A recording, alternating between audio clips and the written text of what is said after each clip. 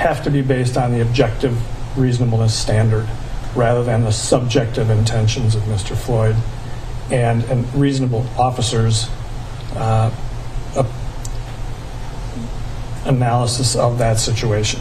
That's the relevant And can you give issue. me an example of what you think should not be said? That Mr. Floyd was trying or wanted to resist arrest, that he was trying to fight with the officers intentionally, that he was faking or malingering his medical distress. Those are the types of things that relate directly to his subjective state of mind. Right. And we've written our motion in a way that, we realize those strictures apply to both parties. We acknowledge that, certainly. But it's really to clarify what we see as a potential problem with opening statements. And so I think it's rather self-explanatory. Wanted to bring it to the court's attention so we could deal with it here this morning and just be clear about it. And the other part of that being, as far as Mr. Chauvin's intent or knowledge, or vis-a-vis that policy that you attached to your motion. Right. Again, it's an objective officer standard about his perceptions and how they would be dealt with by an objective officer. What he intends to do, right, is relevant because, of course, there is an assault charge and other intent is an element of some of these crimes, and so his intent is relevant, but his conduct is still judged by an objective, reasonable standard. All right. Mr. Nelson, anything you want to add? No, Your Honor. I essentially agree as long as we can. Hold on. I gotta get you. Okay, go ahead. Again, Your Honor, it's just simply stating the objective observations of the police officers and of the people who were there. I don't have an issue with that. I agree that, per the court's ruling, that Mr. Floyd's subjective internal process is off limits. All right. And maybe I can give an example, because like most of the judges on this bench, I'm fairly strict regarding no argument in opening. As far as Mr. Floyd, obviously description of appearances, I think even to the point of saying he appeared to not be complying, I think that's permissible because someone will testify to that, but they cannot say he was resisting. He was, especially in opening. Those are conclusions, those are inferences drawn from his behavior. So when witnesses are testifying, I expect that they will talk about what they observed as far as appearances. Sometimes it has to lapse into it appeared to be resistance or non-compliance. But to say that he was is an inference from the behavior. I know this is a fine line, but just so you know kind of where I would draw it. As far as Mr. Chauvin, at the scene, there's this policy in place. Certainly it is permissible in opening to talk about the policy and how an officer on the scene has to follow this policy, make an assessment. And I think if you get to the point of saying the word should is where you get into inferences. For example, if in opening you were to say, Mr. Chauvin should have made this evaluation, that's argument. But to say this is the policy, this is what every officer on the scene should do, that I think is objective, and it is, and then you can talk about the behaviors on the scene. It sounds like I'm splitting hairs a little too thinly, but I think you kind of get the gist of it. Any inferences you draw are argumentative, and so that shouldn't be done. But the description of the policies that were in place that bound any officer who's out on the street responding to an arrest, all that is appropriate in opening and as far as testimony. Anybody need any clarification beyond that? Okay. A couple things. We are going to try and stick as much as we can to the 9 to 9:30 is going to be to argue any legal issues that come up, because invariably legal issues come up. I don't want to move up too much the jury start time, because the process of getting here into the building is a little complicated. So I'd prefer that we continue with the 9 o'clock. Plus, we will go to 12:30 each day in the morning. And if you do the calculations between our argument on legal issues from 9 to 9:30 and that with our 20-minute break, that allows for essentially 2 hour-and-a-half blocks of time in the morning. And in the afternoon, obviously, I'll tell the jury that we'll be going generally from 1:30 to 4:30, possibly 5 o'clock. If it's possible to keep a witness from having to come back the next day, I would prefer to go later in the day than to have them come back the next day. But we can talk about that, and we can have chambers conferences.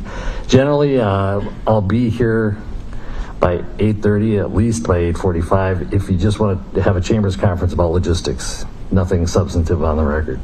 So I'll be here if you want to come back at that time during the daily schedule. Other than that, since we have our jury waiting, we might start today at 9:15. Now, having said, I want to stick at 9:30. Since we have all 15, we're going to be cutting one loose. I think we can get started around more 9:15, but I'll give you all a break until, let's say, 9:20, and then we'll see if we can get the jury set and get rolling. All right, we're in recess.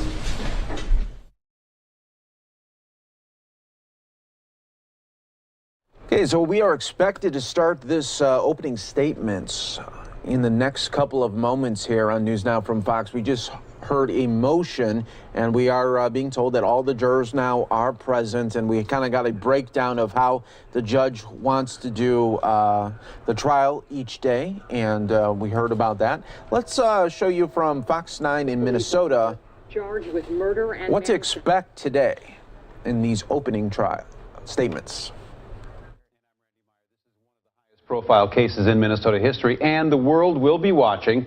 We have team coverage tonight. Rob Olson will have more on demonstrations on the eve of opening statements. But we begin tonight with our Hannah Flood. So Hannah, what can we expect in the courtroom tomorrow? Well, tomorrow the judge will give instructions to jurors in this case, telling them what their role will be and what their expectations are during this trial. Then we're expected to hear those opening statements from the legal teams, and that's where we'll learn how each side is going to lay out their case. Bottom line is, Monday morning will likely start with a ruling from Judge Cahill on a motion filed by the state on Friday, asking the court to limit how lawyers in this case can talk about George Floyd, his actions, and his past. This is where the battle royal is going to start. After that, Lee Hutton, a lawyer with Hutton Magid, explains the jury will be read the charges Derek Chauvin is facing: second-degree murder, third-degree murder, and second-degree manslaughter. A 15th juror will be excused from the case, and then the judge will read the remaining 14 jurors their instructions for this trial. No cell phones. This is how you take notes. You can sit in your seats. Next, the state will start their opening statements presented by prosecutor Jerry Blackwell. He'll try to give a very methodical kind of roadmap for the jury to say, okay, this is what I should be looking out for. Then defense attorney Eric Nelson will lay out their case. He wants to say that the state is presenting evidence to you that will meet certain elements of the case. However, be critical. We know the state's case will rely heavily on video evidence, and the defense will likely call into question exactly how George Floyd died. And they're going to remind the jury that anytime they see evidence and it doesn't make sense, that's reasonable doubt. Now, after opening statements, the state will start calling on witnesses. We know the 3 other officers involved in this case are not expected to take the stand, and Derek Chauvin does not have to testify at his own trial. This whole process is expected to last about 4 weeks, and that's when 12 jurors will decide the verdict. Amy and Randy. That was from Fox 9 in Minnesota. Moments away now from opening statements in the Derek Chauvin murder trial. You're watching News Now from Fox. Let's take a quick 2-minute break here on News Now, and then we'll show you just from moments ago part of George Floyd's attorneys, family members all speaking. That happened just a little bit ago, but we want to play just some sound from that from earlier. You're going to see that on the flip side of this 2-minute break.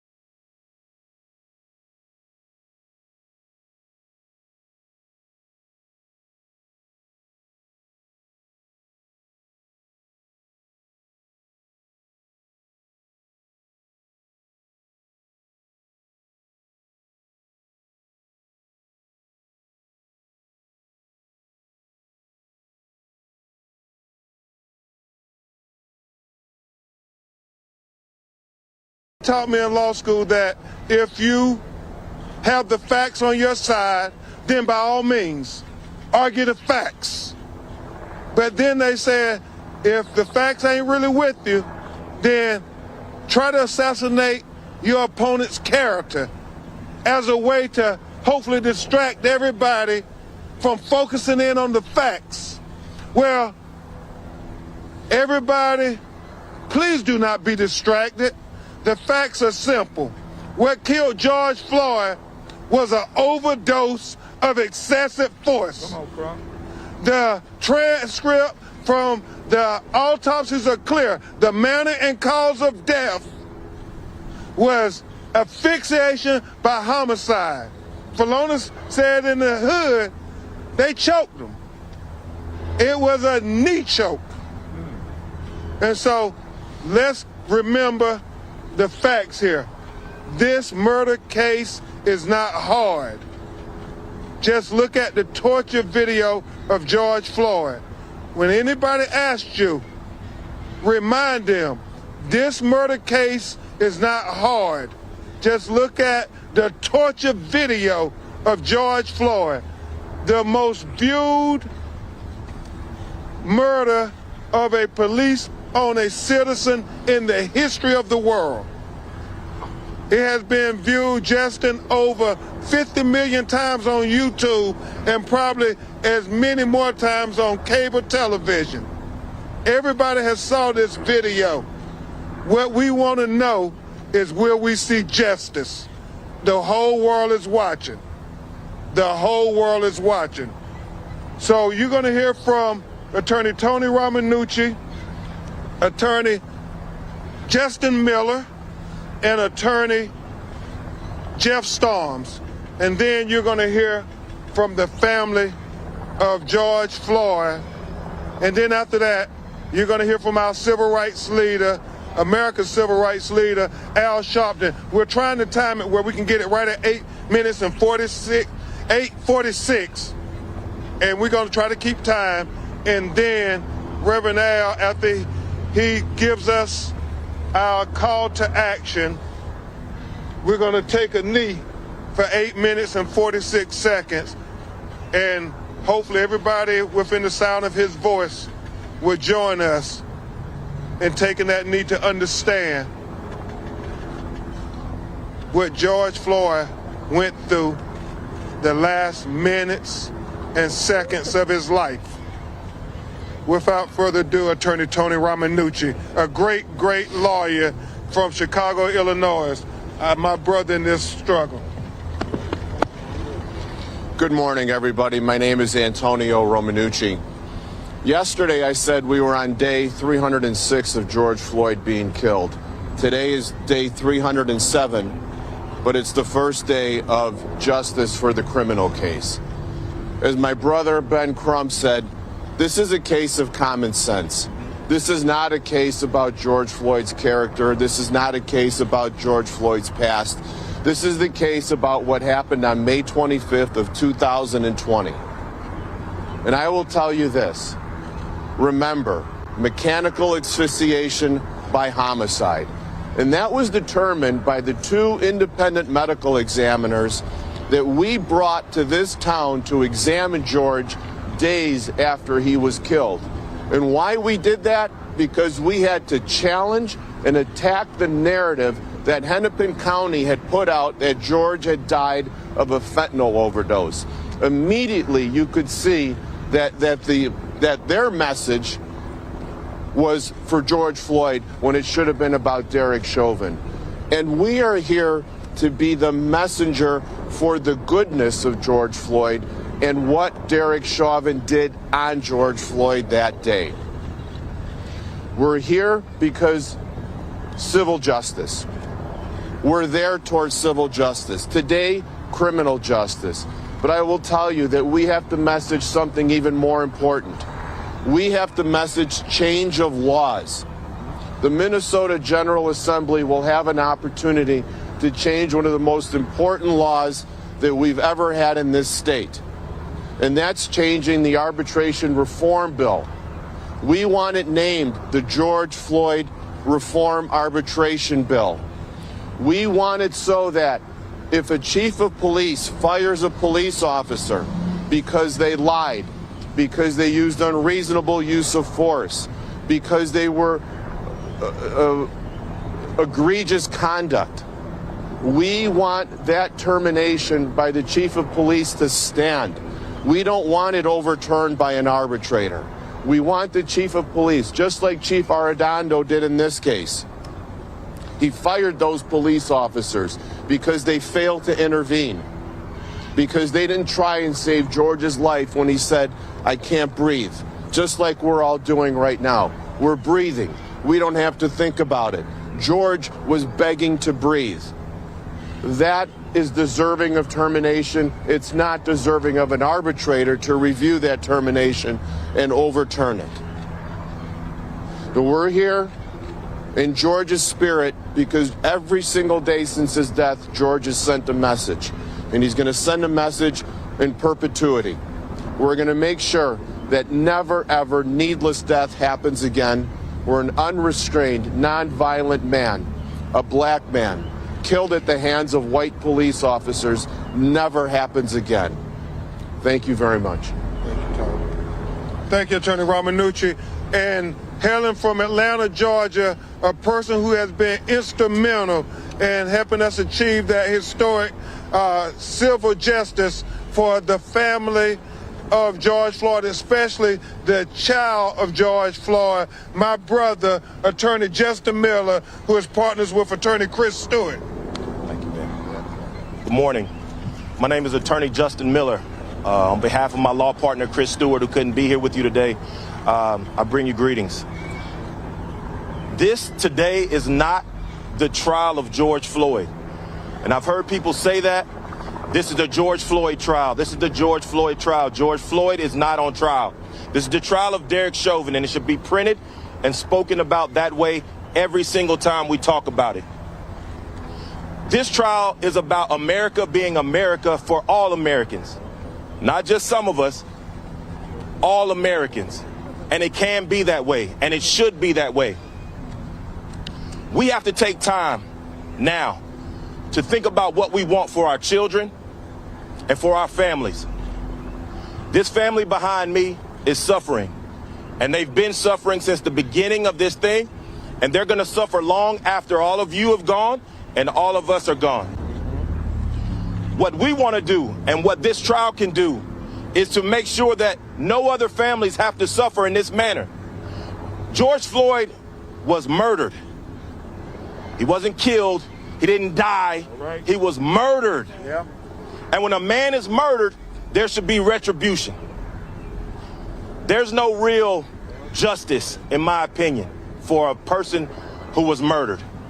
You can never get his life back. And the trial is getting back underway. Let's listen.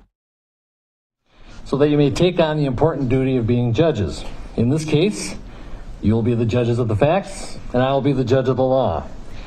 I'd ask everyone in the courtroom to stand while the oath is being administered. Raise your right hand, please.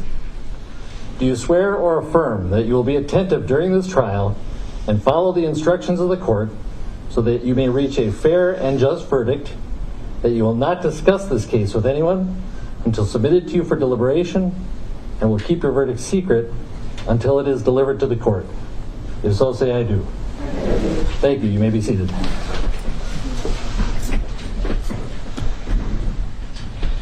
Well, the trial is about to begin, and it is very important that you, members of the jury, be able to hear and see everything that takes place during the trial. If you suffer from some hearing loss and would benefit from amplified sound, then please raise your hand now, and we'll make sure that you get a hearing assistance device. All right, no hands. If during the trial, at any time, you have difficulty hearing or understanding what a witness is saying, or if a witness or attorney should block your view, please raise your hand immediately so that we can correct the problem. Now, during the trial, you are going to hear the testimony of several witnesses. You will have to make judgments about the credibility and the weight of their testimony. Be patient and listen to the testimony of all the witnesses. Keep it all in mind until you have heard all the evidence. As you listen to the witnesses, you should take note of such matters as the witness's interest or lack of interest in the outcome of the case, the ability and opportunity to know, remember, and tell the facts, their experience, frankness and sincerity, or the lack thereof, the reasonableness or the unreasonableness of their testimony in light of all the other evidence, and any other factors that bear on the question of believability and credibility. In the last analysis, you should rely on your own experience, good judgment, and common sense. Now, you have been given notepads so that you may take notes during the trial. You should not, however, feel required to do so. The most important thing is that you give full attention to the testimony as you hear it. Now, to protect the privacy of your notes, I would suggest you write your random juror number, which we will keep the same, and put that on the first sheet, and then begin taking notes on the second sheet. We also have extra pads if you run out of space. Now, we will collect and keep your notes secure at the end of each day, so you can leave them on the chair during breaks and at the end of the day. At the end of the trial, you will be allowed to take your notes with you into deliberation, and I will instruct you further regarding the use of those notes at the end of the trial. Keep in mind also that I cannot give you a trial transcript at the end of the trial. No such transcript can be prepared for your deliberation. We count on the jury to rely on its collective memory and the exhibits submitted to you. Now, during the trial, an objection may be made to some evidence, and I may sustain or overrule the objection. If I sustain the objection, it means that the question may not be answered. In that case, you should simply ignore the question and any answer that might have been given. If no answer was given before the objection was made, you should not speculate about what the possible answer might have been. Similarly, if I instruct you during the trial to disregard some statement that a witness or attorney has made, then you must disregard it. If I overrule the objection, it means that the question may be answered. In that case, you should treat the answer like any other answer. Similarly, if an exhibit is received despite an objection, you should treat that exhibit like any other evidence. From time to time during the trial, the attorneys will need to discuss issues of law or scheduling matters with me. If these discussions are brief, the lawyers and I will use the wireless headsets while the white noise is on. If the discussions are lengthier, I may take a recess. Please understand, we are not attempting to conceal anything from you which it is necessary for you to hear. I ask that you be patient when we have these discussions, even though they may interrupt the case. And just as an aside, we are scheduled to have the time between 8:30 and 9:30 every morning set aside for the lawyers to argue legal issues. So hopefully we can handle most of that before we start again at 9:30 each morning.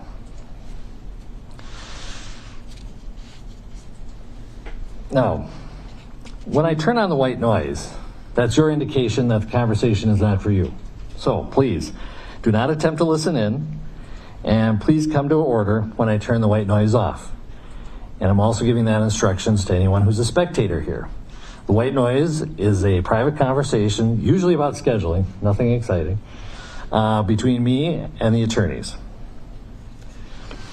You can use that opportunity, however, if you'd like, to stand up, stretch, talk to your neighbor, but if you could, make sure you don't, there's a piece of black tape in front of you. Please don't cross that line. We've taken great care to make sure you are never on camera. And so as long as you stay behind that black line and even stretch in the aisle between, you should be just fine. Now, the cameras have been angled so that, as I said, you'll never appear on video. To assist in that, do not cross the black tape, and when entering and departing from the courtroom, please use the aisle between the two rows of seats. And do not get out of your seat until the deputy is at the door waiting to escort you back to the other room. Now, there are things you should not do during this trial. As I said during jury selection, you are not investigators. You are not to go out to do any looking, and you are not to ask people about this matter. You are not to use the internet to look for information about this case or about the law. You should avoid all news if possible. But at the very least, you should avoid media coverage of this case. Remember, you must not talk to anyone who is involved in the case, the attorneys, the witnesses, or spectators. Do not be offended if they do not speak to you. They know that it would be improper to contact you during trial, and they will confine themselves to a brief greeting. You should not discuss the case among yourselves. At the end of the trial, you will have as much time as you need to discuss it, but that is at the end and not during the trial. You can talk to each other, just don't talk about the case. When you go home during the trial, family and friends will be curious as to what you are doing. You may tell them you are sitting as a juror in a criminal case, and that is all you should tell them. I have to be realistic and tell you that you can tell your immediate family and your household what you are doing, because they will probably have figured it out by now. But in any case, feel free to share with them, but no one else. As I stated before, since this is all you should tell family and friends, that is all you should tell the general public. So during trial, please refrain from using Facebook or Twitter or any other social media to comment on this trial. You may access such internet apps and tools, but please do not publish any information about this case or your thoughts about this case. Please avoid news coverage, as I said, about this case, whether it's in newspapers, radio, television, social media, or any other media. Please disable any news feeds that might show up on your social media accounts that might report on this case. As I told you during jury selection, this case is being televised, but you will not be shown on video. Now, there are certain things you should do during trial. The first of all is to be on time to report for court. We cannot begin unless every participant is present. And while waiting for court to begin, please wait in the other courtroom until one of my clerks or a sheriff's deputy brings you into this courtroom. As I've said, the time that we have set aside for the lawyers and I to discuss legal issues from 8:30 to 9:30 means that we'll start with you at about 9:30 every morning. Nevertheless, there still might be unexpected delays. We'll do our best to keep on this schedule, and generally we will go with the jury from 9:30 to 12:30 with a 20-minute mid-morning break. And we'll take your orders for lunch because we will be providing you lunch throughout. Court will usually start again at 1:30 or 2 p.m. and go until about 4:30 or 5 p.m. with a 20-minute mid-morning or mid-afternoon break. To some extent, this may seem leisurely, but before and after court and during the breaks, the attorneys are preparing for the next session of court. Please turn off all electronic devices such as cell phones and computers while the court is in session. You may use such devices outside this courtroom when you are on a break, but please remember to turn them off while in this courtroom. I will allow you to bring water, coffee, or other beverages with you during the trial. But to keep noisy distractions to a minimum, please open any containers before we resume court and not while evidence is being taken. Now, if a problem should arise during trial, or you observe what you believe might be improper conduct, and you need to bring this to my attention, please contact my clerk or one of the deputies. They will communicate your concerns to me, and we will do our best to handle the situation. Make a mental note of the seat in which you are sitting right now, and please keep that seat throughout the trial. We will begin with opening statements. In the opening statements, the attorneys may describe for you what they believe the evidence in this case will be. Evidence is what the witnesses say, and any exhibits submitted to you. What the attorneys say, however, is not evidence. Anything shown to you in opening statements is also not evidence unless and until it is actually received in evidence during the trial. You should keep an open mind about all the evidence until the end of the trial, until you have heard the final arguments of the attorneys, and until I have instructed you on the law. It goes without saying that this case is important to all the participants, and you should give your undivided attention to this case while trial is in session. I thank you in advance for your service. In taking on your role as jurors, you provide an important and central service in the administration of justice. Mr. Blackwell, do you wish to open? Yes, Your Honor. You may proceed. Judge,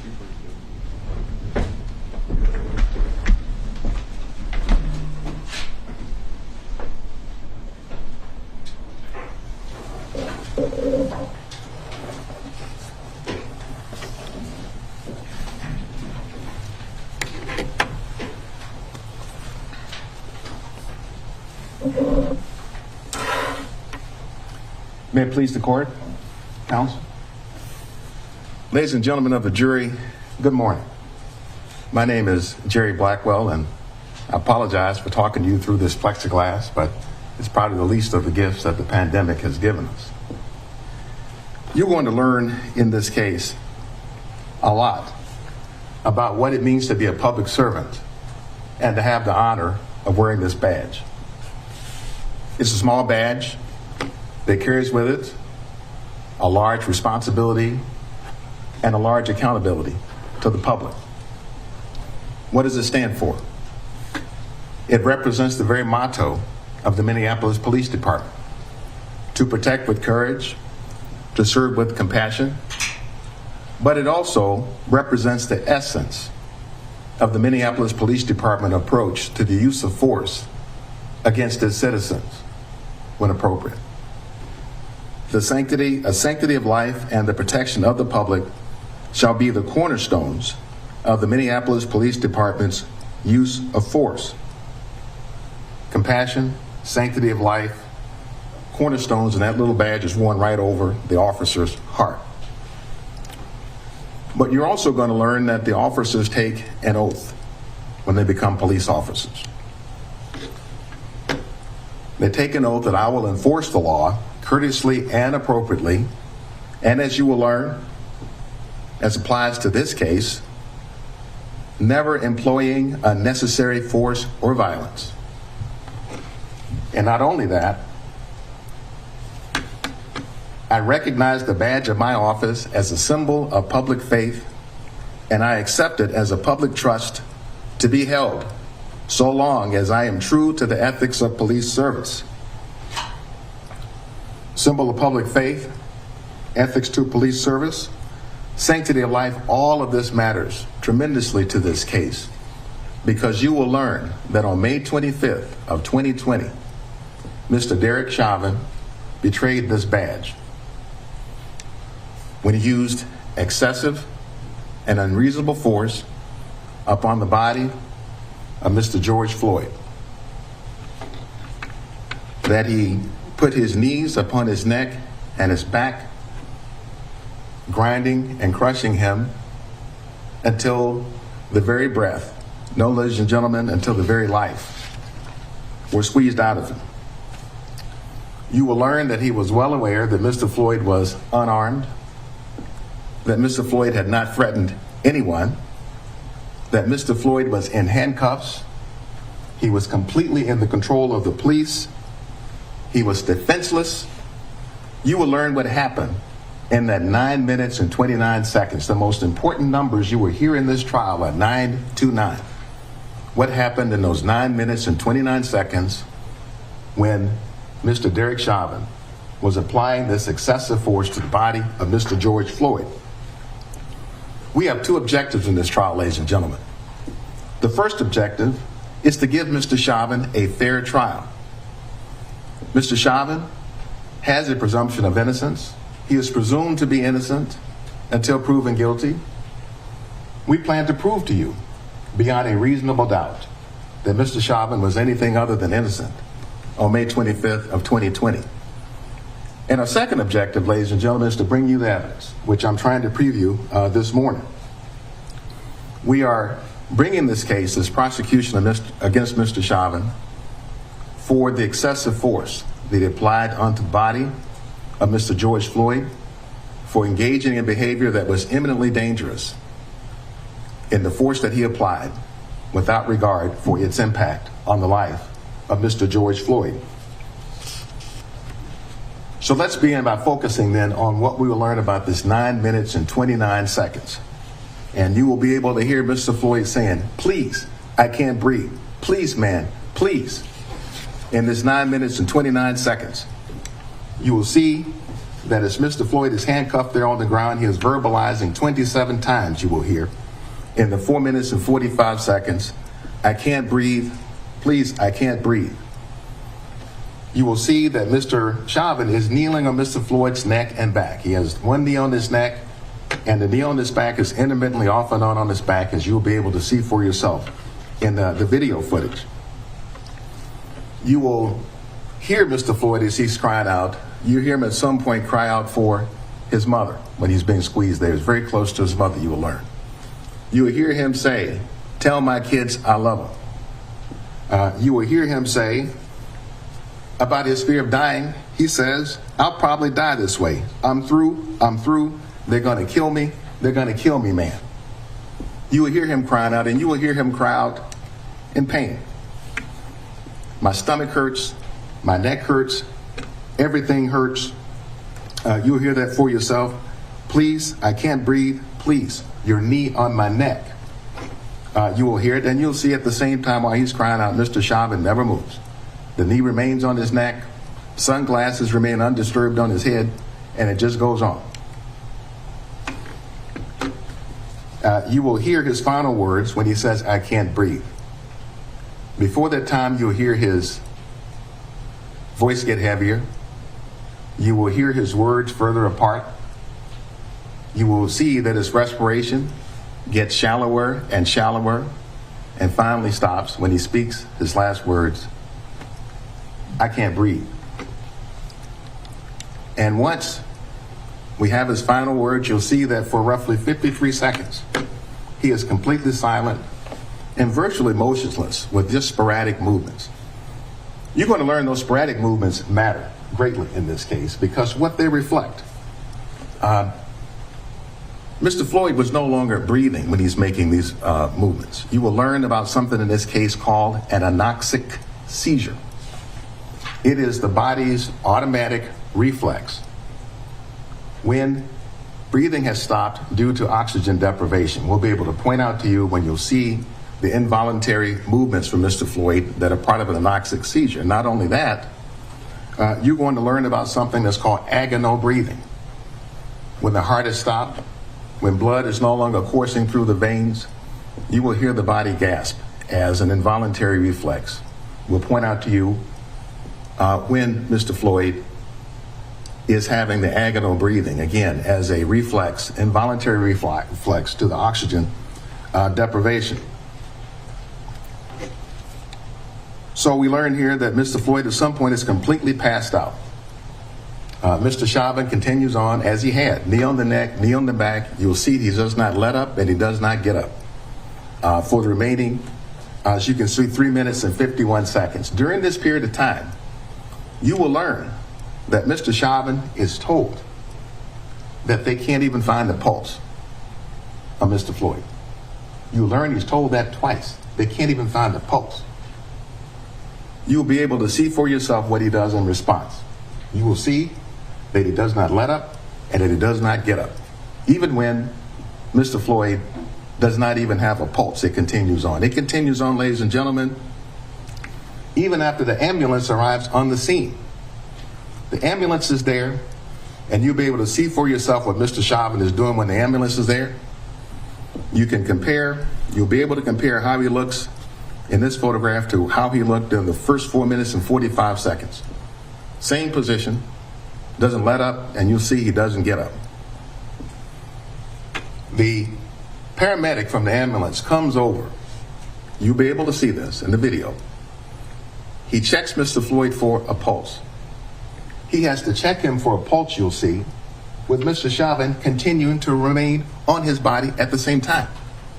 Doesn't get up even when the paramedic comes to check for a pulse and doesn't find one. Mr. Chauvin doesn't get up. You will see that the paramedics have taken the gurney out of the ambulance, have rolled it over next to the body of Mr. Floyd, and you'll be able to see Mr. Chauvin still does not let up, doesn't get up. And you will see it wasn't until such time as they want to move the lifeless body of George Floyd onto the gurney. Only then does Mr. Chauvin let up and get up. And you'll see him drag Mr. Floyd's body and unceremoniously cast it onto the gurney.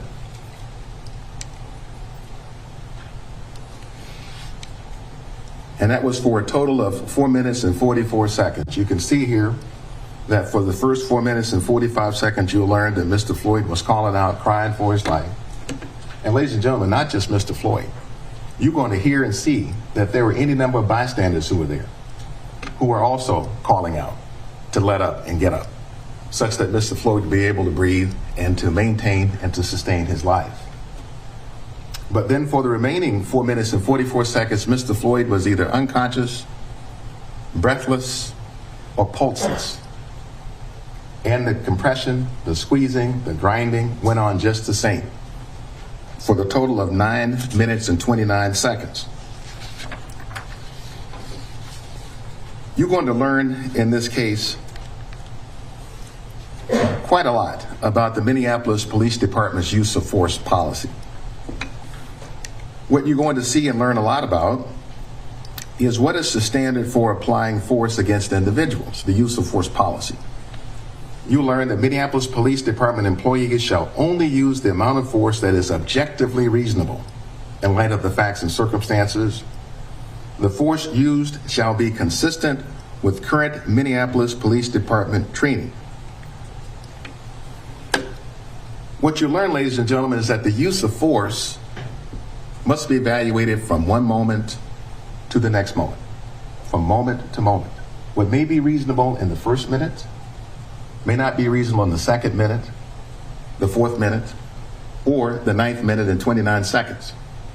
That it has to be evaluated from moment to moment. You'll also learn that the Minneapolis police are precluded, not allowed, to use any more force than is necessary to bring a person under their control. They can't use any more restraint than is necessary. You're going to meet an expert. His name is Jody Steger. He's a Los Angeles Police Department sergeant and a use of force expert. He's going to tell you that the force that Mr. Chauvin was using was lethal force. It was force that was capable of killing a human or putting his or her life in danger. The evidence is going to show you that there was no cause in the first place to use lethal force against a man who was defenseless, who was handcuffed, who was not resisting. That there was no cause to use that force in the first place. You're going to hear from Minneapolis Police Sergeant David Pleger, who's going to come and talk with you.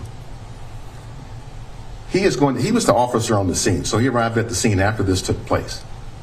He is going to tell you that the force against Mr. Floyd should have ended as soon as they put him on the ground in the first place, meaning that the 929 should not have been even a 1, much less the 929. And that went on for way too long. He will tell you in terms of the restraint on the ground and the manner of the restraint for Mr. Floyd. You're also going to learn about another very important policy in the Minneapolis Police Department that's a core principle of policing. You will hear this phrase that police have to live by in terms of how it is they relate to the public. In your custody is in your care.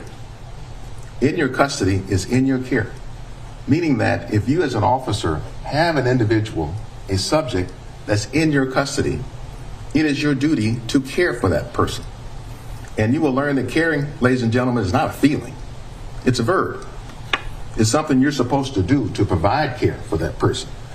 You are going to hear from any number of police officers who will talk about this duty to provide care. Officer Nicole McKenzie, who is the Minneapolis Police Department Medical Support Coordinator. You'll hear from Sergeant Kerr Yang, the MPD Crisis Intervention Coordinator. In your custody is in your care. You're going to learn that when Mr. Floyd was unconscious, that when he was breathless, when he did not have a pulse, that there was a duty to have administered care, to let up and get up. You will learn.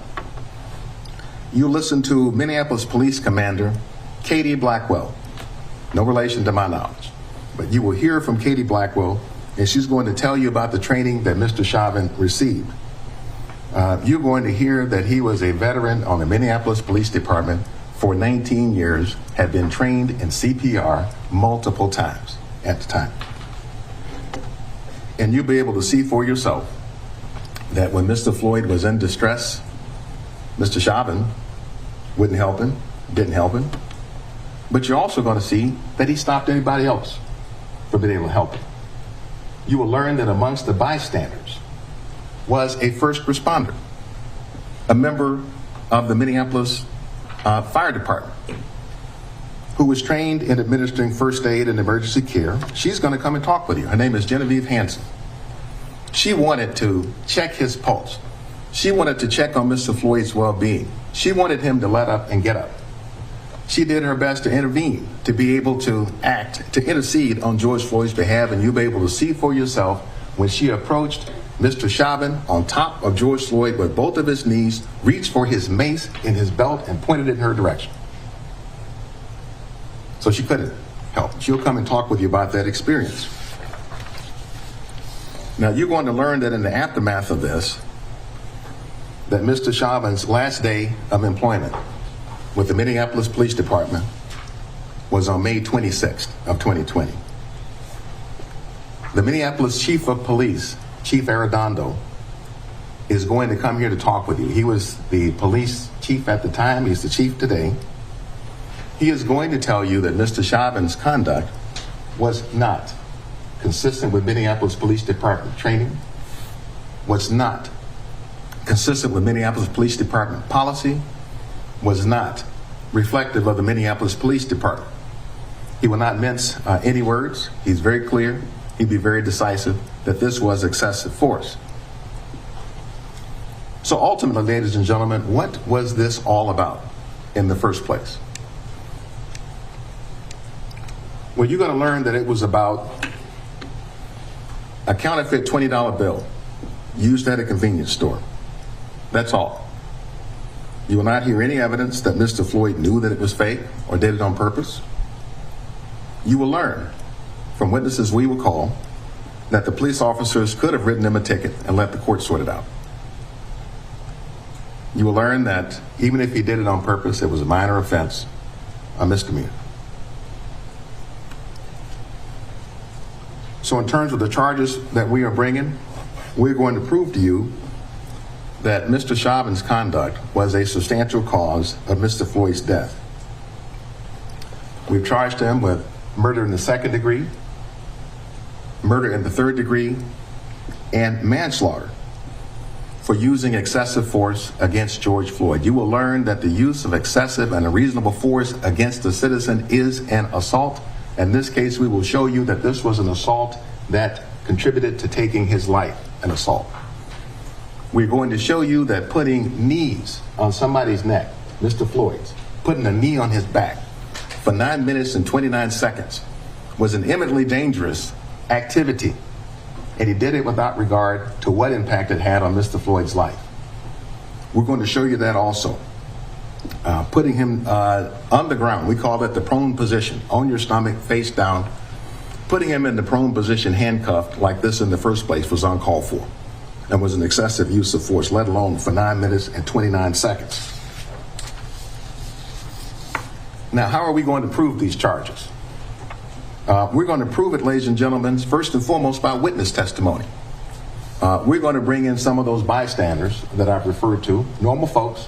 They'll tell you what they saw. They'll tell you why they stopped. They'll tell you why they were concerned. They'll tell you from that witness chair. We'll bring them in here. You're going to hear from any number of police officers responsible for training, responsible for what the officers learn around first aid, coming to the care of others. We'll bring in a number of police officers, including the chief of police. But we're also going to bring in various professionals and experts, medical experts, experts in police conduct. You're going to meet any number of them. You'll have here a forensic pathologist, Dr. Thomas, who studies the tissues of the deceased as a forensic pathologist to determine the cause and manner of death. You're going to hear from a pulmonologist, Dr. Tobin. He's a lung specialist, cardiologist, heart specialist, critical care physicians, emergency medicine physicians, internal medicine, and also from toxicology. We're also going to bring in the court Dr. Andrew Baker, who's the Hennepin County medical examiner, who will tell you about what he found. So we'll also bring him in. But we'll also bring in experts who will prove that the use of force here was not reasonable. I mentioned earlier Jody Steger, Chief of Staff for the Inspector General, LA Police Department. and Seth Stoughton. You'll hear from both of them. Now, I've spent a few minutes talking to you about what this case is about. There are any number of things that this case is not about. Maybe an infinite number of things the case isn't about. But one of those things is this case is not about all police or all policing. You will learn from Chief Arredondo when he comes that police officers have difficult jobs. They have to make split-second decisions. They sometimes have to make split-second life and death decisions. In this trial, you're going to meet any number of the men and women from the Minneapolis Police Department who do a fantastic job. They're committed, take very seriously preserving the sanctity of life. I mentioned already Commander Katie Blackwell, Sergeant Carrie Yang, Officer Nicole McKenzie, to name a few. This case is about Mr. Derek Chauvin and not about any of those men and women, and it's not about all policing at all. And this case is not about split-second decision-making. In 9 minutes and 29 seconds, there are 479 seconds, not a split second among them. That's what this case is about. You are going to hear from one of the bystanders, Charles McMillan. And Charles McMillan is going to talk to you about the excessive force that he saw Mr. Chauvin displaying on May 25th. And he will tell you what he experienced in the way that Mr. Chauvin looked at him and the other bystanders who were calling out for Mr. Floyd's life. He will tell you what he saw in terms of Mr. Chauvin never letting up or getting up on his body. You will be able to observe Mr. Chauvin's body language for yourself in the video and determine what that language says to you. So I'm going to show you in a moment one of the videos that you're going to see in this trial, just to kind of tee up for you what will be the essence of what we will be focused on in the trial.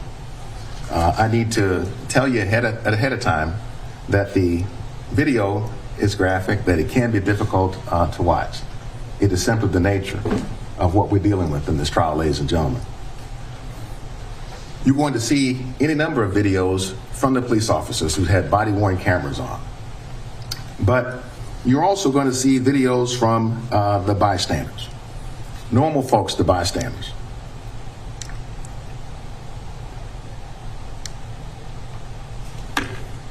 You're going to see these bystanders, a veritable bouquet of humanity, these bystanders. You'll see here a little girl who's wearing a green shirt on the right with the words love on the green shirt. I won't say her name now because she's a minor, but she is going to come and talk with you about what she saw.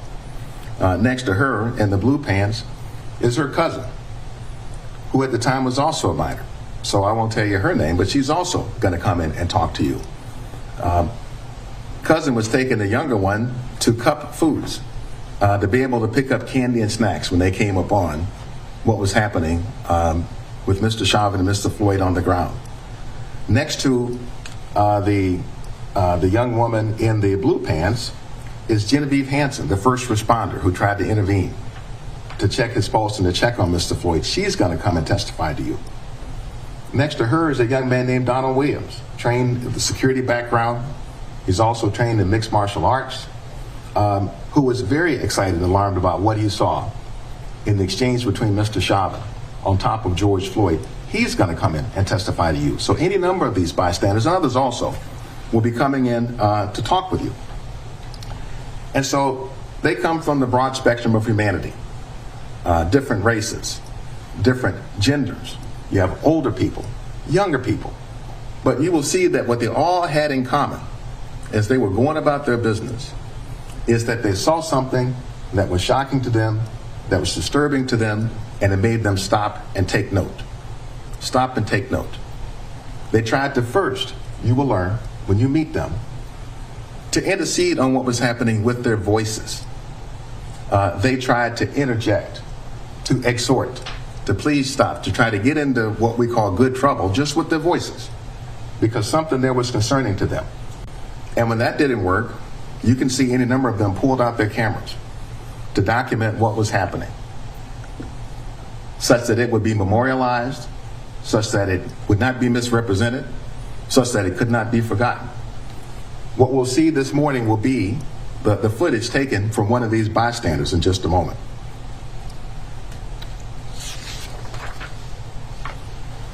And you will learn with respect to these bystanders that none of them knew who George Floyd was.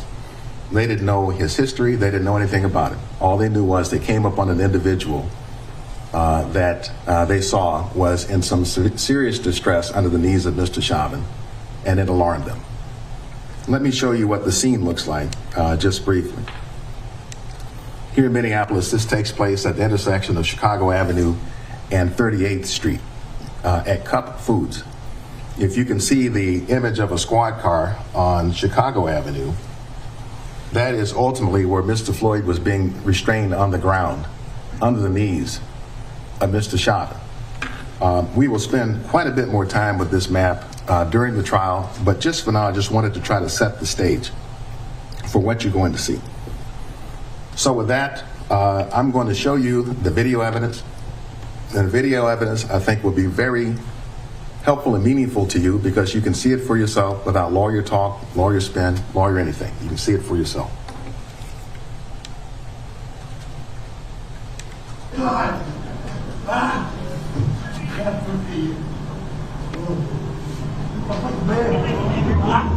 how they throwing people out here. Got him bleed on the ground. He crying and shit. That is sick. Please. Please.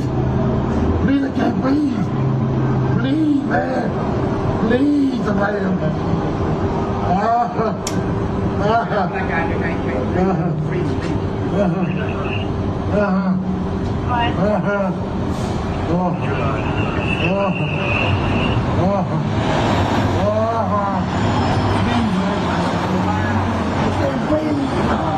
Well, you got him down, man. Let him breathe, at least, man. I can't breathe. I've been trying to help out. So let him breathe a little bit more. Neck, man. One of my homies died. He went back and forth. I'm about to die this thing. Relax. Man, I can't breathe my face. Just get up.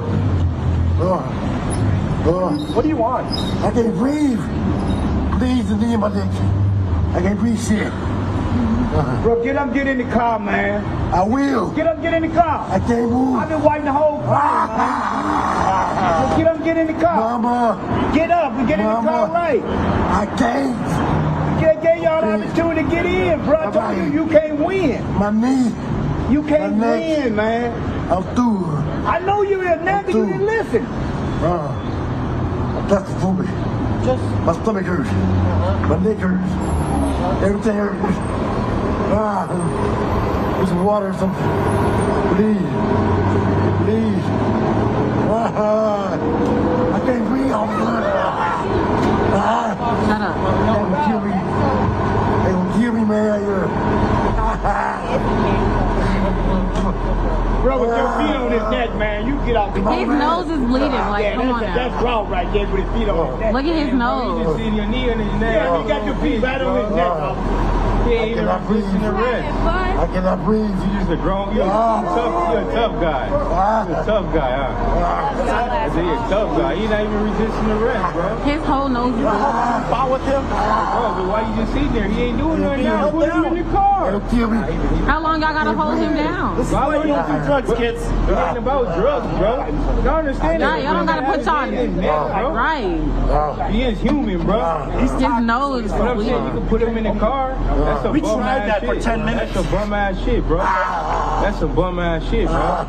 Y'all know that. You don't gotta sit there with your knee on his neck, bro. He's talking, he's fine. Bro, he ain't crying, bro. We're done. You circle like in a jiu-jitsu move, bro. You trapped in his breathing right there, bro. Like you don't think that what it is, bro? You don't think nobody understands that shit right there, bro? I trained at the academy, bro. That's some bullshit, bro. Right, that's bullshit, bro. That's there, bro. bro. I can't breathe. Okay, he's talking. It's He's hard to talk talking. when you, Bro, but you it's could hard get to him talk off the when you're ground. You've been a bum right now. You can get him off the ground, bro. You can get him off the ground. You've been a bum right now. He enjoying that. He enjoying that shit. He enjoying that shit. He a fucking bum, bro. He enjoying that shit right now, bro. You could have fucking put him in the car by now, bro. He's not resisting arrest or nothing. You enjoying it. Look at you. Your body language explains it, you fucking bum. Bro, get the fuck off of him. It's the whites. They love the men for the I black. already know that, bro. I trained with half of these bum-ass dudes at the academy, bro. You know that's bogus right now, bro. You know it's bogus. You can't even look at me like a man because you a bum, bro. He's not even resisting arrest right now, bro. His nose is bleeding. And you fucking stopping his breathing right now, bro. You think that's cool?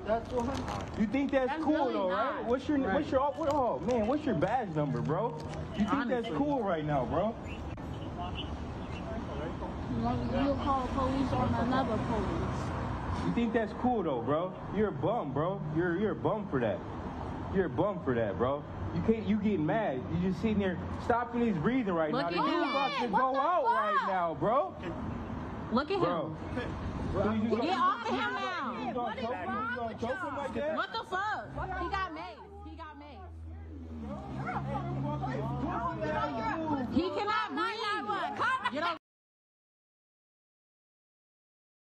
Check on him. He's not responsive right now. He's not responsive Look at him. right now. Get off the He's not responsive right now. You would know. He's not responsive right now. He's not responsive right now, bro. Does he have a pulse? No, bro, look at him. He's not responsive right now, bro. Check for a pulse. Bro, are you serious? You gonna just let him sit there with that on his neck, Let me see a bro? pulse.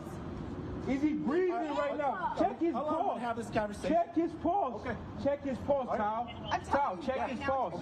Kyle, check his pulse, bro. Bro, check his pulse, bro. You bogus, bro. Don't do you drugs, bogus. guys. Don't do drugs, bro. What is that? What do you think that is? You call what he doing okay? Get back You on the call what he doing okay? You call what you doing? You call what he doing okay, Are bro? you really a firefighter? Yes, I am from Minneapolis. Bro, you think that's okay? Check his pulse. Check his right Kyle, check his pulse. Get back on the Check. The man ain't moved yet, bro. The man ain't moved yet, bro. Where? Minneapolis. Okay. Bro, you're a bum, bro. You're a bum, bro. You're Check his definitely a pulse right bum, now. bro. Tell me what it is. Tell me what his pulse is right now. Check Swear the to God. pulse. Bro, he has not moved not one time. bro. He's off track right now. But yeah, bro, go back in the store, bro. You don't understand, No, bro. I'm the reason. Okay, that's cool. Go back in the store, bro. Go back in the store, bro. He's not fucking moving. I see that. Bro, I'm trying to help y'all out. Bro, you don't need to help me out, bro. I know your parents. I know everybody that owns the store. You don't need to help me the fuck out, bro. He's not fucking moving right now, bro. I just saw that, man. Bro, he was just moving when I walked up here. And I know, then that they did that to him. You just got out. You just got back out here, bro. I've been watching it the whole time. You just got back out here, bro. Right Bro, he doesn't have it, bro. He's not fucking moving. No, did they fucking kill him, bro? Bro, Did they just kill him what or is you, something? 1087, bro? Bum. First thing you want to grab is your mace because you scared, bro. Scared of fucking minorities, you fucking bum, bro. Like, bro, 3 minutes, bro. He's not fucking moving. Bro, he's not even fucking moving. Get off of his fucking neck, bro. Get off of his neck. Yes, look at that, bro. Are you serious? Bro, are you serious? And you gonna keep your thing on your neck? Yeah, I bet you. Bro, bro, I barely touched me like that, dude. I swear I'll slap the fuck out of both of y'all. I didn't want to call the ambulance. Bro, you just gonna let him keep his hand on his neck, bro? You're a bitch, bro. Tao, you gonna let him keep that like that? You gonna let him kill that man in front of you, bro? Huh? Like what? Bro, he's not even fucking moving right now, bro. He's not even fucking moving. This is what it is. We gotta deal with this, bro. They're not gonna help us, bro. Right, he's black. They don't care. 97 years If it ain't fake people, they don't care, bro. You gonna just sit there with your knee on his neck, bro? You a real man for that, bro. He ain't handcuffed, bro. Just a real man, bro. You're a real man, bro. I trained with these dumbass, bro. The fact that you guys aren't checking his pulse and doing compressions if he needs that, you guys are on another level. Oh my God, bro. then he just gonna Okay. pull him They up just there like dragging that, him bro. like, come on Yeah, now. and I have your name tag, bitch. That's not very professional. It don't matter. So what? Freedom of speech. Freedom of speech. Fuck. Don't touch him. I got this all on camera. Watch out. Don't touch me. You touched him. You went to him. So shut up. You went to him. Y'all always trying to start something. Bro, don't ever touch me, bro. I ain't saying a word having that thing. Like, you bogus, bro. You damn near dead, bro. He's fucking dead, bro. I appreciate you. You're wrong now, bro. You're wrong now, bro.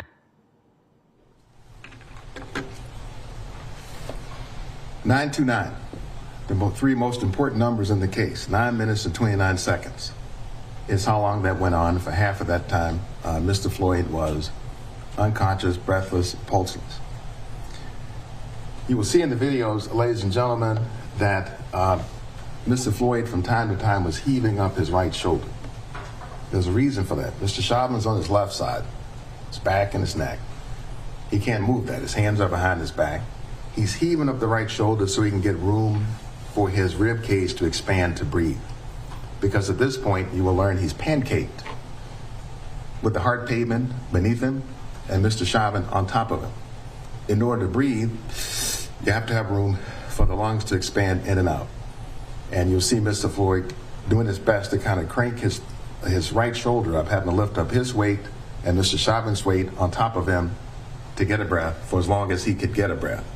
And you will see and hear more about that during the trial. You will learn that a number of the bystanders there called the police on the police. Genevieve Hanson, the first responder, called the police on the police. You'll learn that Donald Williams, the young man who's very vocal, security background, mixed martial arts background, saw the pressure that was put on the neck. He called the police on the police. But not only that, you're going to learn that there was a 911 dispatcher. Her name is Jenna Scurry. Jenna Scurry is going to come to talk to you also. There was a fixed police camera that was trained on this particular scene, and she could see through the camera what was going on. You will learn that what she saw was so unusual, and for her so so disturbing, that she did something that she had never done in her career. She called the police on the police, a 911 dispatcher. She called Sergeant David Pleger, who's going to come in to testify. She called him to report what she saw because she found it just that disturbing. She will tell you that she felt that she saw a man literally lose his life. And you will hear her testify. Now, I want to talk to you a little bit about intent. That is, what our evidence is going to be on the issue of intent. As I mentioned, we're going to show you that the use of force here was excessive and unreasonable. We're going to show you that it was not accidental in terms of what was happening there at the scene. That what Mr. Chauvin was doing, he was doing deliberately.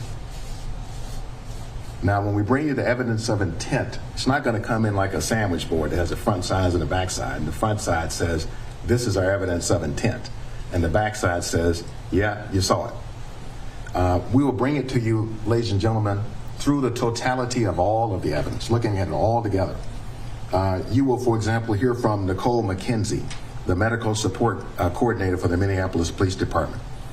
She will tell you that the dangers of the prone position, putting people face down on the ground, have been known about in policing for over 30 years, that they train officers on it. She will tell you that arrestees, citizens who are under arrest, should never be put in the prone position except only momentarily to get them under police custody or control to get handcuffs on them, but never left in that position.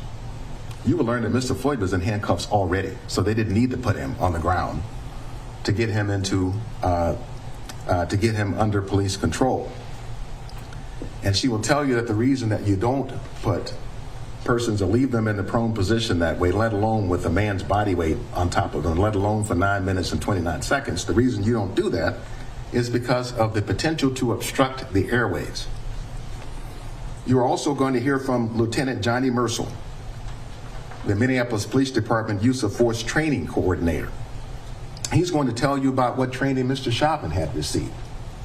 But he's also going to tell you that he knows of no training that would suggest that kneeling on somebody's neck, as Mr. Chauvin was doing, was proper, according to Minneapolis Police Department training.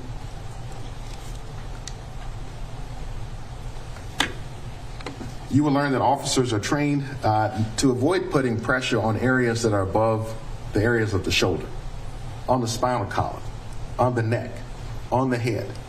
And that to do that is using deadly force, because if you are putting pressure or blows in those areas, you run the risk of seriously injuring the person or potentially even killing them. It can be deadly force. And so they're trained not to do that.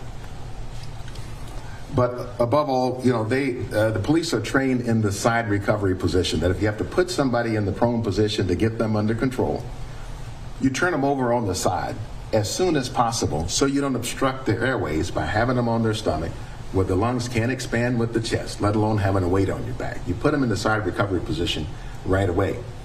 And you will hear all about the importance of that. And we'll obviously bring you the evidence of all of the warnings that Mr. Chauvin would have received, not just from George Floyd himself, from the calls and crying out by the bystanders, from the approach of the ambulance, from the paramedics and so on, all of whom did their part to encourage him to let up and to get up. You'll be able to consider that too under the umbrella of intent. Now I want to talk with you a second about the evidence on causation, the medical causation, in terms of what was happening to Mr. Floyd while he was there on the ground. And if I had to give this part of the evidence, you're going to see a name, I would tell you that you can believe your eyes, that it's a homicide, it's murder. You can believe your eyes. And here's what you'll be able to see for yourself. You'll be able to see every part of what Mr. Floyd went through, from him first crying out, from his effort to move his shoulder to get his breathing, to get room to breathe. You'll be able to hear his voice get deeper and heavier, his words further apart, his respiration more shallow. You'll see him when he goes unconscious. And you'll be able to see the uncontrollable shaking he's doing when he's not breathing anymore, the anoxic seizures from oxygen deprivation. You'll be able to see when he's going through agonal breathing, the involuntary gasping of the body once the heart has stopped from oxygen deficiency. And you'll hear, and are well aware when there was a loss of pulse. You'll hear from a number of experts on the stand that putting a man in the prone position with handcuffs behind his back, somebody on his neck and back pressing down on him for 9 minutes and 29 seconds is enough to take a life. You will hear that also. You're also going to hear from other experts who will point to the significant evidence of the excessive force that was put on Mr. Floyd's body.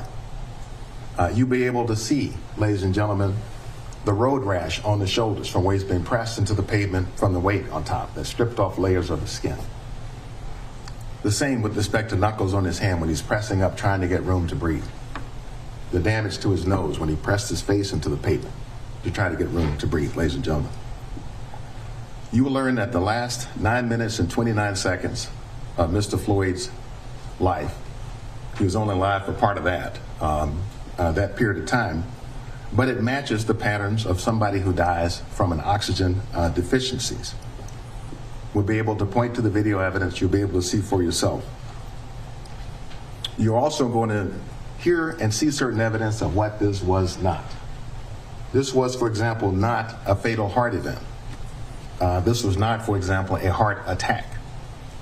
You will learn that there was no demonstrated injury whatsoever to Mr. Floyd's heart, as in a heart attack. You'll hear evidence that Mr. Floyd had an artery in his heart that was partially clogged. You will learn that there was no damage to Mr. Floyd's heart from an inadequate blood supply to his heart. That there was no clotting in his heart. You will learn that the medical examiner, when he was examining Mr. Floyd's heart after he had died, saw no injury, no evidence of heart injury, and it was so unremarkable he didn't even photograph the heart. you learn that this was not what's called a fatal arrhythmia, that the heart beats rhythmically, and occasionally then the heart gets out of rhythm. And out of rhythm, the heart just may stop. In the case of a fatal arrhythmia, you're going to learn that when a person suffers that, they stop and they drop right there where they are. It's instant death. You'll be able to see for yourself that Mr. Floyd did not die in instant death. He died one breath at a time over an extended period of time. It does not at all look like the way that one dies from a fatal arrhythmia. It was instant death. And this was not an instant death. You'll also learn, ladies and gentlemen, that George Floyd struggled with an opioid addiction. He struggled with it for years. You will learn that he did not die from a drug overdose. He did not die from an opioid overdose. Why? Because you'll be able to look at the video footage and you see he looks absolutely nothing like a person who would die from an opioid overdose. You will learn that opioids are tranquilizers. And when a person dies from an opioid overdose, what do they look like? First and foremost, asleep, in a stupor. And they never come to again. And they simply pass away. Opioid overdose. They're not screaming for their lives. They're not calling on their mothers. They are not begging, please, please, I can't breathe. That's not what an opioid overdose looks like.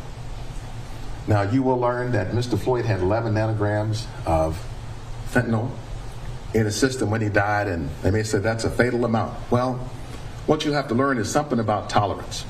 So for a person who has never been exposed to opioids or fentanyl, that may be lethal for them.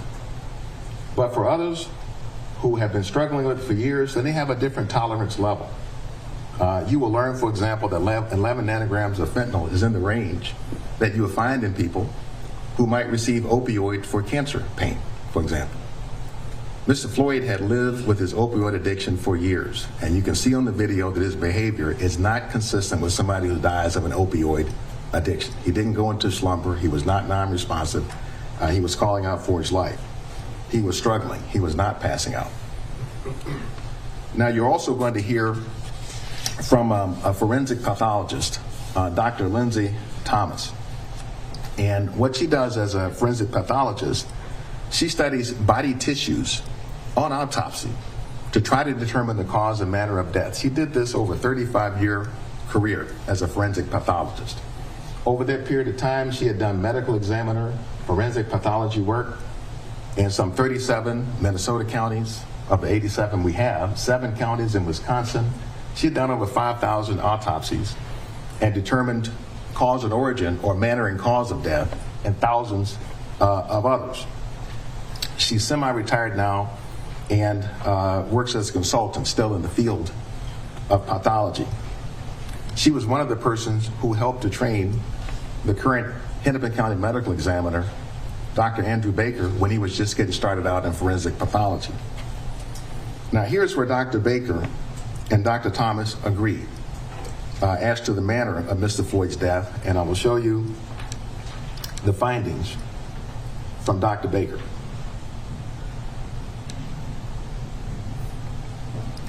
When he lists manner of death for George Floyd, homicide.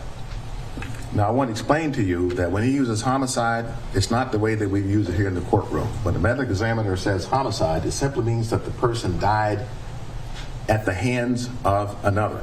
That's what that means. And I will show you what list that's chosen from in just a minute, and Dr. Thomas will come in and testify about that. But it means that he died at the hands of another. But you'll also learn that he listed a cause of death: cardiopulmonary arrest, complicating law enforcement, subdual, restraint, and neck compression.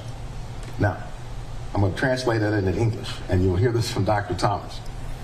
The cause of death, cardiopulmonary arrest. What you're going to learn is that every human being that's ever been on the planet has 2 things in common with every other human being. Number 1 is that they are born, and number 2 is that they die of cardiopulmonary arrest. Because all the cardiopulmonary arrest means is that the heart stops and the lung stops. It's simply another way of saying death. So, cause of death, death.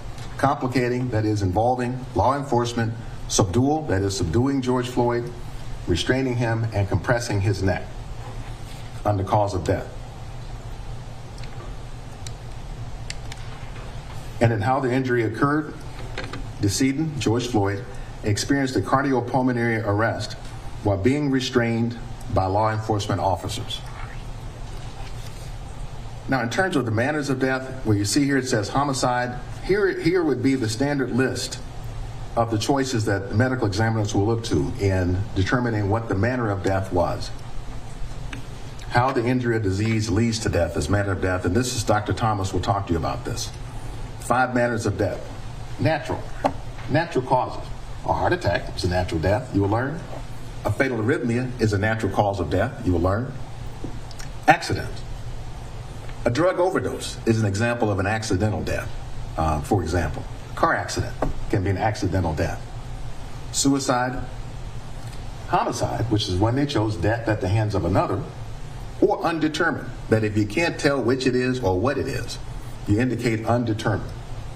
And here you will learn that Dr. Andrew Baker and Dr. Thomas determined amongst these possible manners of death, it wasn't natural, not accidental, not suicide, not undetermined, it was homicide, death at the hands of another. But that's not all that Dr. Thomas is going to tell you. She's going to tell you something about the limitations of pathology, that is, looking at the tissues of persons after they have been deceased in trying to determine whether somebody died as a result of oxygen deficiency. There are limitations. Because in over half the cases where somebody dies from insufficient oxygen, and when you know they died from insufficient oxygen, there are no signs in the body tissues.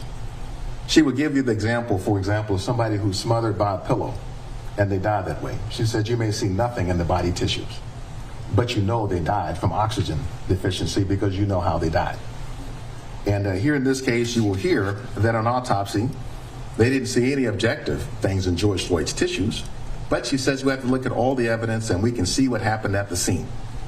And we can see moment by moment that he had all the telltale signs of a person who's struggling and suffering from not receiving sufficient oxygen. She will say you have to look at all the evidence, and we'll show you that objective evidence as we go through. So finally, I want to talk to you about some of the evidence that you will hear, some of the facts that do not excuse this excessive use of force, but you will hear about them. We will tell you about them. For example, you will hear that George Floyd was a big guy. He was over 6 feet tall. Every police conduct witness we bring to you on the stand, every use of force expert will tell you that his size is no excuse for any police abuse.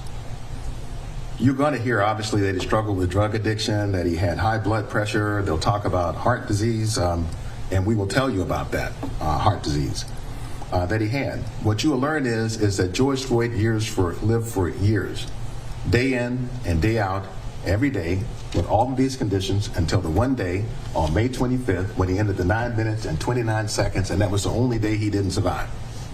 That he went into that circle of 9 minutes and 29 seconds is the only day he didn't come out again. You will learn that. It's not an excuse for what happened in the 9 minutes and 29 seconds. You will hear what happened earlier on the day on May 25th. You will be able to see how the police approached him in his vehicle over the fake $20 bill. You'll be able to see how when they approached his car, came to his window within seconds, they had pulled out their gun, were pointing it at his head, and were using the foulest of language. You'll be able to see them get him out of his car, put him right away in the handcuffs. You'll see them pat him down so that they know he doesn't have any weapons. And not only that, you'll be able to hear George Floyd, when he approaches the squad car, saying he is terrified to be put into that squad car. You hear him say, I think I'm going to die if they put me in there. I think I'll die if I'm put in that squad car. He was terrified. You'll hear him talk about that. He says he was claustrophobic. And then he asked to count himself. Let me count my way into the squad car. And he starts trying to count 1, 2, up, they manhandle him, shove him into the car with the handcuffs on, and you'll see how he freaks out from that. You hear him saying, "I can't breathe," in the back of the squad car, and we will show you in the back of the squad car where Mr. Chauvin at one point had his hands around Mr. Floyd's neck in the squad car, and another, his arm and elbow around his neck with Mr. Floyd's head here, when they were pulling him out of the squad car, putting him on the ground in the prone position, and when the 9 minutes and 29 seconds begins. But you're also going to learn, ladies and gentlemen, at the time they put Mr. Floyd on the ground that way, there were 5 grown men, armed police officers who were on the scene over a fake $20 bill. There were 5 of them there. Mr. Chauvin and his partner, the 2 officers who shown up there earlier in the first place before Mr. Chauvin was there, and a member of the park police. There were 5 there. For a man who didn't threaten anybody, you will see committed no act of violence in any way, who didn't try to run away, and who was put in the prone position this way with 5 grown men, armed police officers present. None of that, ladies and gentlemen, we submit you will find to be an excuse for what happened in the 9 minutes and 29 seconds. We're also going to want you to learn something about George Floyd, George Perry Floyd. His family members call him Perry because he was not simply just an object of the excessive use of force of police. He's a real person. And I want you to learn something about it. At the time that he was killed, he was 46 years old. He was a father, a brother, a cousin, a friend to many. He's originally from Houston, Texas. Even before Houston, he was from my original home state, North Carolina. Fayetteville, North Carolina, before Houston, is where his family was from. He excelled in basketball and football, loved shooting hoops, even to the end, and kept himself fit that way. He moved to Minnesota from Texas for a fresh start. And the rest of this you learn about him. His work as a security guard, that he lost his job when COVID hit. He's a COVID survivor, George Floyd was. And he lost his job as his employer was forced to close given COVID. But the point to all of this is that we want you to know something about who George Floyd was as a person, because he was somebody to a lot of other bodies in the world.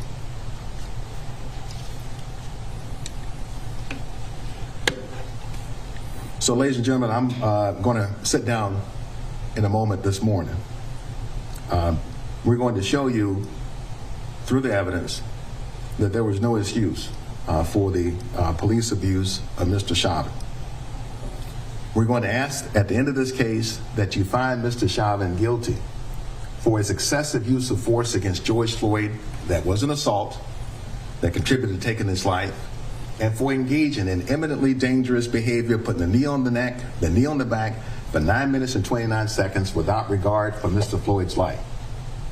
We're going to ask that you find him guilty of murder in the 2nd degree, murder in the 3rd degree, and 2nd degree manslaughter. Thank you.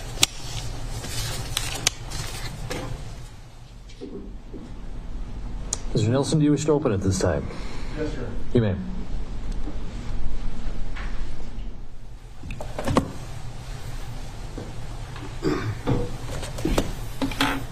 May it please the court, counsel, Mr. Chauvin, members of the jury.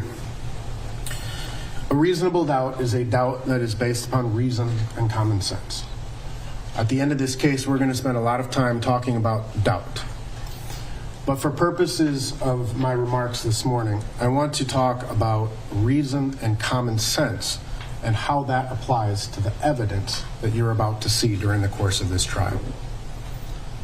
Reason is an idea that wholly permeates our law, our legal system, and it forms the foundation. And you will see and hear that repeatedly throughout the course of this trial. What would a reasonable police officer do? What is a reasonable use of force? What would a reasonable person do in his or her most important affairs? What is a reasonable doubt?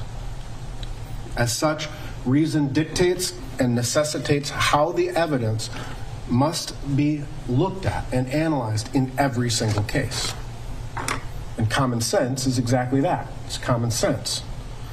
Common sense tells you that there are always 2 sides to a story. Common sense tells us that we need to examine the totality of the circumstances to determine the meaning of evidence and how it can be applied to the questions of reasonableness of actions and reactions. In other words, common sense is the application of sound judgment based upon a reasoned analysis. And that's what this case is ultimately about. It's about the evidence in this case. The evidence that you will see in this case during this trial. It is, I agree with counsel for the state, it is nothing more than that. There is no political or social cause in this courtroom. But the evidence is far greater than 9 minutes and 29 seconds. In this case, you will learn that the evidence has been collected broadly and expansively. The Minnesota Bureau of Criminal Apprehension employed nearly 50 case agents, analysts, and technicians to investigate this case. The Federal Bureau of Investigation included at least 28 additional agents in their investigation.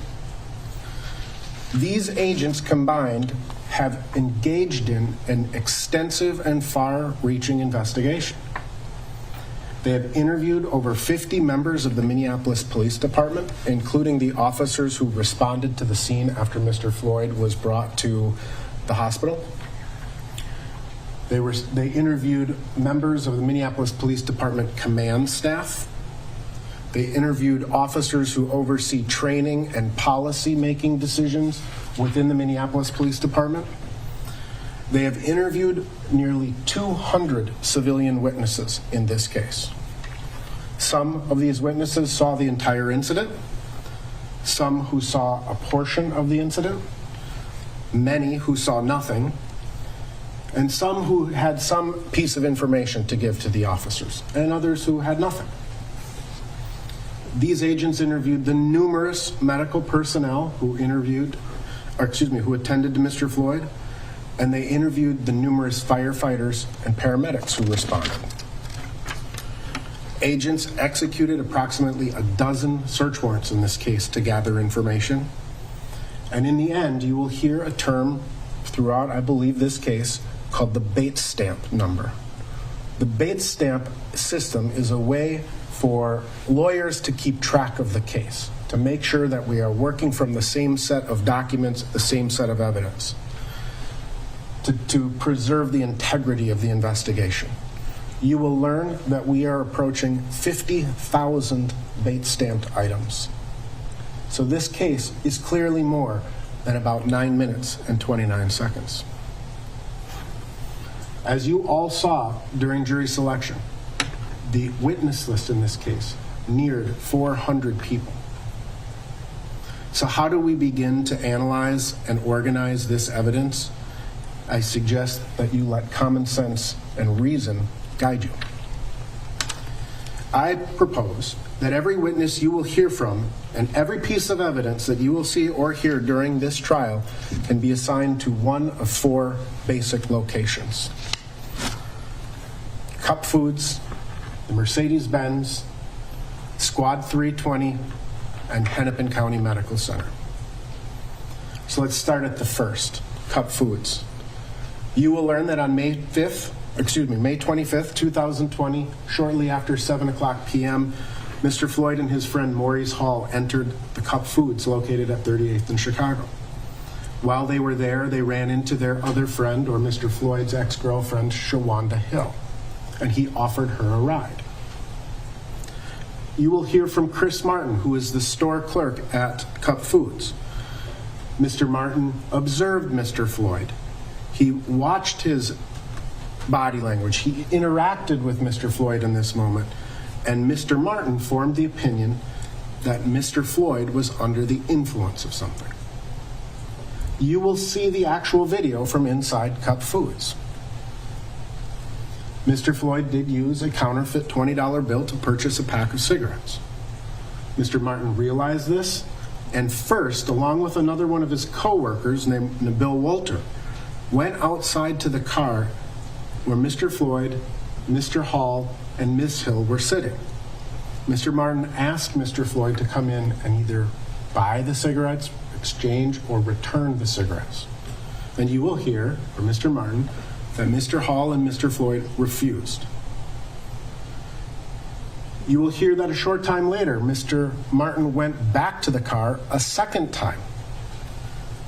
He went back to ask them again, please come inside, give us the money, or return the cigarettes. And that second time, again, Mr. Floyd refused. So, at 8:01 p.m., a second clerk from the Cup Foods, named Omar Camara, called 911 to report Mr. Floyd. During that call, Mr. Camara, you will hear, described Mr. Floyd as drunk and that he could not control himself. He's not acting right. He's 6 to 6.5 feet tall. Accordingly, Minneapolis police officers Thomas Lane and Alexander King were dispatched to the scene and arrived at 8:08 p.m. They were driving Minneapolis Squad Car 320, and they faced parking southbound in the northbound lane of Chicago Avenue and were directed by store employees immediately to the second location, the Mercedes-Benz. During this trial, you will hear evidence of what happened in the Mercedes-Benz in the 20 to 30 minutes prior to the police arriving. You will hear from Mr. Floyd's friends, Shawanda Hill and Maurice Hall. This will include evidence that while they were in the car, Mr. Floyd consumed what were thought to be 2 Percocet pills. Mr. Floyd's friends will explain that Mr. Floyd fell asleep in the car and that they couldn't wake him up, that they kept trying to wake him up to get going, that they thought the police might be coming because now the store was coming out, and they kept trying to wake him up. And in fact, one of these friends called her daughter, Miss Hill, Shawanda Hill, called her daughter, Shakira Prince, to come and pick her up because they couldn't keep Mr. Floyd awake. At 8:09 p.m., Officers Lane and King approached the vehicle, and Officer Lane approached the driver's side of the vehicle, and Officer King approached the passenger side. During the course of this trial, you will see and hear the body-worn cameras of these officers that fully capture the entire interaction with Mr. Floyd and his friends. You will see Officer Lane draw his service weapon after Mr. Floyd failed several times to respond to his commands to show him his hands. You will learn that that is an acceptable police practice. You will see the officers struggle with Mr. Floyd to get him out of the Mercedes-Benz and handcuffed. And you will see and hear everything that these officers and Mr. Floyd say to each other. The evidence will show that when confronted by police, Mr. Floyd put drugs in his mouth in an effort to conceal them from the police. At approximately 8:10 p.m., Officer Peter Chang of the Minneapolis Park Police responds. He responds to the scene to assist Officers King and Lane, and he helps in detaining the passengers. You will see Officer Chang's body-worn camera, and you will hear his interactions. This becomes important as we learn about police practices, because what you will learn is that when an officer responds to what is sometimes a routine and minimal event, it often evolves into a greater and more serious event. You will see surveillance videos near Squad 320 from a local business called the Dragon Walk that capture the actions and reactions of everyone present at that location, including evidence of further concealment of controlled substances. During the course of the investigation, 2 search warrants were executed on the Mercedes-Benz. The first on May 27th of 2020, the second several months later on December 9th of 2020. BCA agents located various pieces of evidence during both of these searches, including 2 pills that later analysis by the BCA revealed to be a mixture of methamphetamine and fentanyl. This is what's called a speedball. a mixture of an opiate and a stimulant. You will learn that these pills were manufactured to have the appearance of Percocet. While standing next to the Mercedes-Benz, Officer King and Officer Lane both asked Mr. Floyd what he was on. And he says he is on nothing. Officer King and Lane escorted Mr. Floyd to the third location, Minneapolis Squad 320. The evidence will show that as Officers King and Lane escorted Mr. Floyd to their squad car, a citizen by the name of Charles McMillian walked alongside them. He kind of joined them. And he was encouraging Mr. Floyd to cooperate with the officers. Get in the car, you can't win. The evidence will show that Mr. Floyd and the officers began to struggle as they attempted to get him in the squad car.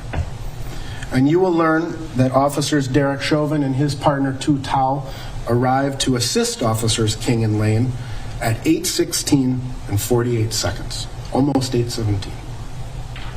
Upon their arrival, the first thing that Officer Chauvin sees is Officers King and Lane struggling with Mr. Floyd. Mr. Chauvin asked the officers, "Is he under arrest?" Yes. And then Officer Chauvin began to assist them in their efforts to get him into the squad car. You will see that 3 Minneapolis police officers could not overcome the strength of Mr. Floyd. Mr. Chauvin stands 5'9", 140 pounds. Mr. Floyd is 6'3", weighs 223 pounds. You will learn that because of this intersection at 38th and Chicago is considered a high crime area, the city installs what's called the Milestone Video System.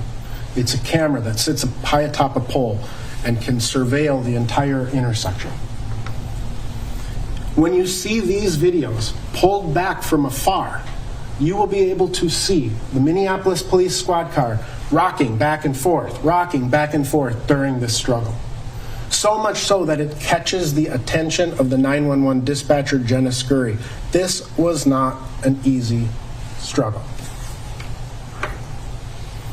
As the struggle continues, you will see and hear both what Mr. Floyd was saying to the officers and the officers' responses to him. Mr. Floyd does end up on the street and appeared to continue to struggle to these officers, so much so that they considered applying what's called the maximal restraint technique. It used to be called the hobble or the hog tie. Mr. Chauvin used his knee to pin Mr. Floyd's left shoulder blade and back to the ground, and his right knee to pin Mr. Floyd's left arm to the ground. Officer King was placed below Mr. Floyd's buttocks, and Officer Lane was at the feet. And you will see and hear them continue to struggle with Mr. Floyd as he's attempting to kick. You will see and hear that a crowd begins to develop, watching and recording officers, initially fairly passive. As the situation went on, the crowd began to grow angry. But here's what you will also see and hear. You will see and hear the conversation between the officers behind the squad car. The crowd is not aware of what they are saying and doing. You will learn that several bystanders, including Donald Williams and Genevieve Hansen, they grew more and more and more upset with these officers. You've seen it this morning. But you will also see it from the perspective of the police officers. As the crowd grew in size, seemingly so too did their anger. And remember, there's more to the scene than just what the officers see in front of them. There are people behind them. There are people across the street. There are cars stopping, people yelling. There is a growing crowd and what officers perceive to be a threat. They're called names. You heard them this morning. A fucking bum. They're screaming at him. causing the officers to divert their attention from the care of Mr. Floyd to the threat that was growing in front of them. At this location, questions emerge about the reasonableness of the use of force. And this will ultimately become one of the decisions that you have to make. To answer these questions, the Bureau of Criminal Apprehension, the evidence will show that the Bureau of Criminal Apprehension investigated the Minneapolis Police Department's training and policies. You will learn about things such as the authorized use of force, proportionality of force, excited delirium, defensive tactics, including prone handcuffing, neck restraints, maximal restraint technique, the swarm technique. You will learn about rapidly evolving situations and the Minneapolis Police Department's decision-making model. You will learn about crowd control, medical intervention, de-escalation, procedural justice, crisis intervention, and the human factors of force. That is, what happens to a police officer or any person when they are involved in a high-stress use of force situation. And you will learn that Derek Chauvin did exactly what he had been trained to do over the course of his 19-year career. The use of force is not attractive, but it is a necessary component of policing. The evidence will again demonstrate that the Minnesota Bureau of Criminal Apprehension conducted 2 searches of Squad 320. You will learn that in the second search of Squad 320, agents recovered several pieces of partially dissolved pills. You will learn that these pills were again analyzed, were again shown to be consistent or similar to the pills found on the Mercedes-Benz, in that they contained methamphetamine and traces of fentanyl. Moreover, these pills contained the DNA and saliva of George Floyd. Which leads us to our final location, County Medical Center. The evidence will show that officers made 2 calls for emergency help. Those calls were within 1 minute and 30 seconds of each other. The first call, officers called to arrive code 2 because Mr. Floyd had a nose injury. He was bleeding from the nose. That occurred during the struggle. Mr. Floyd banged his face into the plexiglass partition of the squad car. You will see the blood evidence in the squad car. That first call came at 8 o'clock, 20 minutes, and 11 seconds. The second call was what's called a stepped-up call, or a code 3 call, meaning get here as fast as you possibly can. That call was made and placed at 8 o'clock, 21 minutes, and 35 seconds. You will learn that paramedics arrived on scene at 8:27 and 18 seconds, just 19 minutes after Officers King and Lane arrived, within 6 minutes of it being called a code 3, and they did what they refer to as a load and go because of the crowd. They came, they picked up rather than attempting to resuscitate him or treat him on the scene, they loaded him into the ambulance and they drove to a location several blocks away to begin their resuscitative efforts. And you will hear and learn that Officer Thomas Lane accompanied them for part of that time. You will learn ultimately that Mr. Floyd was transported to the emergency department at Hennepin County. Efforts to save Mr. Floyd were made at the direction of Dr. Bradford Wankeed Langenfeld. Again, he took important tests. He ran blood samples and blood gas samples. He took obtained very important pieces of information. And you will learn that later that evening, Mr. Floyd was pronounced dead. The evidence will show then that Dr. Andrew Baker of the Hennepin County Medical Examiner's Office conducted the only autopsy of Mr. Floyd. And you will hear of several interviews that Dr. Baker had with law enforcement, where he discusses the cause and manner of death and what that actually means according to what he saw present in Mr. Floyd's body. And some of this evidence is extremely important to the final determination of Mr. Floyd's cause of death. The medical findings include things such as the blood gas test that was taken at HCMC that revealed Mr. Floyd had an exceptionally high level of carbon dioxide. Dr. Baker found none of what are referred to as the telltale signs of asphyxiation. There were no bruises to Mr. Floyd's neck, either on his skin or after peeling his skin back to the muscles beneath. There was no petechial hemorrhaging. There was no evidence that Mr. Floyd's airflow was restricted, and he did not determine to be a positional or mechanical asphyxia death. At the time Mr. Floyd was in the hospital, a femoral blood draw was taken. That blood draw was analyzed by a lab. The results of Mr.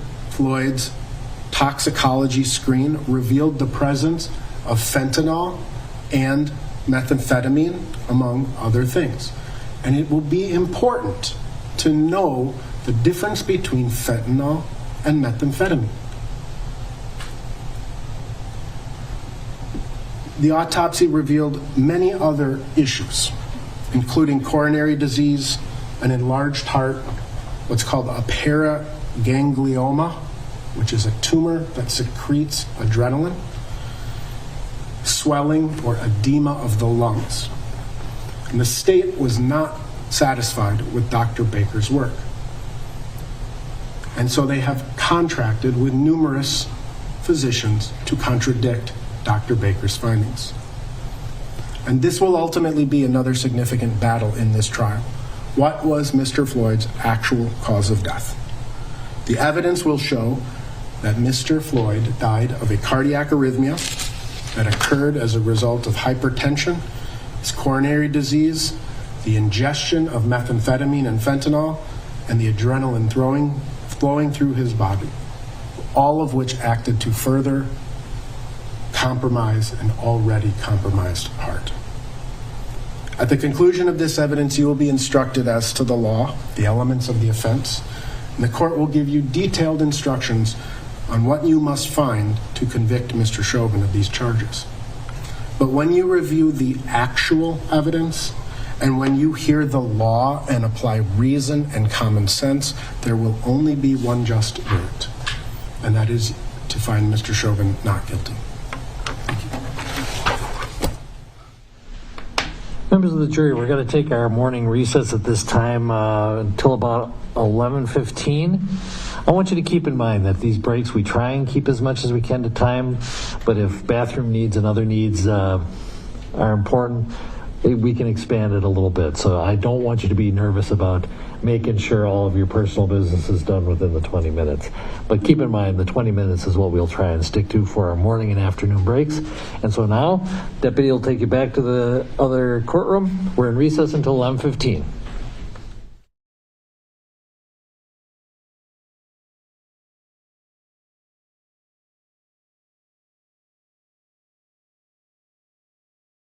As you can see, they are taking a short break right now. We are going to go to our coverage of Fox 9 in Minneapolis as they are going wall to wall with coverage on the first day of the trial underway. Opening statements just wrapping up. Chauvin trial today is day one of the trial, and the day began with opening statements from both the defense as well as the prosecution.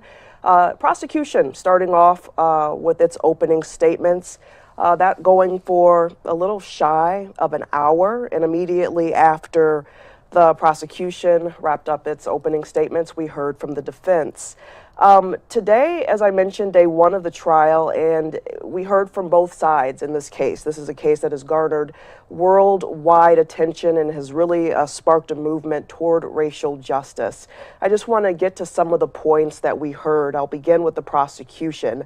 The prosecuting attorney, Jerry Blackwell, presenting the jury this morning with the Minneapolis Police Department's Code of Conduct and Use of Force. That's how he started.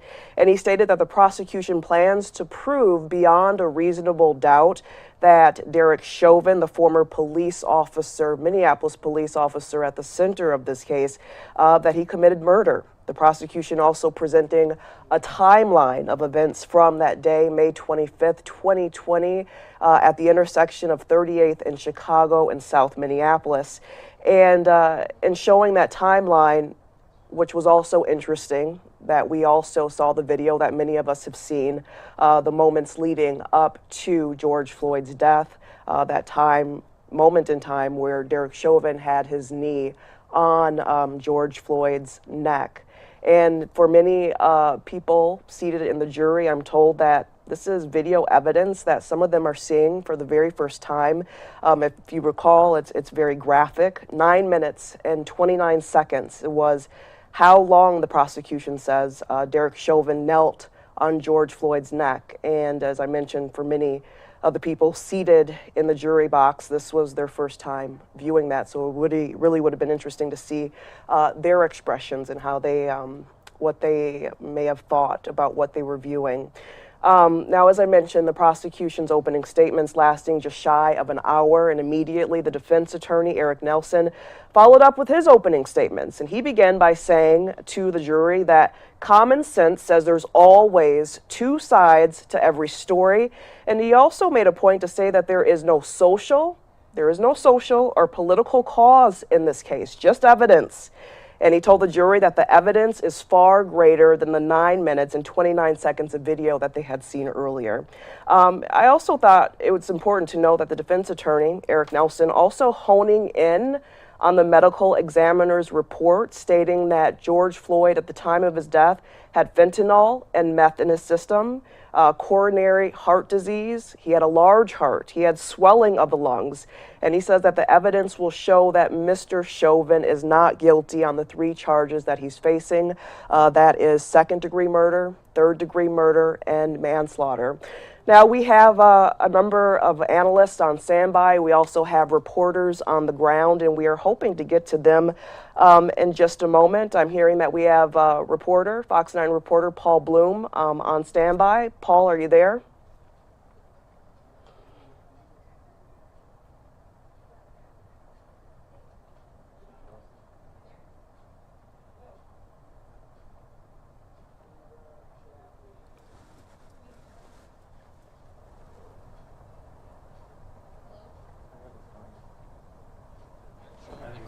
Second-degree murder, third-degree murder, second-degree manslaughter, and he repeated that number over and over. I know you were just talking about it, 9 minutes and 29 seconds.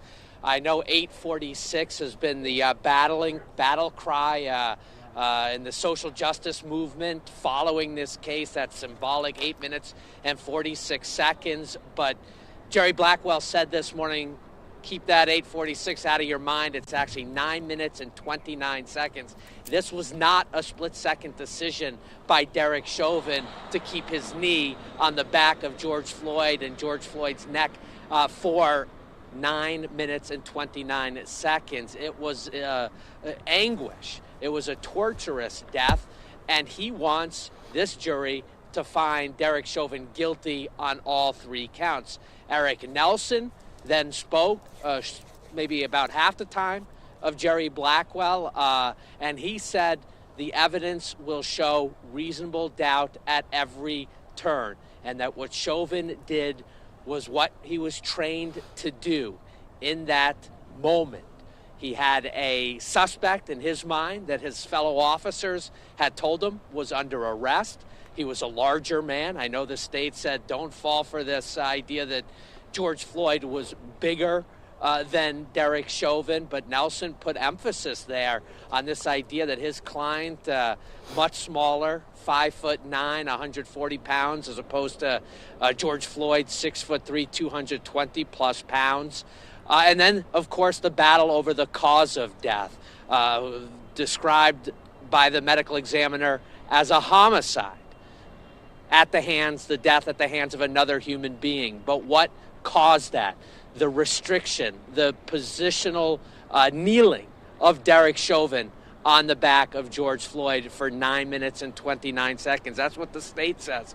But of course, the defense countering that the evidence shows otherwise. This was a combination of drugs, heart disease, health issues, that George Floyd died not from asphyxiation, not from this position that Derek Chauvin held him under for 9 minutes, 29 seconds, but rather a justified use of force and George Floyd succumbing, BC, to other injuries, other health ailments. All right, Paul Bloom, thank you so much for that reporting outside the Hennepin County Government Center in downtown Minneapolis. We are going to turn now to Mary Moriarty, former Chief Hennepin County Public Defender. First of all, thank you so much for joining us again this morning, Mary.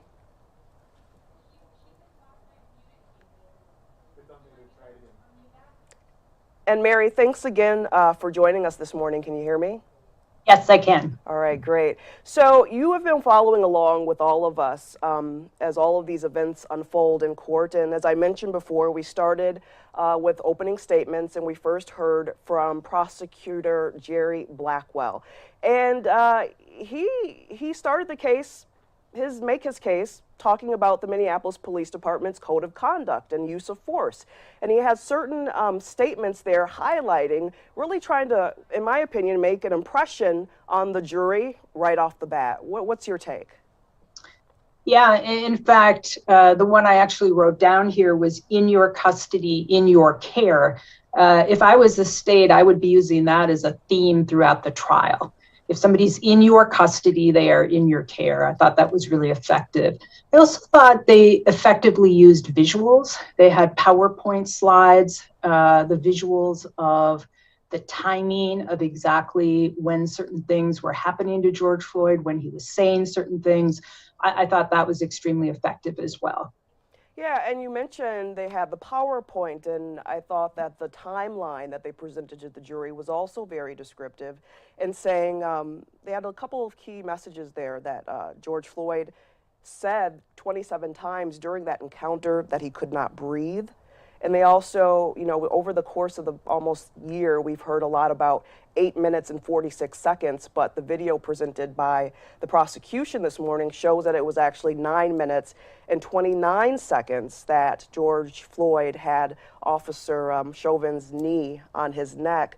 Were you at all surprised that the prosecutor showed the jury this video, this witness account of the video so soon? No, it's the most powerful piece of evidence that they have.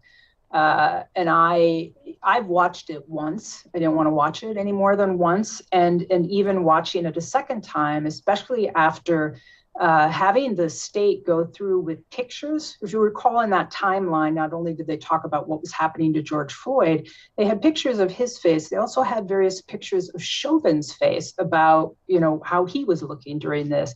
And so seeing that, showing the entire video to the jury during opening was, I think, was extremely a good idea. I'm sure it was extremely emotional for jurors. And so I think it was a really effective use of that video.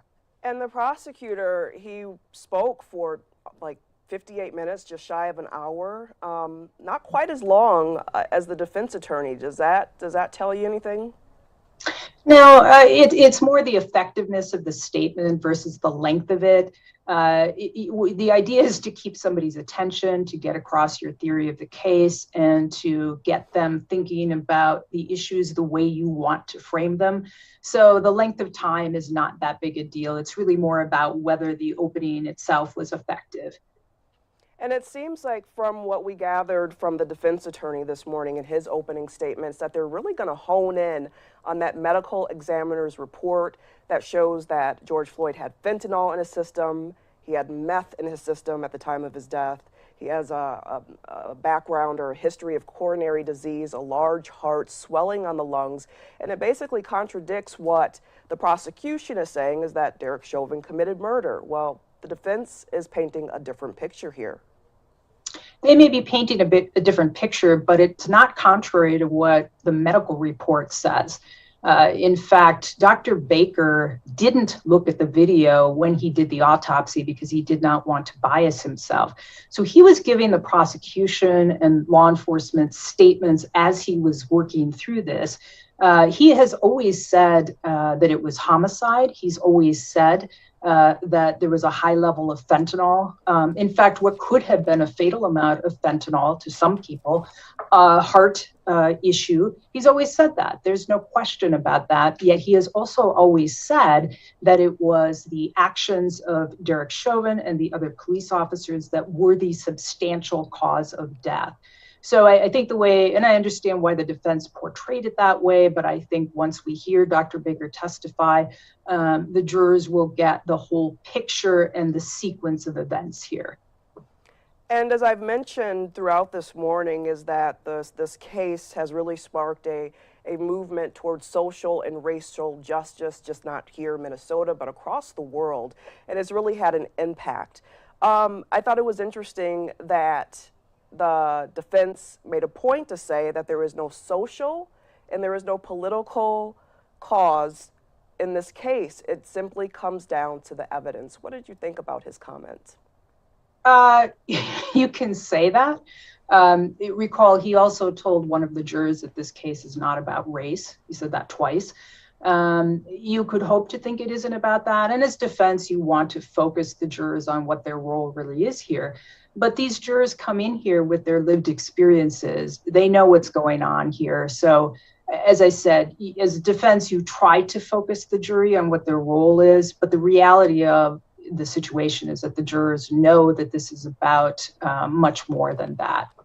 And so we've wrapped up opening statements. We are on our first break of the morning. And it's my understanding that someone will take the stand. Do you have any insight on that at all? I have no inside information, but I think it would be particularly effective if they called the bystander who actually filmed this. One thing that stuck out to me was, if you recall, the prosecution showed a picture, like a still picture of the bystanders there, and pointed out that there was a girl, a young girl, minor, who was wearing a green t-shirt that said love on it. If there's a conviction here, we know that the state is going to ask for a greater sentence than the guidelines. They have to establish what are called aggravating circumstances, and the fact that a minor saw this would be critical to that.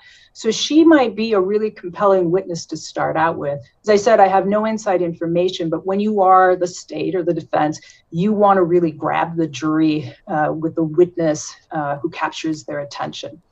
Yeah, and the defense made a statement saying that the witness list, that it nears 400 people. I thought, wow. I mean, we could be hearing from a lot of people taking the stand. Yeah. Are you surprised by that number? No. Prosecutors and defense lawyer are required to give notice of anyone who might possibly testify, except the accused. And so prosecutors will put anyone who touched the case on their witness list. So no, it's not surprising that it went on for pages and pages. But I wasn't clear on the relevance of that when the defense brought it up. The fact that he had bait stamped documents that were thousands of pages. Really what it comes down to are the witnesses that they actually hear in court. The judge ordered both sides to tell each other which witnesses they were actually going to call a week ago. The judge has also had a conversation with them about, how long do you think this case is going to last? And that's where he got the estimate of about 4 weeks. So they are going to pare it down. Nobody's going to call nowhere near 400 witnesses. You got a sense of what kind of witnesses they were going to call, especially the state, because they had a list of the experts on various medical issues. So no, we're not getting anywhere near 400 witnesses. Okay, thank you so much for clarifying that. I also want to point out that the prosecution a number of times told the jury that the chief of police for the Minneapolis Police Department will be taking the stand and basically saying that the evidence will show that there was no cause for this excessive force in this situation. What significance does it have to see the prosecution call the chief of police of the city of Minneapolis to the stand? I would think that that would be of huge significance to the jury. They are hearing from the chief of police about this was not authorized use of force. I do not approve of this. This is not any kind of training he ever had. It's not authorized at all. So I would think coming from the chief of police of the Minneapolis Police Department, that would be pretty compelling evidence to the jurors. And Mary, any other takeaways from our first day in court so far, the first day of trial? I guess I was a little surprised at the defense opening, and that usually as defense counsel, which I've been, you try to, the jurors have already heard the prosecutor's statement, and it's usually somewhat compelling, and it was with the video. And you want to jump out right away and say, this is what this case is about. This is our theory. And he spent a lot of time talking about things that, like reasonable doubt, things that weren't necessarily related to the case right now. I was a little surprised that he didn't jump out and start talking about that medical evidence really quickly, because that's a huge issue for them. If the state can prove causation, I think it's an extremely tough case. I think it's a tough case for the defense anyway. But I guess I was a little surprised that the defense didn't spend more time really breaking down why it is that everything the jurors just saw of Chauvin on his neck for all this period of time, why that was irrelevant, because he talked about MPD policies, yet we had just seen a list of some of the policies and the prosecutor telling us about some of the policies, and the chief of police is going to testify that this wasn't what he was trained to do. And so I guess I expected to hear more about a different lens on that, and we didn't quite get that. So perhaps we'll hear that when if they put on their case or in cross-examination of the state's witnesses. And Mary, you mentioned it, reasonable doubt. We've heard that term a number of times during opening statements from both the defense and the prosecution. Can you just put that into context for us? You know, what does that mean, and what does the prosecution and the defense, what is it that they have to prove to this jury? Yeah, to define reasonable doubt is one of those $1,000 questions. The judge will give them an explanation of reasonable doubt, but it typically is the certainty you would have to have in the most important decisions of your life. Interestingly, sometimes prosecutors talk about, like, you decide to get married or buy a house or something like that, how sure do you have to be? And I remember when I was trying cases as the defense, I would say it's not about buying a house, because you could change your mind about that. It's about those irrevocable decisions and how sure you have to be. But each juror is going to have to internalize that and define that for him or herself. It, by the way, doesn't have to be the same doubt for every juror. In other words, they don't have to agree on what doubt they have, but they have to each have an opinion that they do have reasonable doubt about one of the three offenses. But, you know, still people go to trial and they get convicted on reasonable doubt, even though it's a high standard, as it should be. And Mary, thank you. Mary, thank you so much for your candor as well as your expertise. Court proceedings are about to resume. Let's head back into court. And we are now back in court, everyone. You are watching News Now from Fox. Trial to resume, and we will see our first batch of witnesses.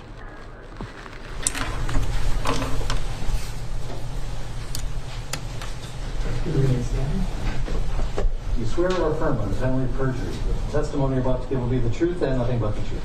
I do.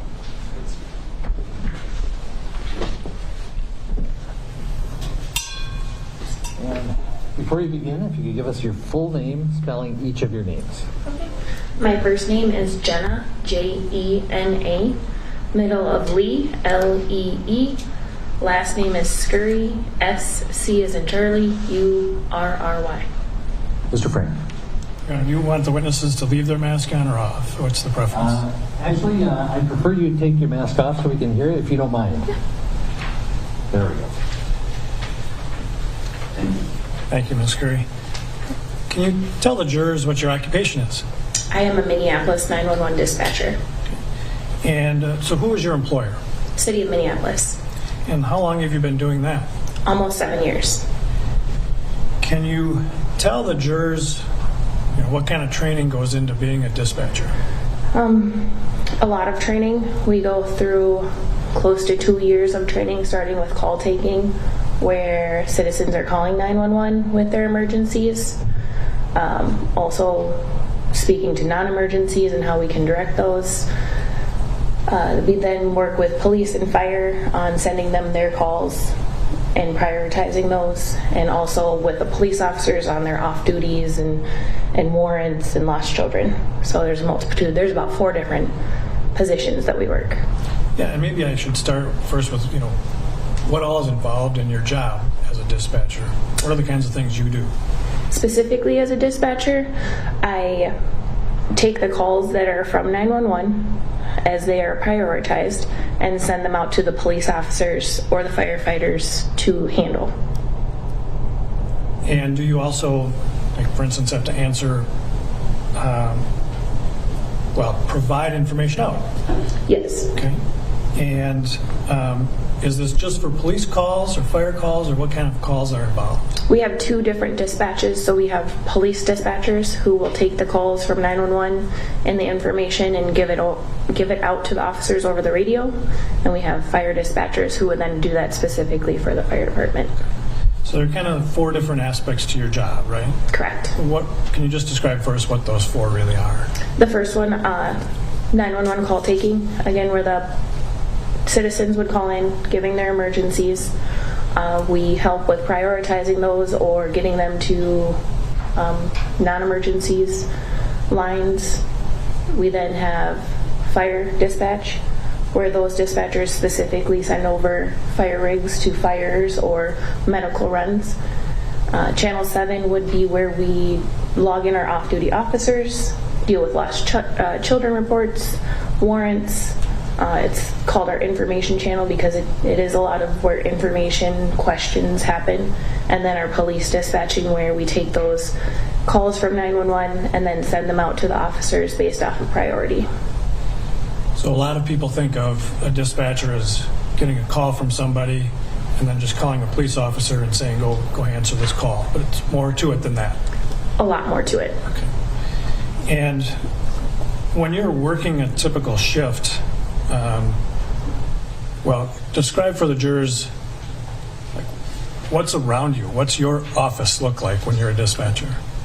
My office, our center is currently located in a basement. We have walls similar to like this, covered with carpet. It's a large center. You'll have all the call takers together, similar to how the jurors are set, but you'll have 5 to 6 different screens around you. And then in another room, you'll have your fire dispatchers to give them some silence so they can work around that and be on the radio and listen to the firefighters. Across the room, you will have our Channel 7 that is closely located to our dispatch group, which is approximately 4 people that are giving out all the calls to the officers. So when you say the fire dispatchers are somewhere different, why is that? It's just the layout of our center. Police dispatch is also across the room away from the call takers. It gives them the ability to be louder if they need to, if someone's hard of hearing or anything like that. The chatter also gets, with everybody together, gets pretty loud, so we have our own different areas for the ability to be on the radio without all of the background noise. So in any particular shift, there are some people taking calls and some people dispatching calls. Correct. We are not doing the same. I am not taking a 911 call and then dispatching it. Why is that? Minneapolis is very busy. We have dedicated 911 call takers at that time. We wouldn't be able to do it all at the same time. And then fire dispatches their own fire units for a particular call? Correct. Okay. Now you mentioned having 5 or 6 screens in front of you. What are all those screens about? Those screens have different resources on them. One of my screens is a telephone that has hundreds of numbers in it that I can use to call whoever I need to for any given reason. I also then have a city computer that I can utilize. If I need to find an address because someone may not know it, I can use Google or any other resources I need from the internet. I then have a radio screen that has all of our radio channels on it, along with other public answering points, so we can listen to their chatter in case something is coming into Minneapolis that we need to be aware of. And then I have 3 screens dedicated to the calls that are coming in, the calls that are assigned to police or fire, and it'll tell me all of the units I have available or who is signed in for different things. Sounds like a lot of information. It is a lot of information. How long did it take you to really become a master at your job? Every day is a learning day. I can tell you that I can learn something new that I didn't know yesterday. To be completely comfortable with police dispatching, it took me about 3 years to get comfortable there. And as part of your training for that job, did you have to learn about how the City of Minneapolis Police Department divides up the city for coverage? Yes, that's all geography for us, based off of the precincts and then how the precincts break down into different sectors. And can you describe for the jurors then, and by police coverage, and you're talking about how officers are assigned, correct? Correct. And so how is the City of Minneapolis divided up for police coverage? There are 5 different precincts in Minneapolis, 1 through 5. Within those precincts, they all have different sectors. Those sectors are given to the officers. They have specific sectors that they belong to. And based off of the geography of the call, you would assign a certain unit to a different call, or to that call. And if you don't have a unit to cover that area, then you would have to take a unit from a different sector to cover that, leaving the sector they came from available. So can you describe for the jurors, let's take, for example, the 3rd precinct. Are you familiar with the 3rd precinct? I am. And describe for the jurors generally what the 3rd precinct is. The 3rd precinct has 4 sectors in it. The first one being 310. That is the top of the precinct. It goes down to Lake Street. And then the middle would be 320. And the lower half being 330. The east side being 340. And so what generally in the area of Minneapolis are we talking about? For the 3rd precinct would be South Minneapolis, east of 35W. And when you use these terms like 310 and 320, what is that really referring to? It refers to their sectors to correspond with the call signs that they use. And so on a typical shift, how many officers would be assigned to each sector? Typically you have 1 per sector, and then you have a sector squad or a precinct-wide squad that would be assigned to the whole precinct. And so when officers are assigned to that sector, they're known by that sector number, not their names or their badge number or anything like that? Correct. So when you're dispatching, you dispatch to 320 because they're the 320 car? Correct. And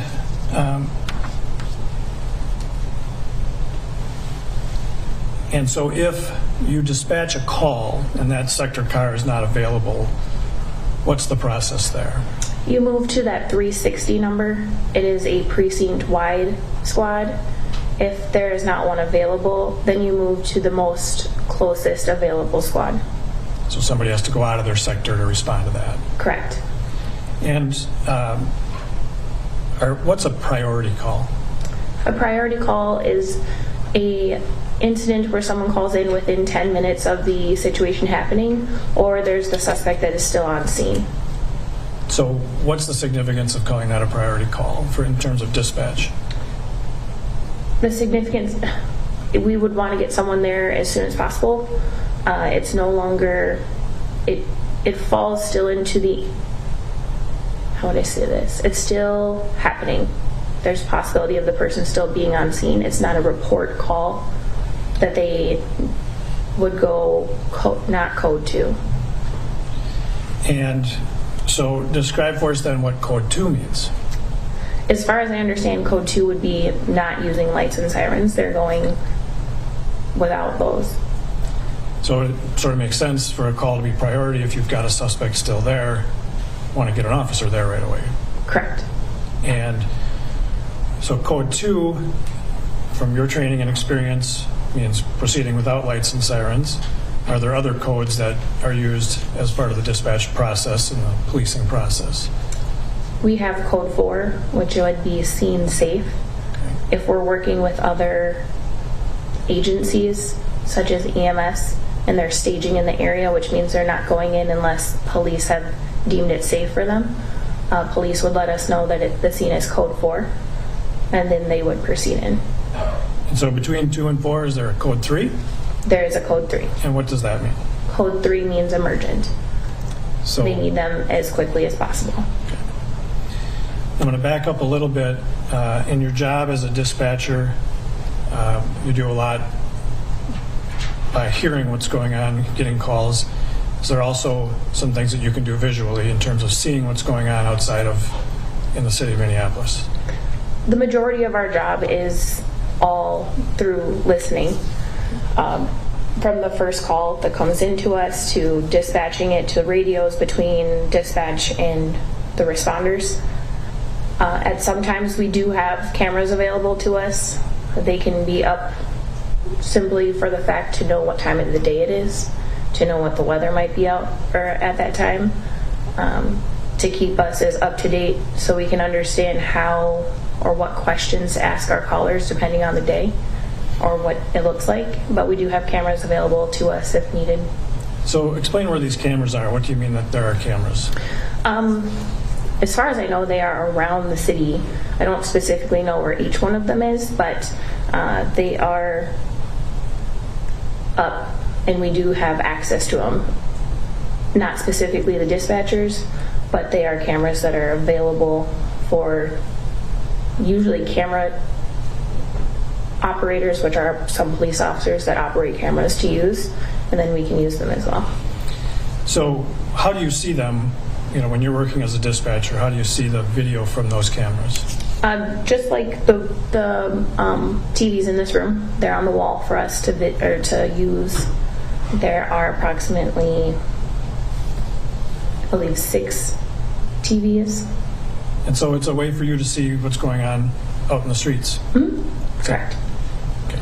And, how often in your job do you think you look up at those and see what's going on? It depends. Depends on how busy we are. Sometimes we are going from call to call to call, and you start at 5 o'clock and somehow it's already 9 o'clock in the afternoon, and you don't know how you got there. Sometimes we can look up and see what it's like outside, and you can watch the people walking by. It all depends on the day. So, in communicating with police officers who are out working, there are different ways that you can actually communicate with them and talk to them. Correct. What are the different ways that you can do that? First, we use our radio. That is our formal way of communication with giving out calls and information. We also have our CAD system, and that is the computer system that allows us to take the calls from 911 operators. They come over to us at dispatch, and then when we dispatch the call, we're also giving that same call to the officers or the firefighters to their computers so that they have the same information that we're giving out. Through that, we also have what would seem as an email system, and we can use that to send messages to if needed. Can you also make phone calls to officers? We can. And so you may have sort of already answered my question, but just to be clear about it, tell us the typical process when a citizen makes a 911 call, how that comes through the call center and becomes a call to police officers for assistance. So everything is, the first question we ask is what is the address of the emergency? It's the most important thing so that we can send help right away if needed, but it also allows the calls to be coded to the correct dispatcher. We have 3 dispatchers working all at the same time, and they're in charge of different precincts. My channel, which was channel 1, is precinct 3 and 2, and the other channels involved have different precincts. So the address allows us to give it to different dispatchers so they can disseminate that information. So a call goes to a call taker. They give information to you to do the dispatch out. Correct. And so were you working on May 25th of last year? I was. What was your shift? Do you remember that day? My shift was a middle shift. I started at 14:30, which is 2:30 in the afternoon, and I worked until midnight 30, which is 12:30 at night. And I think you told us your responsibility then was which areas of Minneapolis? Channel 1, which would be Precinct 2 and Precinct 3. So then the other channels have the other precincts. Correct. And so what was your assignments? What were your job duties on May 25th of 2020? As a police dispatcher, it was to take the calls that came in from 911 and to dispatch them to the police officers. And incidentally, I think I may have forgot to ask you, is there always a sergeant on duty when you're serving as a dispatcher, a sergeant on duty out in the streets in each precinct? Yes. How many sergeants are there generally on? It depends on their shift, minimal of 1. And as part of your duties, do you often have contact with those sergeants about calls and other matters? Yes. Now, on that date, May 25 of 2020, did you dispatch a call to officers to a location known as Cup Foods? Yes. And did you receive that 911 call? I did not. And but you dispatched a call about that? Correct. Are you familiar with that location, Cup Foods? Yes. And do you know the intersection where that's located? 38th in Chicago. And is that in the city of Minneapolis? Yes. You know what county that's in? Hennepin. Okay. And why are you familiar with that location? It's a place where I've been in the area before. Excuse me, sorry. And also it's part of our geography to know certain landmarks that stick out. It's a place where we have to be ready to understand where it is. So if someone tells me they're at Cup Foods, I know where that is. It's 38th in Chicago, and I can use my computer system to get that address. You're fairly familiar with the city of Minneapolis. Yes. And were you aware at the time if there was one of these street cameras for that area? I did not. Okay. Did you subsequently learn that there in fact is a camera there that could show the incident you had called?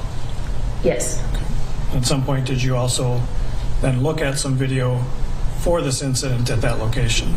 Yes. And we'll come back to that in a little bit.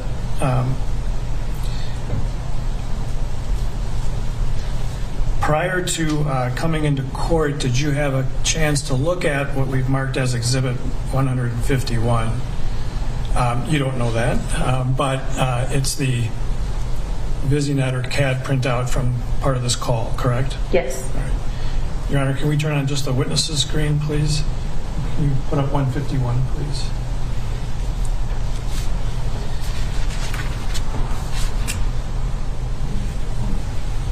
I'm showing you what we've marked as Exhibit 151. Do you see it on your screen? No. Oh.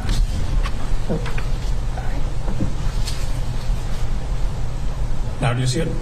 Yes, I'm using the judge's computer. Okay. Do you first of all, do you recognize what this document is? Yes. And how would you refer to it so I get it right? It is the printout version of the call that it came in from 911.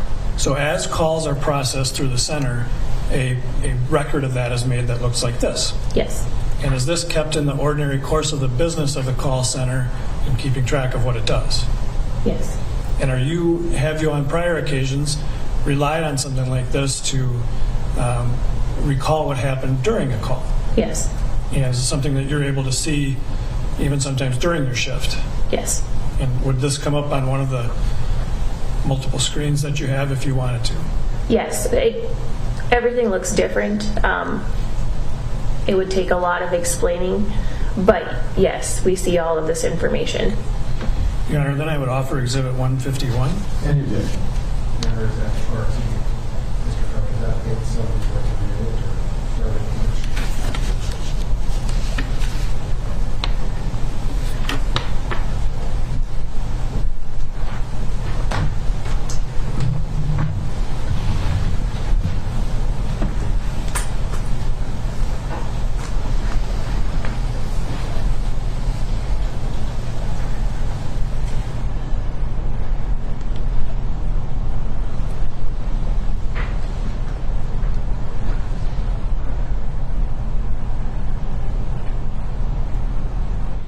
You are watching News Now from Fox. Right now, we are currently listening to the prosecution questioning the first witness. This is a 911 dispatcher. Her name is Jenna Lee Scurry, and she is talking about the moment that she was dispatching police to the area. And now we are listening more right now here on News Now from Fox. Now, Ms. Scurry, I'm going to ask for 151 to be put up on the screen so we can all see it. And starting here with the first page of this document, and I'll represent to you that we have not included the entire document, right? This is just a portion of that information, correct? Correct. So what I'm going to ask you to do here with the first line is tell us, run us through that first line and tell us the information on that very top line. The first line is from the call taker. It is a query of the plate that's in the call, and then we use a lot of abbreviations for quick hand information to the dispatchers, and it would say outside on 38th Street reporting that there is a male provided a counterfeit bill to the business. The suspect is a black male, 6 foot taller, sitting on top of a blue Mercedes ML320 SUV, license plate boy Robert John 026. Okay, so what I'm going to do is I'm going to have this blown up a little bit so it's easier for everybody to read along with you, and at least the first couple lines, just so that it's bigger for us all to see. So the first column on the left, self-explanatory, that's the date. Correct. And then the time, also probably self-explanatory. What does user mean? User would be how you identify different persons involved. This person, you can tell, is a call taker. It's the first two letters there, and then it has their ID number. We all have our own ID numbers. And so what's your ID number? Mine is 123096. But this first user number that starts with a CT, you're familiar with who is assigned that number, or generally who has that number? Yes. And how do you know that? It's given to our certain, everybody has their own specific one. If I needed to query that to find out who it was, it would tell me who their name is. But I also know that that's a call taker based off of the first two letters. And then type, what does type mean? It's the response. So that's outgoing information. Yes, I believe. I don't exactly know what that means actually. Okay. So that first line, query, somebody's asking to run a license plate, correct? Correct. All right. So then the next line, can you describe for the jury then what we're seeing here, all that, if that's in capital letters? So everything we write is usually in capital letters, but the first three letters are OTS. It's our short term for outside. And then just on 38th Street, it's providing the information of where. We try to be as clear as possible and paint a picture. So outside on 38th Street, reporting that there's mail provided a counterfeit bill to the business. And so is this the information that the call taker provided to you to make the dispatch to officers? Yes. And as part of this process, does that information also go to the officers in writing? Yes, all of this information is sent to them when they're assigned the call. So this is available to them in their squad car as well? Correct. And we see then there's a description of the vehicle, correct? Blue Mercedes. Yes. And then there's an address. Yes, that is the query information. That goes in there so we can, sometimes plates don't match vehicles. It is the reason why we ask, along with the license plate, what kind of vehicle are you seeing? So when we run that plate, we can say this is a stolen vehicle and it doesn't match, or the plate doesn't match because it might just be wrong. So here, cleared at 2419 Ilion Avenue North, what does that mean? That is the registered owner's address. Of the vehicle that's described there? Yes. All right. And so then the next line, no screening questions asked, what does that mean? Due to the pandemic, we have certain questions that we ask, and there were no screening questions asked based off of the person not being the person they're calling about. So the caller, as far as we know, they're not going to have contact with, but no screening questions were asked to let the officers know that we don't know if they've had any COVID contact or symptoms. Okay. So then, taking this information, then did you dispatch a squad car to respond to this call? Yes.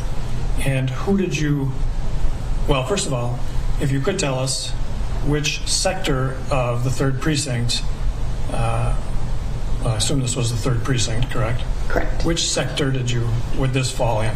This falls in 320 sector. And did you in fact dispatch then to 320? I originally dispatched this to 330. And why is that? 320 was not available. And you knew that from your work previous that day? Yes. Okay. And so then you, did you make an actual dispatch to 330 to respond to this call? Yes. And so when you do that, make that oral dispatch, you base it off this information that you're reading right here? Correct. All right. And prior to coming to court, did you have an opportunity to listen to a copy of that call? Yes. And we played that for you? Yes. And did that appear to be an accurate recording of the actual call that you made? Yes. And we've marked that as Exhibit 10. And Your Honor, we would offer Exhibit 10 at this time. Any objection? 10, please. Can you play Exhibit 10, please? 23 May 25, 2020. Operator.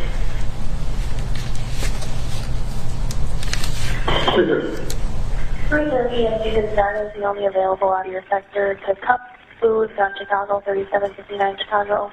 On 38, they are reporting that there's a person who used a counterfeit bill at the business. Suspect is a black male, 6 foot or taller, sitting.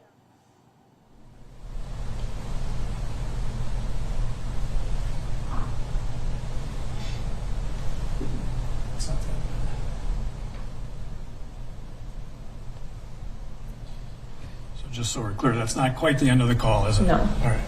We will try again and see if we can get the whole thing to play.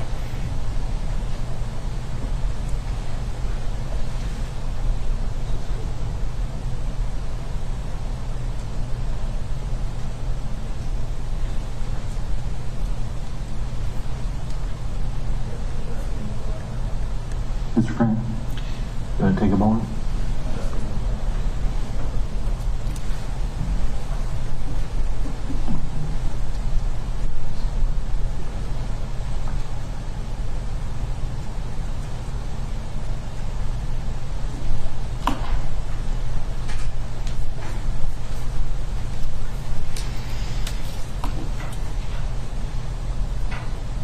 So in your call out, then, you passed along essentially the same information as in the written part we saw in Exhibit 151.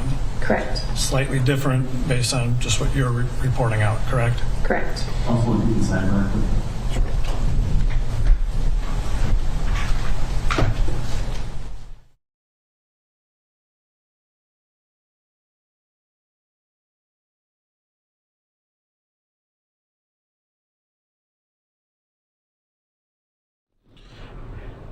You're watching News Now from Fox, everybody. They have just did a quick sidebar moment here. Prosecution continuing to question the 911 dispatcher. This is the first witness here of the day in the Derek Chauvin trial. We will then hear the defense cross-examine this witness if they so choose here. And we are expected to have that in just a little bit, but sidebar is happening right now, and sometimes these will happen periodically through the trial, and we will just give you the updates as they're happening. Earlier today, opening statements wrapped up from both the prosecution and the defense.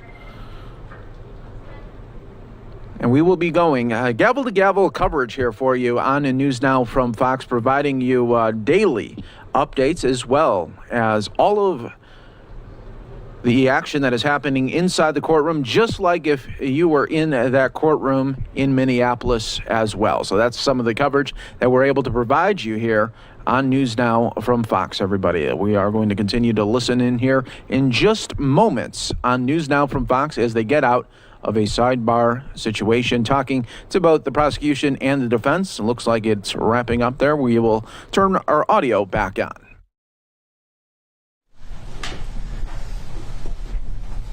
All right, so Ms. Scurry, thank you for bearing with us and everybody, but we'll try Exhibit 10 again. And just before we play it, so the first thing that records is actually not your voice. That's just an electronic voice marking the time of the call, correct? Correct. All right, so we'll try Exhibit 10 again.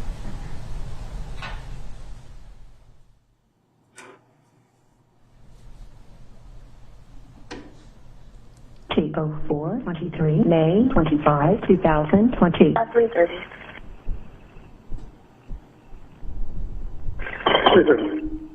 3:30, as you could start as the only available out of your sector to Cup Foods on Chicago, 3759 Chicago.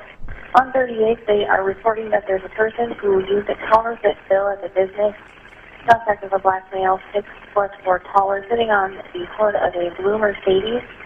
License plate boy, Robert John 026, possibly intoxicated as well.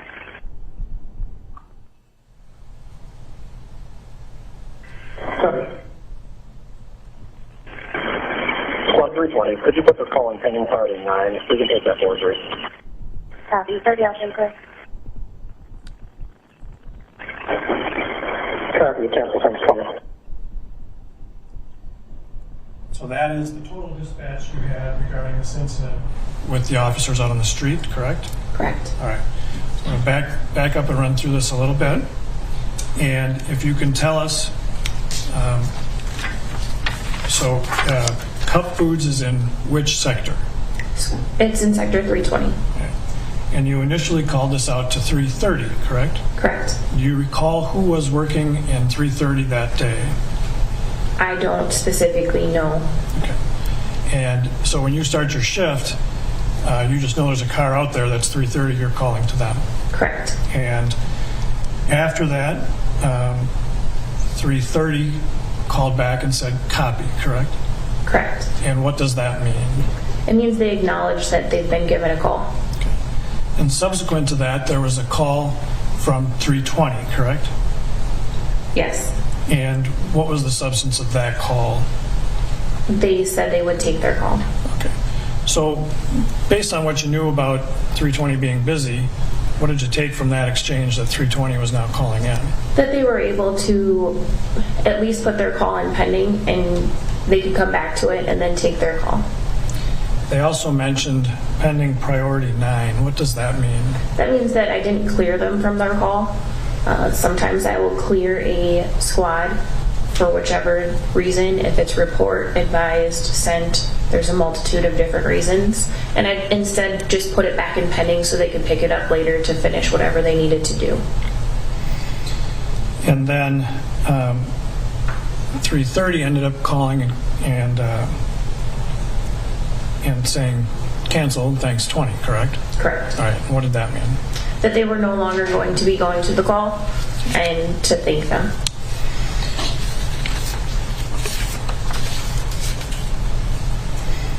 And so when you're making, when you're doing that dispatch, at some point did you ask to send additional officers there? In the initial one, no. Correct. But did you eventually? Yes. All right. So if we can go back to 151, please. And again, we'll expand that first page so we can see it easier. You'll see a line at 2010-08. So that would be 810-08, correct? Correct. And that's your identification number, correct? Correct. And so tell us what that line is about. These are the actions that I did to back the squad 320 up with 330 and then 830. And so when you're saying backed up 320 with 330, what does that mean? What do you... Additional squads are en route.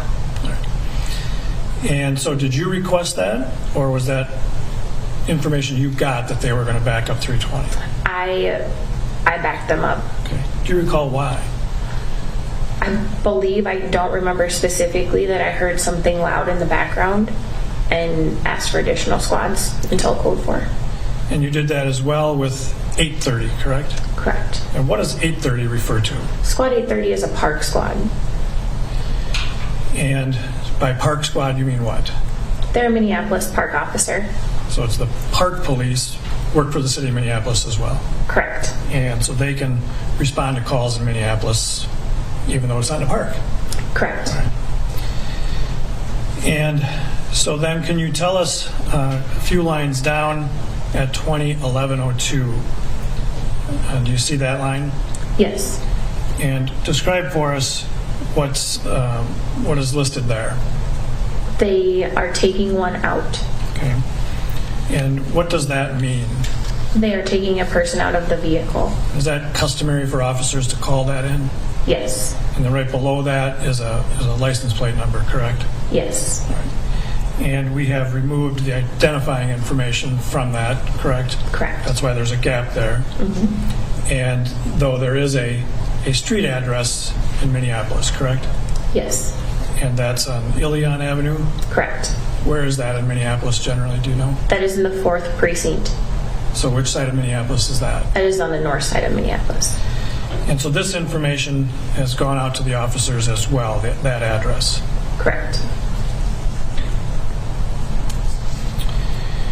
And then following down to 2012-21, do you see that entry? Yes. And can you describe for the jurors what's depicted on that line? It is squad 320 is code 4. And so that means what to you? Scene safe.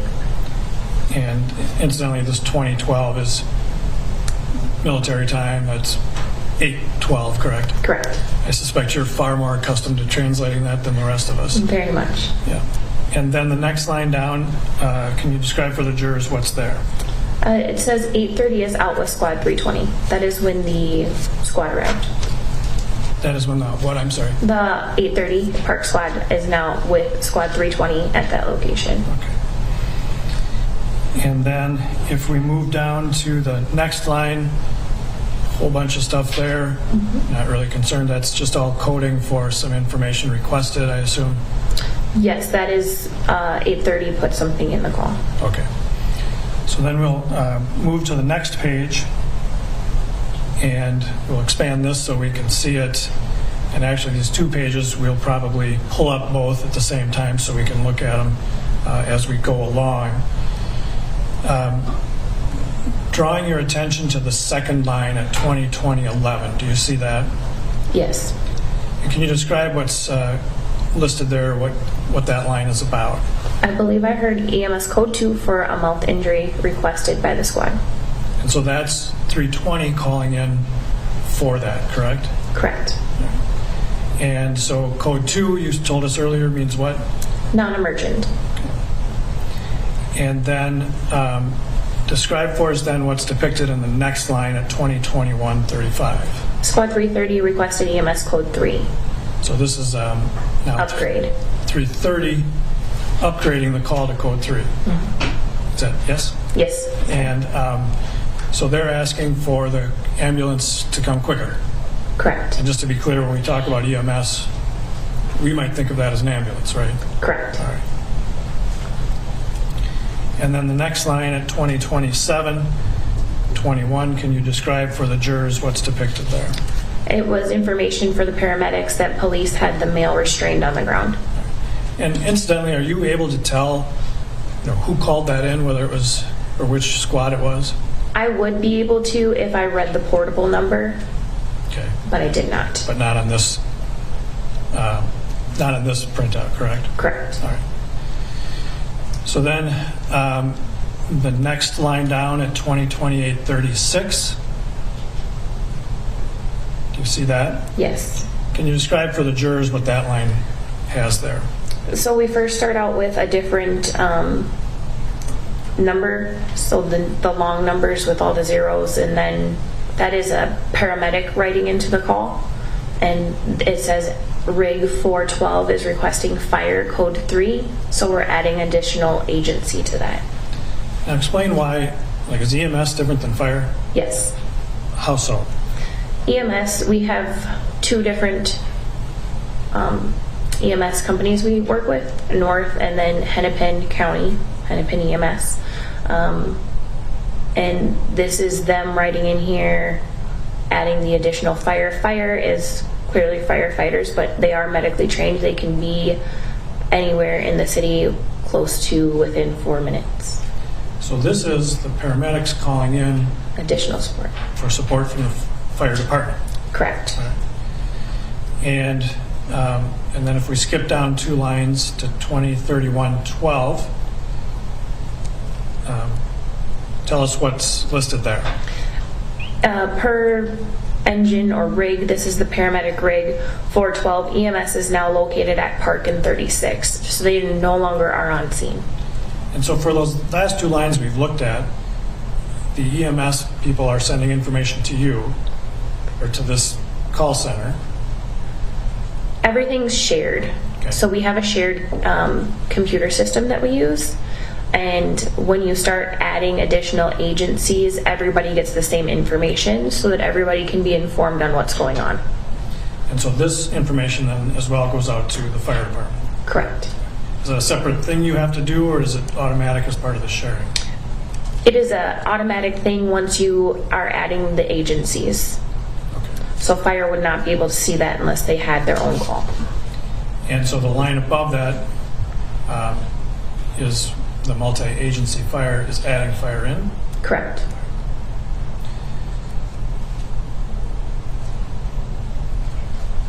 And so skipping down a couple lines now to 2033-02, can you describe for the jurors what's in that line?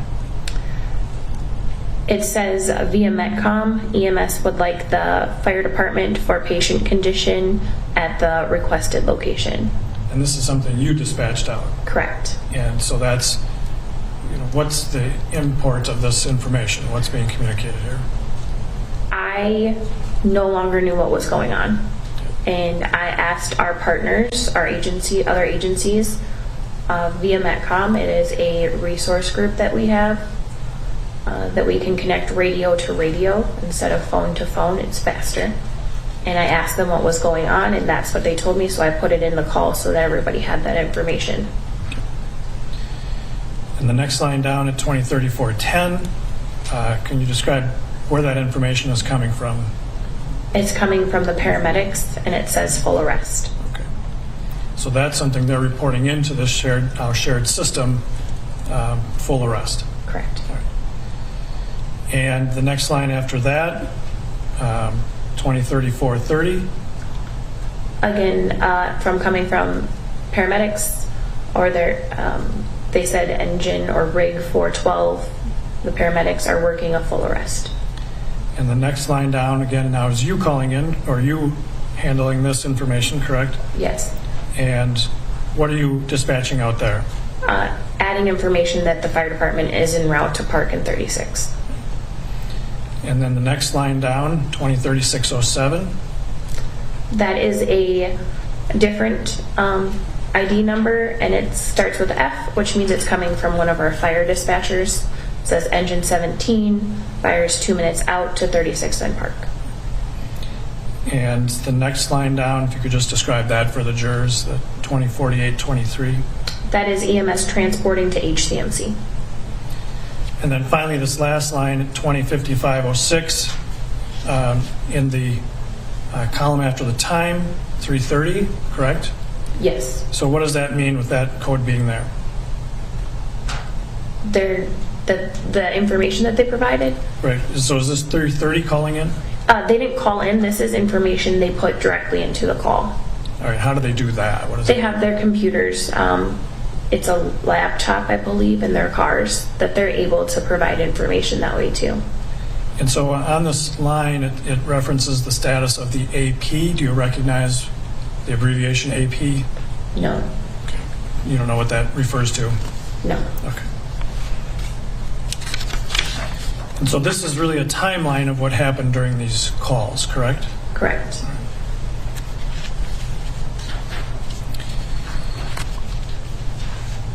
So during this call, you know why we're here today, of course, because of this incident, correct? Correct. You have since learned the identities of the officers involved? Correct. On May 25th of 2020, did you personally know any of those officers? No. And during this time of this call, did you have some opportunities to look at the street video from this location? I did. And can you describe for the jurors how you came to see that? While working at my position, we have 2 cameras or 2 TVs on our walls, one on both sides of the walls, so either side of the room can see. While I was dispatching calls, because this call was not the only call that I had to dispatch to officers in different precincts, I noticed that the cameras were up at 38th in Chicago and that we were able to see what was going on. And did you recognize what was depicted in the video? To the best of my knowledge. And was Cup Foods in the video? Yes. And did you recognize that as Cup Foods? Yes.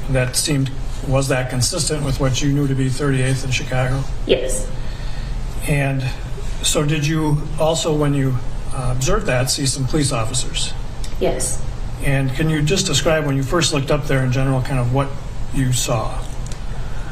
When I just saw the squad car. I didn't see the police officers. And did you watch this video feed for a period of time? I went in and out of the camera and being able to pay attention to it. I did not watch the whole video. Or as it was happening, I did not watch the whole time. And why not? I still had calls to take care of and things to give out to the police officers. So we've marked a copy of that video. Did you have a chance to view that before coming into court today? Yes. And you understand that we cropped it in the sense of on one side of the video there's a huge sign that kind of obscures that whole area. But the rest of the video, does it fairly and accurately depict what you were able to see? Correct. So, Your Honor, we would offer what's been marked as Exhibit 11. Any objections? Sidebar, Your Honor. Yeah. Welcome everyone here to News Now from Fox. They are doing another sidebar right now with the judge. We are moments away from seeing this evidence of a video that we have not seen before. So this will all be new.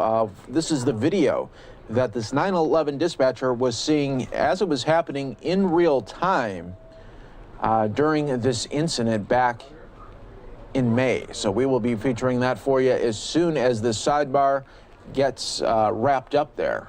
This happens time from time where the prosecution and the defense want to talk to the judge about something that they are about to see or something that just happened inside of the courtroom there. This is the first witness of the day, the 911 dispatcher, and we are expecting the defense then to do some follow-up questions as well, and their own questions. This one is wrapping up right here. Let's continue to listen inside the courtroom.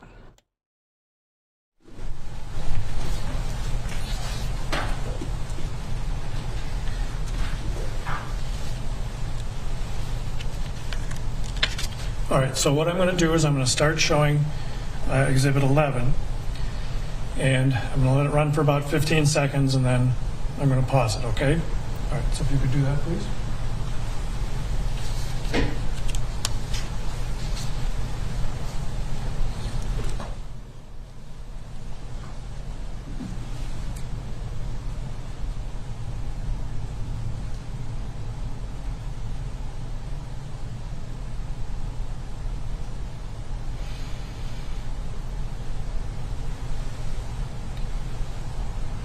All right, so I'm going to have to pause it right here. Now, as I said, other than cutting out the big sign on the right side, does this fairly depict what you were able to see when you looked up at the screens on May 25th of 2020 regarding this incident? Correct. And you said when you first saw it, there were no officers. Now we obviously have seen some officers walking into view. Were you still able to watch it when they did walk into view? I was in and out of this video, so I do not remember them walking to the car. All right. And what do you remember, seeing the next time that you looked up? I believe they were getting into the back of the squad car. And do you remember then the next time that you were able to see it, generally what was depicted? I believe they were still trying to get into the back of the squad car. It was moving a little bit, and then I went back to my screens. And I think what I'd like to do is have this run, and if you could just watch the video and tell the jurors, when you were able to look up what parts that you remember seeing that day during your shift, okay? Okay. All right.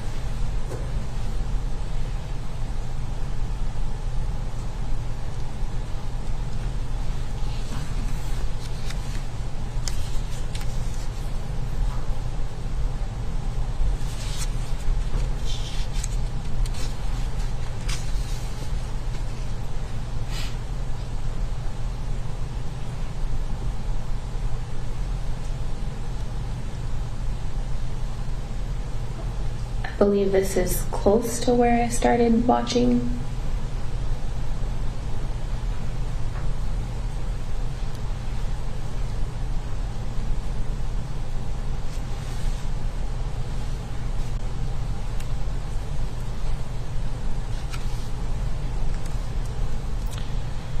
So obviously you can see some police officers here. Did you recognize them individually? No.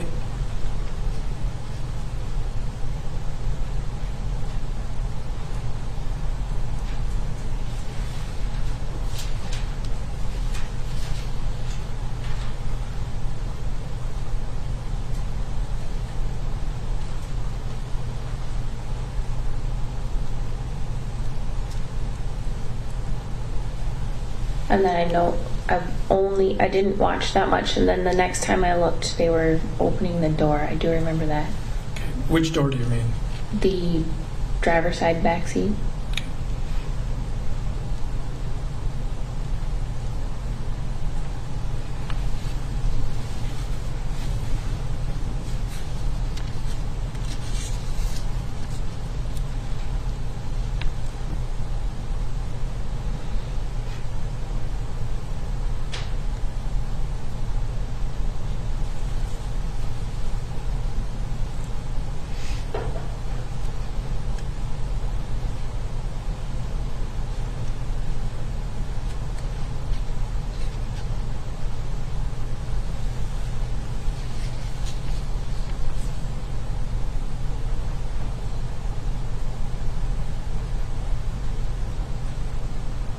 This is what I remember seeing.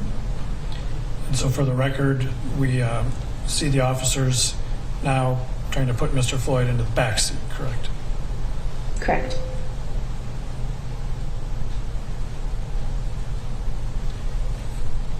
The timestamp on the top, for the record, reflects about 8:17 and 10 seconds when you said that, approximately. Yes.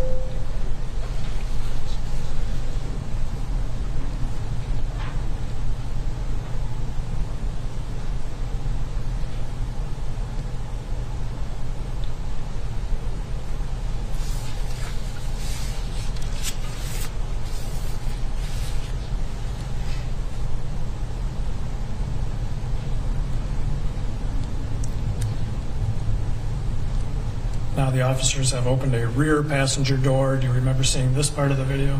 Yes. I remember seeing the squad move. And what do you mean by move? So like now you can see the squad is moving back and forth. It's not like being driven, but moving back and forth. Right. And for the record now, the timestamp at the top is 8:17:50 approximately.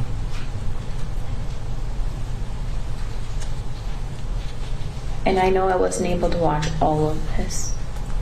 So at some point here, you had to turn away and do your job. Yeah. Okay. And do you remember what was the next thing you remember seeing? The next time I remember looking up is they had moved from the back of the squad to the ground. Right. And so when you see that, let me know and we'll just make a reference to it at that time, okay? Okay. I don't exactly know when they moved to the ground. I just know that when I looked up, right, we were no longer in the back seat.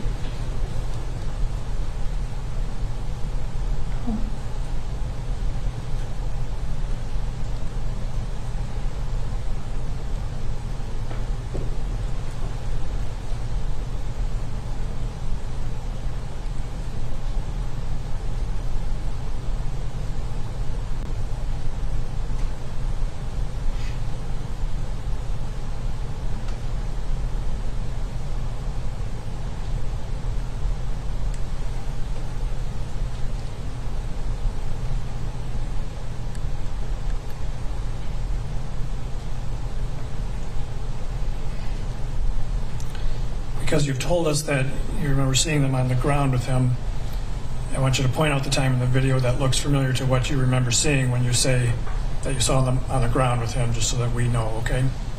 Okay.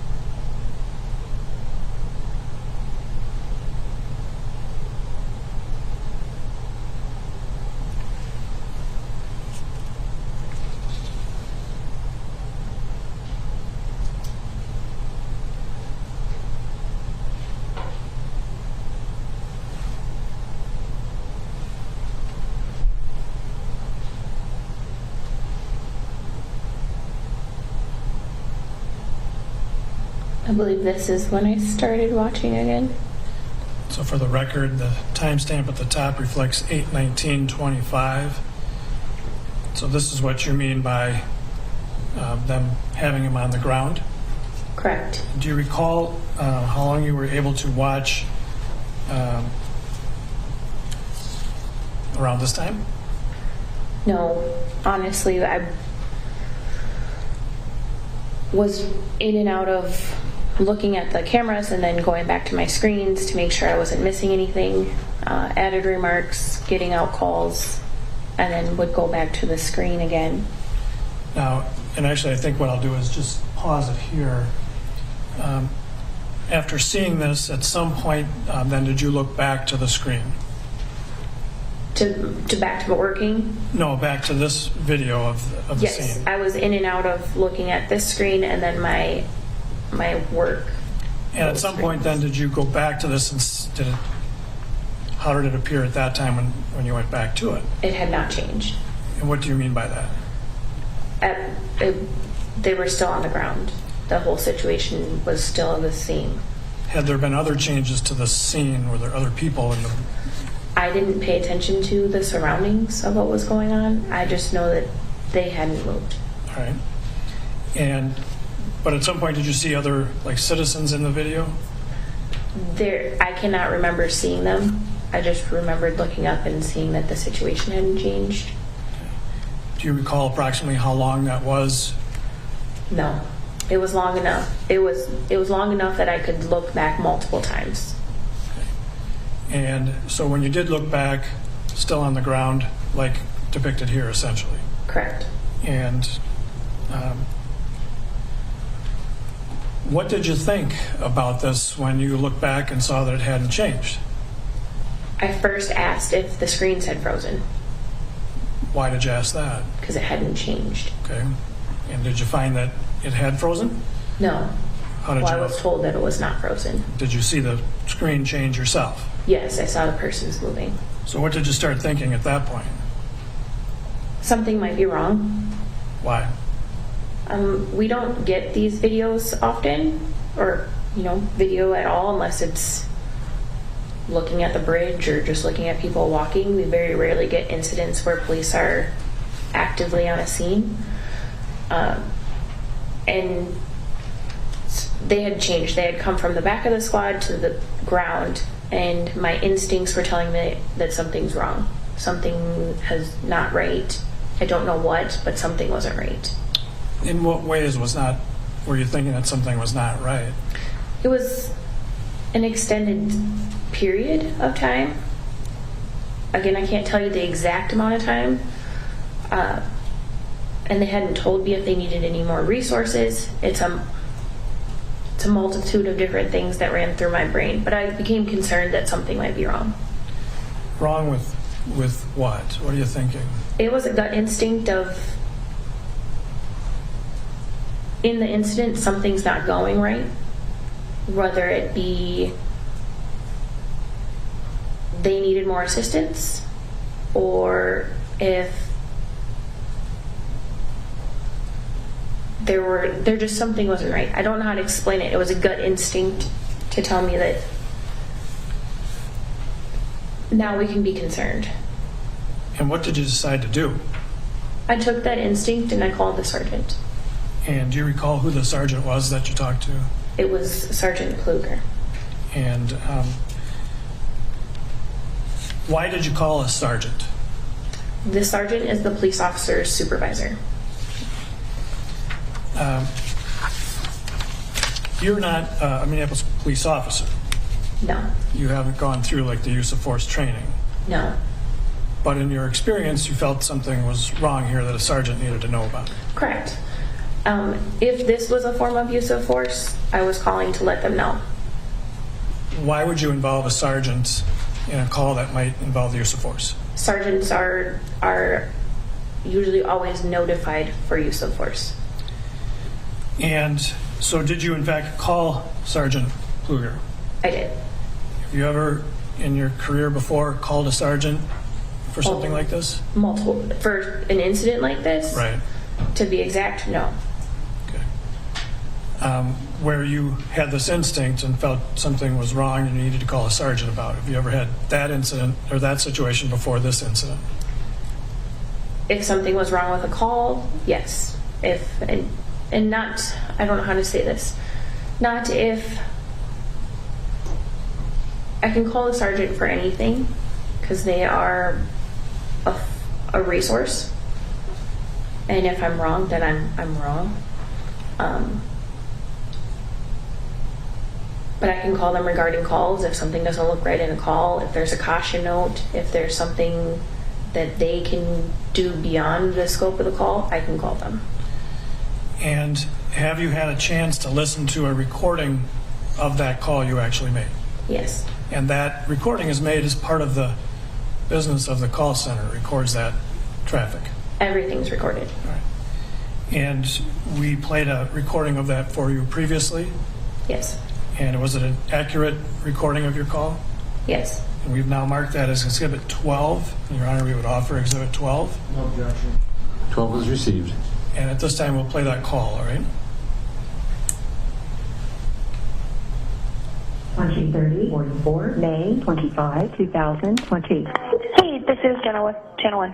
Hey, what's up? Hey, so just wanted to let you know about the person with a knife at 2602 Bloomington. And then, I didn't know, you can call me a snitch if you want to, but we have the cameras up for 320's call. Oh, did they already put him in the, they must have already started moving him. And 320 over at Cup Foods. Okay.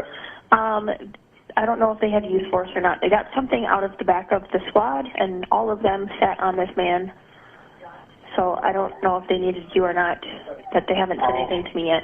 Yeah, they haven't said anything unless it's just a takedown, which doesn't count, but Okay, I'll find out.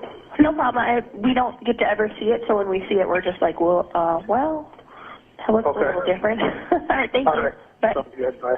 2031-33, May 25, 2020. So I'm going to walk through that just a little bit. At the very beginning, you spoke kind of fast and you identified yourself. You just described for the jury what you were saying there. I told him my name was Jenna and that I was Channel 1 dispatch. So that's meaning the dispatch for 3rd Precinct. Correct. And then you talked about something involving a knife.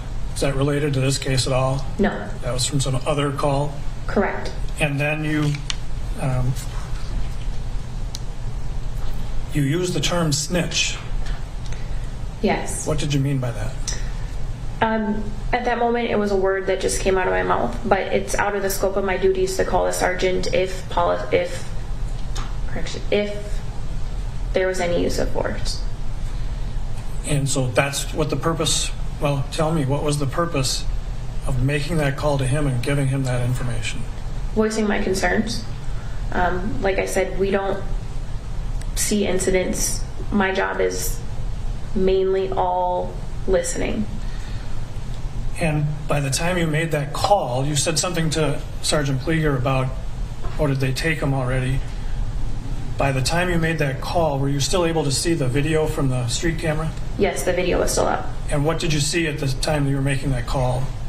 That nobody was there. So you were aware an ambulance had come to the scene? Yes. But the ambulance was not in the video at that time? Correct. So is that the reason why you made a reference to them being gone? Yes, so I was speaking to the rest of my team over there and asking a question to them while still on the phone with the sergeant. So probably a better time for me to ask this question, but have you ever, prior to that date, made a call like that to a sergeant? No. In your job?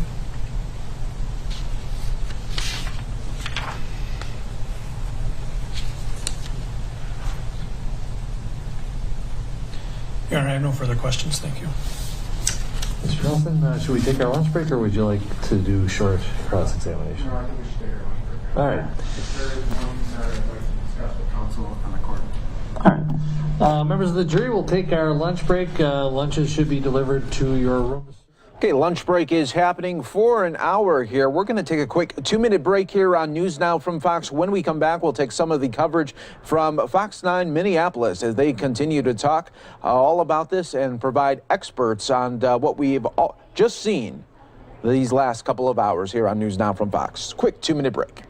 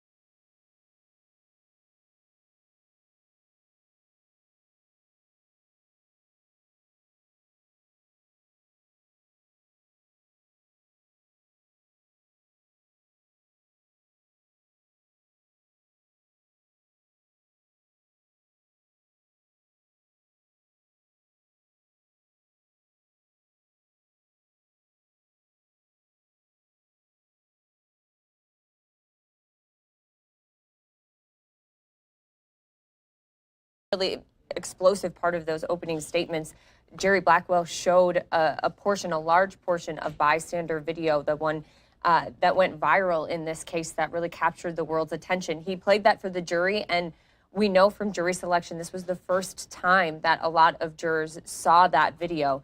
And Jerry Blackwell kept saying 9 minutes and 29 seconds is what this case has come down to, referring to the 9 minutes and 29 seconds that Derek Chauvin's knee is on George Floyd's neck. So, like I said, for about an hour, he presented, talked about police policy, played that video, and again, just laid out what evidence they're going to show and how they say it's going to prove Derek Chauvin guilty in this case. Okay, Hannah, how about the defense attorney, Eric Nelson? We know that the state was up there for about an hour. Eric Nelson, about half of that amount of time. So what was his approach this morning? His approach was really kind of laying out a story of what he said happened. You know, he says there's two sides to every story. He says we're going to lay out the other side for you and show you some of these other things that you might not see apparently in this video. You know, he talked a lot about George Floyd's state of mind, what he was doing, you know, before he had that encounter with Derek Chauvin. So that was a lot of his focus. And, you know, he also talked about, actually both sides today talked about, you know, this isn't an issue of race or cultural issues. We are here just to discuss this case. That is what we're focusing on. So we do have a soundbite here of Eric Nelson kind of talking to jurors about what he hopes their role will be in this case. Common sense tells you that there are always two sides to a story. Common sense tells us that we need to examine the totality of the circumstances to determine the meaning of evidence and how it can be applied to the questions of reasonableness of actions and reactions. In other words, common sense is the application of sound judgment based upon a reasoned analysis. And that's what this case is ultimately about. It's about the evidence in this case.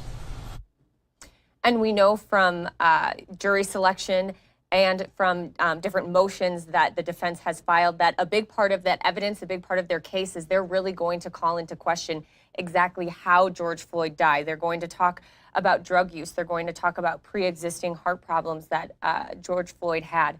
So we kind of learned that that's the approach that the defense has to take. And again, they don't have to prove any of their points. They're just trying to plant some reasonable doubt into these jurors. So that's what Eric Nelson is going to be laying out specifically on exactly how did George Floyd die. Okay, Hannah, so we've had the opening statements from each side, and now for the last 30 minutes or so, we've had the first witness who took the stand. This is a 911 operator who actually took the call that day and then dispatched out a squad. So what have we learned from her so far? What I thought was really interesting, first of all, just about this first witness being to this, going up to the stand, is that we were reminded that this is court, right? That it is very tedious. You hear Prosecutor Frank up there asking, a lot of really specific questions. They're going through this call log. But basically what he's trying to get at is learn more about what her role is in all of this. She took the phone call from Cup Foods originally of someone passing a counterfeit bill there. And then through a street security camera, she was actually able to witness what happened when officers arrived there, so much so that she called a supervisor. I believe we have a soundbite from her talking about, she said she was watching on the screen and just kind of had a gut feeling that made her want to call her supervisor because she felt like what she was seeing, there was something wrong. So I thought that was interesting hearing from her of just, I knew what I was seeing. It didn't feel right. She told the court that this was something that she had never done before, picking up the phone and calling a superior because she had a question about a use of force going on. So it was interesting, to hear from her what it was like watching this unfold in real time and her kind of having to execute some of her responsibilities as a dispatcher that she usually doesn't do. So the state had a chance to talk to her, and now after this lunch break, the defense will question her as well. So I'll be very curious to hear what kind of questions Eric Nelson has for this dispatcher. Okay, Hannah, really quick, I'm just wondering if we can give folks a refresher on the jury makeup at this point. Sure, yes. So remember that 15th juror was dismissed this morning. That was kind of an insurance policy to have that 15th juror. in case something happened over these last couple of days. Maybe a juror had a family emergency or they heard some news and couldn't be impartial anymore. So now we're down to 14 jurors. There's going to be the 12 who actually deliberate and decide the case, and the 2 who are going to act as alternatives, be there and be ready to step in just in case something happens. Our breakdown is on this jury, there are 9 women and 5 men. There are 4 people who identify as Black, 2 who identify as multiracial, and 8 who identify as white. There are also 6 who are younger than the age of 40. So that kind of gives you a little background. I mentioned earlier, I think it's important to note, during jury selection, we learned that many of them had not watched the video of George Floyd's death. Many of them said they found it too disturbing. They said they'd seen clips here and there, maybe on the news.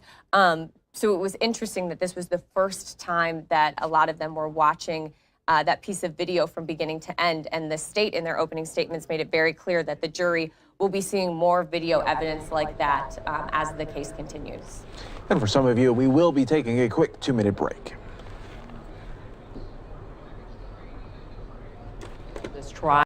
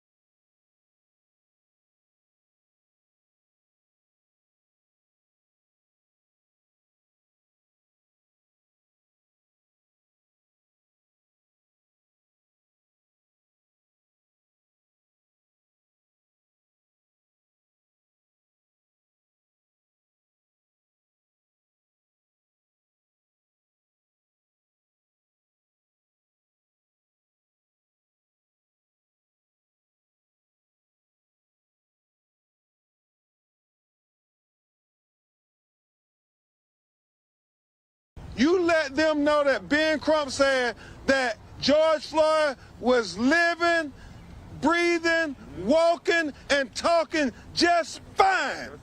Until the police put him face down and put him in handcuffs and put a knee on his neck for 8 minutes and 46 seconds. So this murder case is not hard when you watch that torture video of George Floyd. Y'all understand? Yeah. This murder case is not hard when you watch that torture video of George Floyd. And we have to call it what it is. It was torture. Even under the Geneva Convention definition, this was torture. And Derek Chauvin should be held criminally liable for the death of George Floyd. You know, we, the civil lawyers, made sure that George Floyd family got their civil justice under the 7th Amendment, Tony, with the historic $27 million settlement that not only included compensation for the family, but also policy reform. And that is important, but that's only part of the justice. George Floyd, just like any other citizen, his family is deserving of whole justice, full justice. That means that the state and the agents of the government shall hold individuals who commit crimes accountable under the 10th Amendment. And black people in America should not only have to get partial justice. We have every right to get whole justice, civil justice and criminal justice. Nobody questioned when the Diamond family got a $20 million settlement that white family should not also get criminal justice. So why is it that we will question in 2021 whether black people in America can get whole justice as well under the 7th Amendment and the 10th Amendment? We're not asking for anything extraordinary. We're asking for equal justice under the law. And newsflash,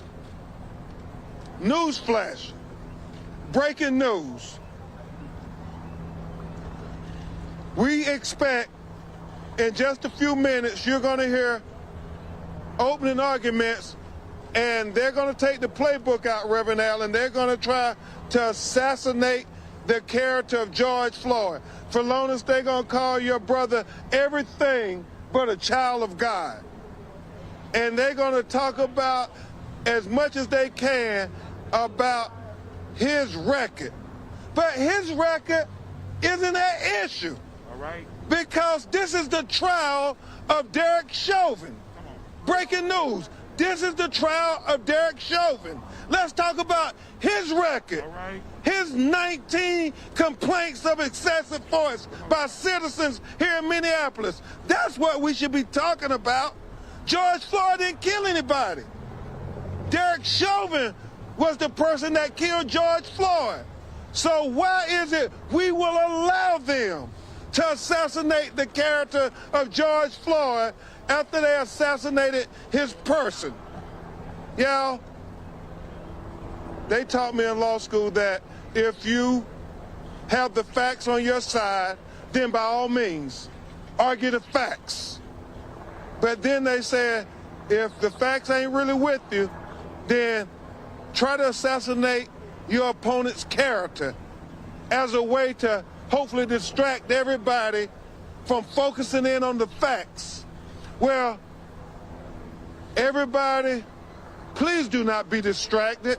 The facts are simple. What killed George Floyd was an overdose of excessive force. The transcript from the autopsy. And we will be taking another quick 2-minute break right here on News Now from Fox.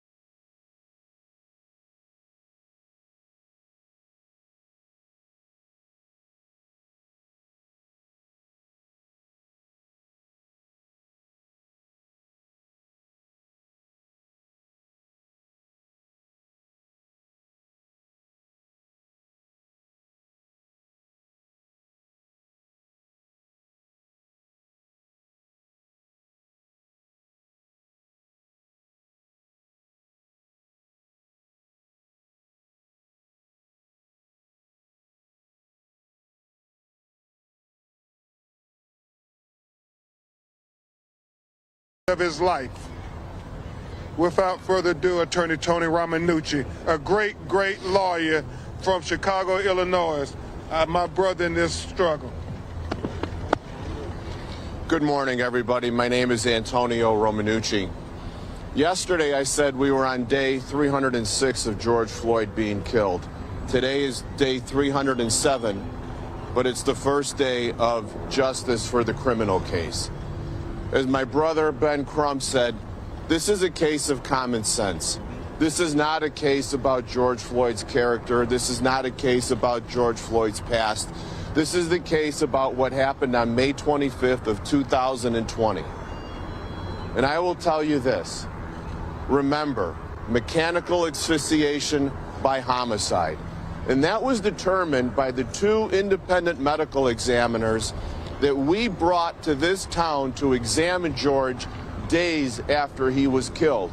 And why we did that? Because we had to challenge and attack the narrative that Hennepin County had put out that George had died of a fentanyl overdose.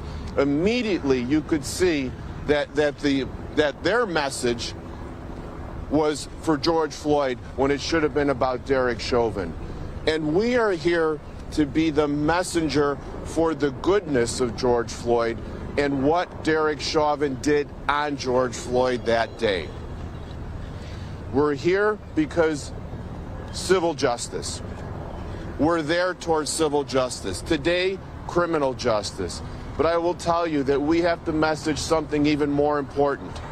We have to message change of laws. The Minnesota General Assembly will have an opportunity to change one of the most important laws that we've ever had in this state. And that's changing the arbitration reform bill. We want it named the George Floyd Reform Arbitration Bill. We want it so that if a chief of police fires a police officer because they lied, because they used unreasonable use of force, because they were egregious conduct, we want that termination by the chief of police to stand. We don't want it overturned by an arbitrator. We want the chief of police, just like Chief Arredondo did in this case. He fired those police officers because they failed to intervene, because they didn't try and save George's life when he said, "I can't breathe," just like we're all doing right now. We're breathing. We don't have to think about it. George was begging to breathe. That is deserving of termination. It's not deserving of an arbitrator to review that termination and overturn it. But we're here in George's spirit because every single day since his death, George has sent a message. And he's going to send a message in perpetuity. We're going to make sure that never, ever needless death happens again. We're an unrestrained, non-violent man, a black man, killed at the hands of white police officers, never happens again. Thank you very much. Thank you, Tony. Thank you, Attorney Romanucci. And hailing from Atlanta, Georgia, a person who has been instrumental in helping us achieve that historic civil justice for the family of George Floyd, especially the child of George Floyd, my brother, Attorney Justin Miller, who is partners with Attorney Chris Stewart. Thank you, Ben. Good morning. My name is Attorney Justin Miller. On behalf of my law partner, Chris Stewart, who couldn't be here with you today, I bring you greetings. This today is not the trial of George Floyd. And I've heard people say that. This is the George Floyd trial. This is the George Floyd trial. George Floyd is not on trial. This is the trial of Derek Chauvin, and it should be printed and spoken about that way every single time we talk about it. This trial is about America being America for all Americans. Not just some of us, all Americans. And it can be that way, and it should be that way. We have to take time now to think about what we want for our children and for our families. This family behind me is suffering, and they've been suffering since the beginning of this thing, and they're gonna suffer long after all of you have gone and all of us are gone. What we wanna do and what this trial can do is to make sure that no other families have to suffer in this manner. George Floyd was murdered. He wasn't killed. He didn't die. He was murdered. Yeah. And when a man is murdered, there should be retribution. There's no real justice, in my opinion, for a person who was murdered. You can never get his life back. His daughter will never get a father back. His brothers and sisters and nieces and nephews will never have that person in their life. But what we can do is make sure that justice is served in the courtroom to Derek Chauvin, the person who for 8 minutes and 46 seconds tortured, murdered, and killed George Floyd in front of the world for everyone to see. You know, in the very beginning... We're going to take another quick 2-minute break right here for you on News Now from Fox.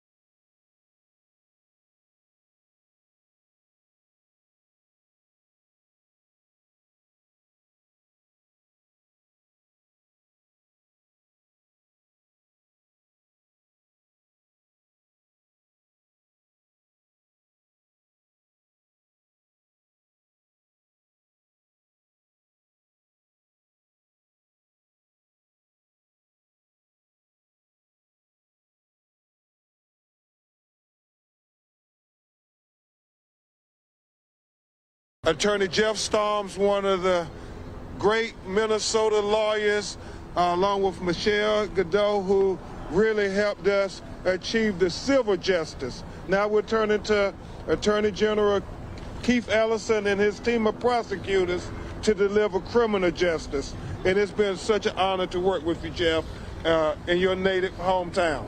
Thank you, Ben. It's been an honor to work with you as well. For too long, too many of us have been deliberately indifferent, at least, to the atrocities that have befallen our black brothers and sisters.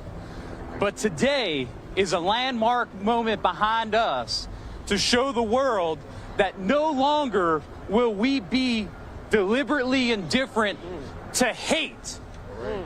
Through love and power, through these leaders, through these families that have suffered, we will all work together to eradicate it in every manner possible. And that means both civil and criminal justice. And we are all playing a role in that, and we thank you all for that. Thank you. Thank you so much, Jeff. Now we're going to have his family. It's going to be emotional for them, and you can imagine they're about to have to sit Sarah through this court proceeding and hear them talk about the person who they all grew up with in CUNY Homes projects of Houston, Texas. Congresswoman Sheila Jackson Lee reminds us that not only is George Floyd's family in the limelight, but also the whole CUNY home neighborhood. All of Black America is in the limelight as we deal with this landmark case. And his family, all of them have been so dignified and graceful in the face of this unimaginable, horrific tragedy. Can you imagine, just for a second, if that was your loved one who was down on that ground begging? I don't think many people can imagine that, especially our white brothers and sisters. They can't fathom that. But just try to imagine that if you can. Just try to imagine the person who you grew up with, the person who looked after you on that ground begging for a breath. And that's the last moments of his life on this earth. That's what they're dealing with. So we're going to call his brothers to come before you. Phalonis Floyd, Terrence Floyd, Rodney Floyd, and Brandon Williams. And also his cousins are here, Tara Brown and Sharita Tate and Latidra McGee. So if the brothers, if you all will come forward, you all represent the legacy of your brother.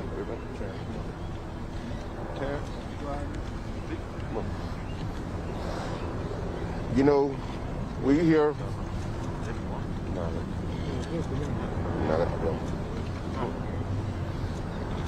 You know, we here from Houston, Texas, CUNY Homes.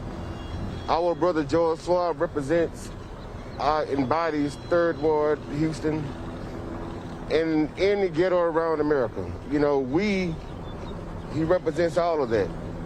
We are one. And he came to Minnesota to better himself. And he had a lot of great things going on. He fell in love with the city. He fell in love with the people. And he was at trucking school. And, you know, Minnesota offered so much to him. And so, bear with me, y'all. Good job. You know. So George Floyd came to this city to make a better way for himself. And unfortunately, Mr. Chauvin, y'all seen the video, 8 minutes and 46 seconds, knee on our brother's neck. Y'all, please, do not be entertained by the lie that they're gonna throw out on him. Do not be entertained by the lie. The truth is, he was killed in the streets. He came from Houston to make a better way for himself, and unfortunately, Mr. Chauvin did what he did to our brother in the streets. So please, y'all, keep that in mind. He was murdered in the streets. That's all. I'm gonna leave it at that. That's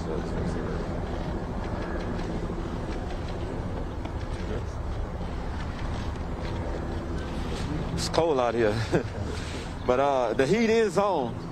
It's for the state of Minneapolis, Minnesota. They will have to make the right decision. They can't sweep this under the rug. Come on, PJ. George Floyd, Philando Castile, they were all killed by officers that were sworn to protect us. Many others who I can't name, is so many throughout America. But one thing I can tell you, we will get justice. We will not allow Derek Chauvin, Tao, and his crew to be the judge, the prosecutor, and the executioner. All right. If we can't get justice for a black man here in America, we will get justice everywhere else in America. This is a starting point. This is not a finishing point. We will be around the world to get justice for all others, meaning in Brazil, London, Ghana, anywhere we have to go to, because the shade of your skin shouldn't be a death sentence. America is watching. Just like this press, many shows, court TV, they would display everything. Just like when that man had his knee on my brother's neck for 8 minutes and 46 seconds. It was a motion cinema picture. Everybody's seen it. You had to be blind if you didn't see it. A blind man heard a man being tortured to death. Thank y'all. Now, Brandon Williams, his nephew, who was like a son to him. No, every time we come to Minnesota, and we've been here a few times since the horrific day on May 25th, it's never easy. But I think I can speak for us all when I say that this trip was a lot easier. We came in for one thing and one thing only. We came to get justice, and nothing less. We came to get justice. When you think about May 25th and seeing my uncle lay on the ground to him. No, every time we come to Minnesota, and we've been here a few times since the horrific day on May 25th, it's never easy. But I think I can speak for us all when I say that this trip was a lot easier. We came in for one thing and one thing only. We came to get justice, and nothing less. We came to get justice. When you think about May 25th and seeing my uncle lay on the ground, not resisting arrest, calling for his mother, with a knee on his neck for 8 minutes and 46 seconds, and never, ever did no one think to render aid, to say, hey, maybe this guy's telling the truth, he really can't breathe. So as being said, if this trial is hard, we got two justice systems in America. One for white America and one for black America. And we can't have that. So I think today is definitely the starting point. It's change that's long overdue in this country. This can go all the way back to Rodney King. As my uncle said, a blind man can see this. A blind man can see that that was murder. Despite anything that they say about my uncle, that was murder. Yeah. So either they weren't trained and qualified to do their job, or they intended on taking his life. Either way, we need justice. And I think throughout this whole trial, that's one word that you'll hear me and my family say a lot. Justice. Somebody needs to be held accountable. You mean to tell me if he didn't encounter Derek Chauvin that day, that he would have still died? No. Anybody out here standing here today believe that it's still a problem in America? A problem that needs to be addressed, and addressed today. No, we can't get George Floyd back. But what we can do is make sure that no family feels this pain and suffering that we feel. His daughter won't have a father in her life. His brothers won't have a big brother to love and protect him the way that he did. Somebody needs to be held accountable. Yes, sir. And we're going to demand that. Thank y'all. Let's take another quick 2-minute break here on News Now from Fox. We're less than 30 minutes away from the trial to resume after their lunch break.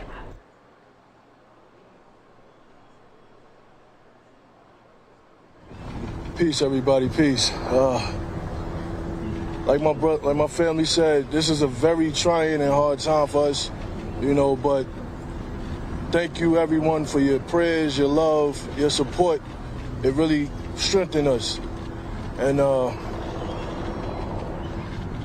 this is different because all the cases we saw before, I can name two, because like I said, I'm from New York, so I named Sean Bell. I actually lived around the corner from where he got shot. And I was actually asleep, and I heard the gunshots. And when I woke up in the morning, everybody was saying what had happened around the corner. And I have friends. I have friends that went to school with Sean Bell. So to see that, no justice in that situation, it made me furious. Then you came to in New York. You came with Eric Garner, and we watched that. Even more furious, but it's just it hit different right now because we on the other side of the fence. You know, that was my brother, and it just feels very different to just sit there and watch the video. And I've watched it numerous times, and some people say, why are you doing that to yourself? Why are you doing that to yourself? Because just like a person has a voicemail and they lose a loved one, but they call that voicemail just to hear their voice, I was watching the video not to discuss myself or get myself furious. That was the last time I could hear his voice. You know, so I watched it. And every time I watched it, it seemed like it just got me, it made me stronger because I knew, yeah, they murdered him, but we still Floyd strong. And we still here. So we gonna hold it down for him. You know what I'm saying? And they say trust the system. They want us to trust the system. Well, this is your chance to show us that we can trust you. Thank you. Absolutely. Thank you, Terrence. And to all his family, his sister Bridget, and his daughter Gianna, and everybody. Right, so we've been listening. This was happening earlier in the day there before the trial started off. We heard from his attorneys as well as the family members there of George Floyd demanding justice ahead of this trial here. So what we are going to do now, we are continuing to monitor everything that is happening inside of the trial. But right now, that is on a short break. So let's go to some of the coverage from our station, Fox 9 in Minneapolis. You're watching News Now from Fox. If we have gotten to the place where we can hold police accountable if they break the law is for everybody. Policemen are not above the law. Policemen are subject to the law. And that's what's going on in this courtroom. Well, the Floyd family attorney Ben Crump also spoke outside the government center this morning, and he echoed the significance of this trial for America. Today starts a landmark trial that will be a referendum on how far America has come in its quest for equality and justice for all. Again, Fox 9 has you covered the entire length of this trial. You can watch everything right here on our air. We're also streaming it on our website from gavel to gavel. Again, we're in a lunch recess right now. We're going to take you right back into the courtroom as soon as they return. Meantime, another headline. Okay, and as they go to other news here of the day, we are now just about less than 30 minutes away from the trial set to resume once again after their lunch break. When they come back, we will hear the defense team cross-examine prosecution's first witness. That was the 911 dispatcher. That was the first one to take the call that they needed some assistance at that deli and the deli mart there in Minneapolis. So we'll keep an eye on that. As soon as that gets going, we'll bring that to you. Some more coverage there. Enjoy.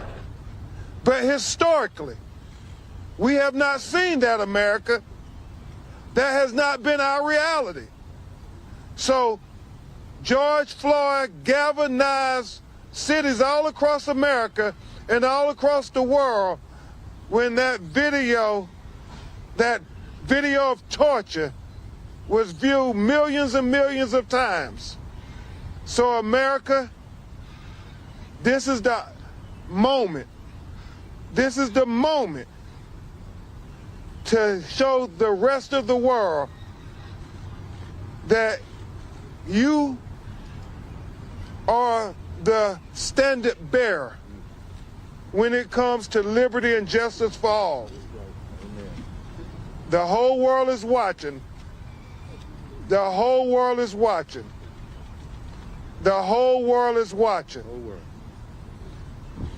And so it's befitting and appropriate that we will have our civil rights leader today for America, my mentor, one of our co-counselors, even though he's not a lawyer,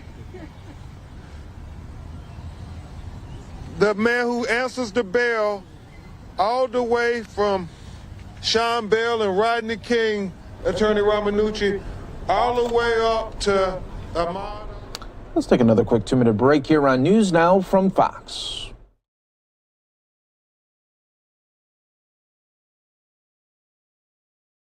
Killed by police in 2020.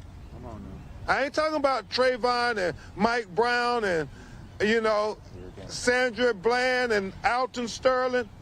I'm just, even here in 2020, think about how many hashtags were created during the COVID-19 pandemic when everything was shut down in America, seems like, Rachel, except implicit bias and police brutality. My God. So that's why we need his moral leadership now more than ever, the Reverend Al Sharpton. All right. Thank you, Attorney Crump. Let me say that last May, when this nation and world witnessed a lynching by knee of George Floyd, we are here to see the case of a man that used his knee to lynch a man and then blamed the man for the lynching.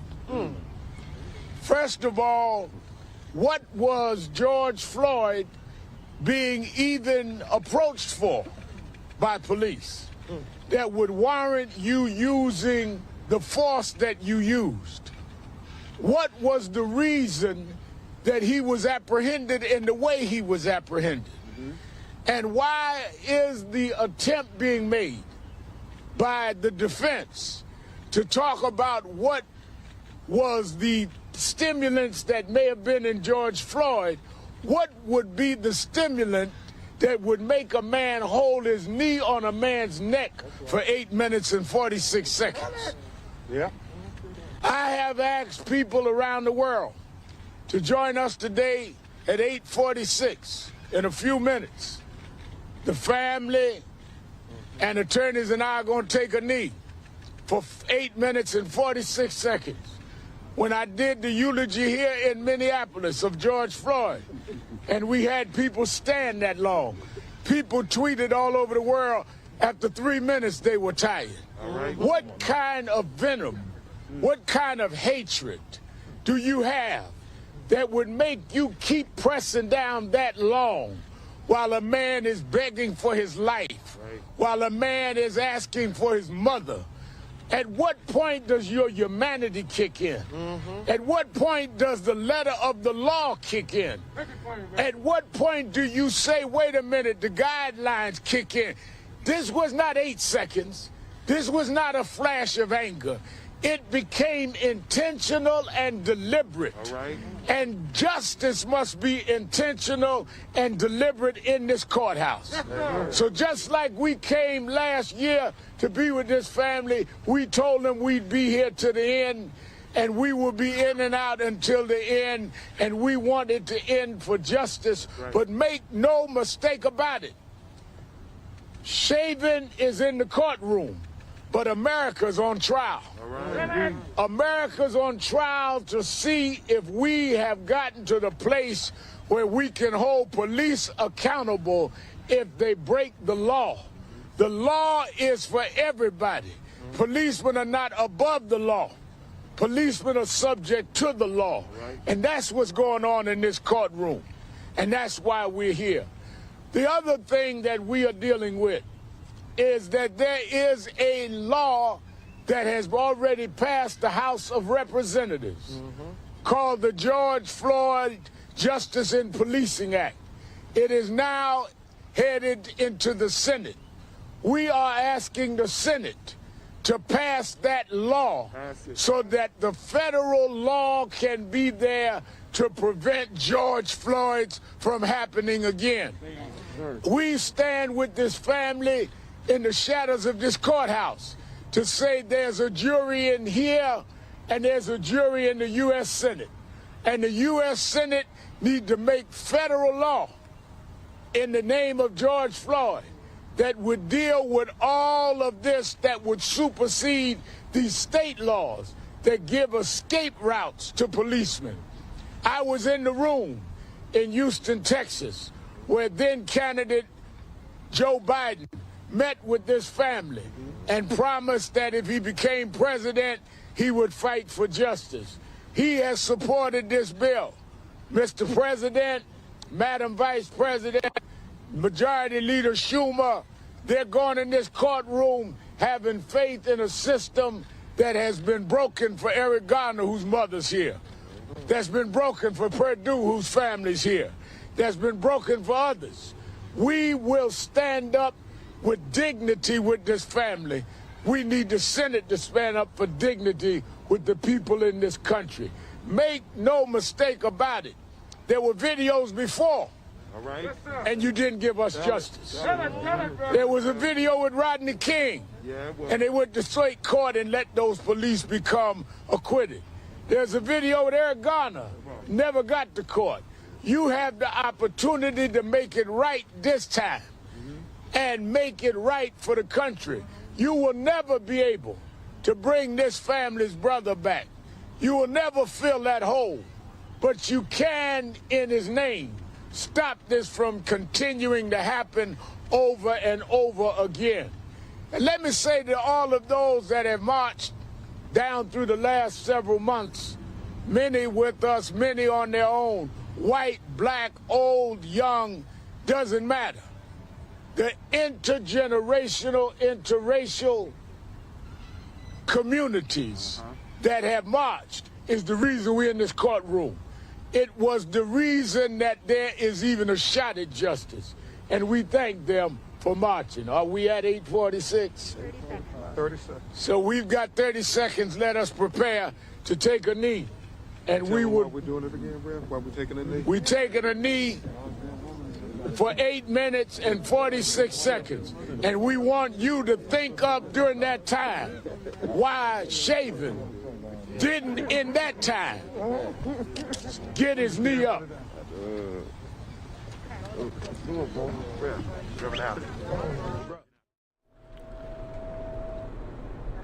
We will take a quick 2-minute break here on News Now from Fox. We are now about 12 minutes away from the trial to resume after the lunch break. What we will do is show you some of the first witness testifying in open court to kind of give you some of the context that you will be seeing, because she is going to come back on the stand.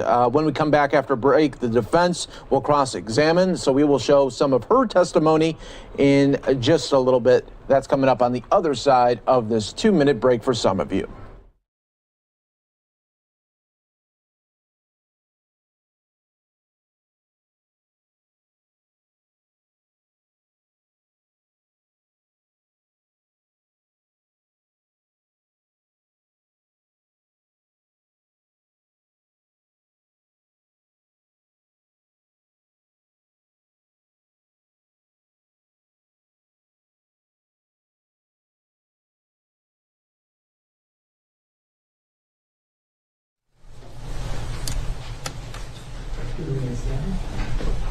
You swear or affirm on the penalty of perjury that the testimony you're about to give will be the truth and nothing but the truth? I do.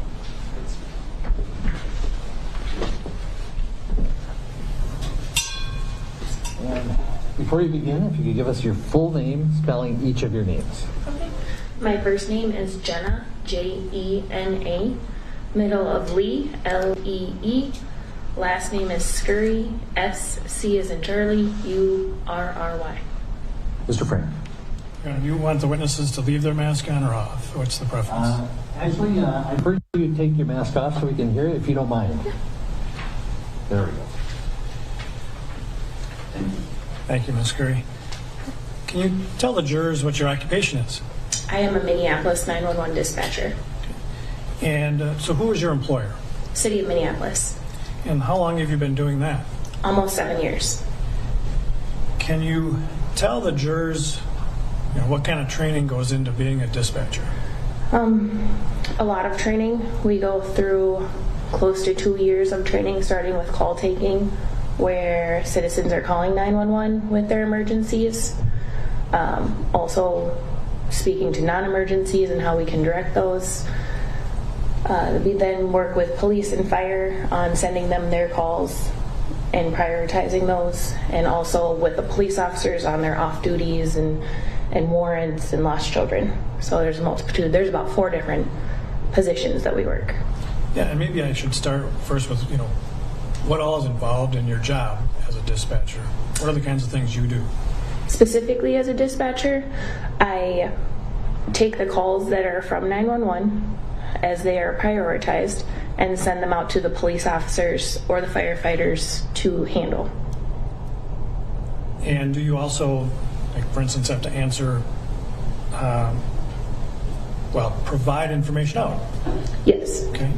And is this just for police calls or fire calls, or what kind of calls are involved? We have 2 different dispatches. So we have police dispatchers who will take the calls from 911 and the information and give it out to the officers over the radio. And we have fire dispatchers who would then do that specifically for the fire department. So there are kind of 4 different aspects to your job, right? Correct. What can you just describe first what those 4 really are? The first one, 911 call taking, again, where the citizens would call in, giving their emergencies. We help with prioritizing those or getting them to non-emergencies lines. We then have fire dispatch, where those dispatchers specifically send over fire rigs to fires or medical runs. Channel 7 would be where we log in our off-duty officers, deal with lost children reports, warrants. It's called our information channel because it is a lot of where information questions happen. And then our police dispatching, where we take those calls from 911 and then send them out to the officers based off of priority. So a lot of people think of a dispatcher as getting a call from somebody and then just calling a police officer and saying, go answer this call. But it's more to it than that. A lot more to it. Okay. And when you're working a typical shift, describe for the jurors, like, what's around you? What's your office look like when you're a dispatcher? My office, our center is currently located in a basement. We have walls similar to like this, covered with carpet. It's a large center. You'll have all the call takers together, similar to how the jurors are set, but you'll have 5 to 6 different screens around you.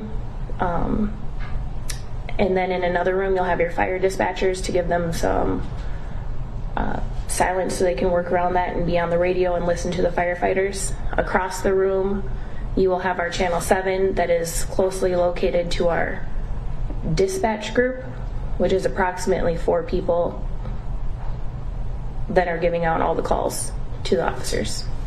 So you say the fire dispatchers are somewhere different. Why is that? It's just the layout of our center. Police dispatch is also across the room away from the call takers. It gives them the ability to be louder if they need to, if someone's hard of hearing or anything like that. The chatter also gets, with everybody together, gets pretty loud, so we have our own different areas for the ability to be on the radio without all of the background noise. So in any particular shift, there are some people taking calls and some people dispatching calls. Correct. We are not doing the same. I am not taking a 911 call and then dispatching it. Why is that? Minneapolis is very busy. We have dedicated 911 call takers at that time. We wouldn't be able to do it all at the same time. And then fire dispatches their own fire units for a particular call? Correct. Okay. Now, you mentioned having 5 or 6 screens in front of you. What are all those screens about? Those screens have different resources on them. One of my screens is a telephone that has hundreds of numbers in it that I can use to call whoever I need to for any given reason. I also then have a city computer that I can utilize if I need to find an address because someone may not know it. I can use Google or any other resources I need from the internet. I then have a radio screen that has all of our radio channels on it, along with other public answering points so we can listen to their chatter in case something is coming into Minneapolis that we need to be aware of. And then I have 3 screens dedicated to the calls that are coming in, the calls that are assigned to. All right, we are just now moments away from the trial setting to resume. When the trial does resume, we will have the defense cross-examine this 911 dispatcher, and we'll be bringing that to you live right here on News Now from Fox. Stay right here with us. We'll take our final 2-minute break of this hour.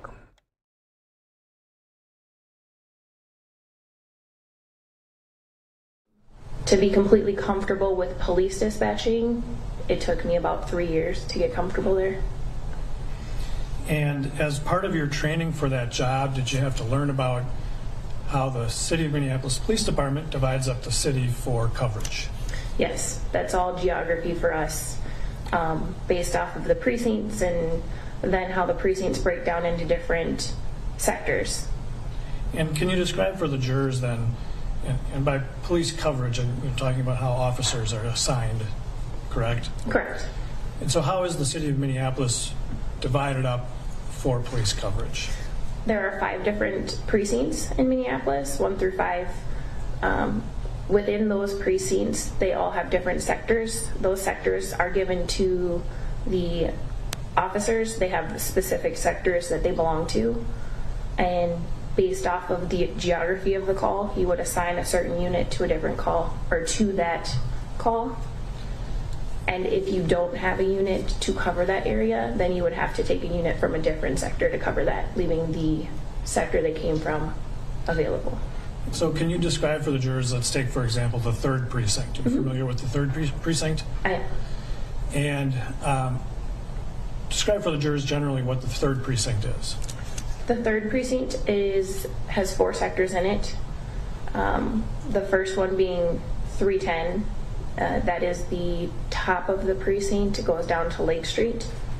And then the middle would be 320, and the lower half being 330, the east side being 340. And so what generally in the area of Minneapolis are we talking about? For the 3rd precinct would be South Minneapolis, east of 35W. And when you use these terms like 310 and 320, what is that really referring to? It refers to their sectors to correspond with the call signs that they use. And so in a typical shift, how many officers would be assigned to each sector?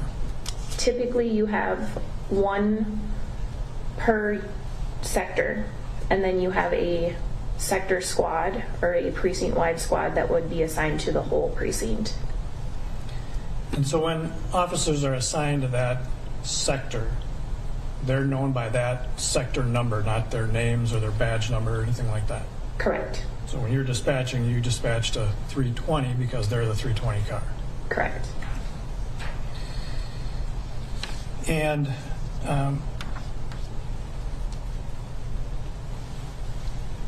so if you dispatch a call and that sector car is not available, what's the process there?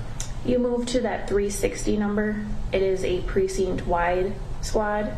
If there is not one available, then you move to the most closest available squad.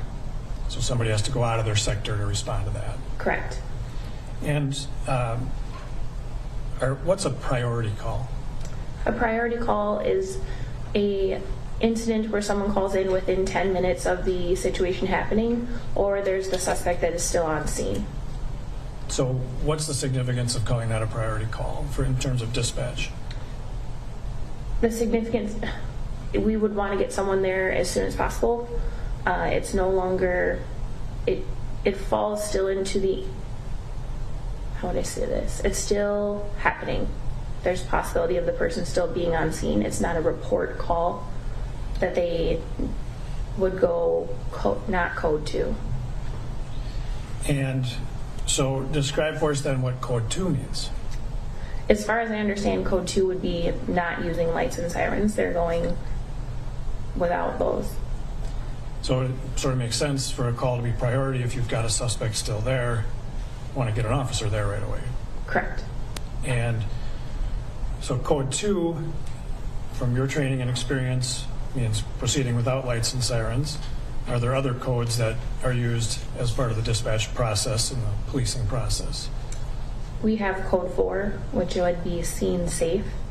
If we're working with other agencies, such as EMS, and they're staging in the area, which means they're not going in unless police have deemed it safe for them, police would let us know that the scene is code 4, and then they would proceed in.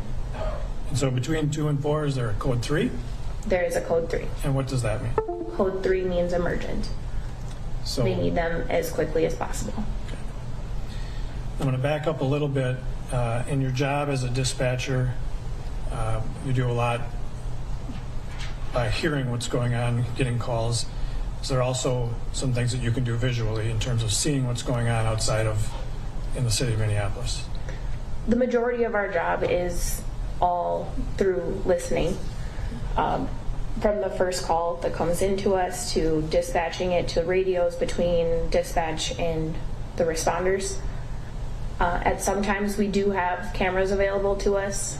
They can be up simply for the fact to know what time of the day it is, to know what the weather might be out or at that time, to keep us as up to date so we can understand how or what questions to ask our callers depending on the day or what it looks like. But we do have cameras available to us if needed. So explain where these cameras are. What do you mean that there are cameras? As far as I know, they are around the city. I don't specifically know where each one of them is, but they are up and we do have access to them. Not specifically the dispatchers, but they are cameras that are available for usually camera operators, which are some police officers that operate cameras to use, and then we can use them as well. So how do you see them? You know, when you're working as a dispatcher, how do you see the video from those cameras? Just like the TVs in this room, they're on the wall for us to use. There are approximately, I believe, 6 TVs. And so it's a way for you to see what's going on out in the streets? Mm-hmm. Correct. Okay. And, you know, how often in your job do you think you look up at those and see what's going on? It depends. Depends on how busy we are. Sometimes we are going from call to call to call, and you start at...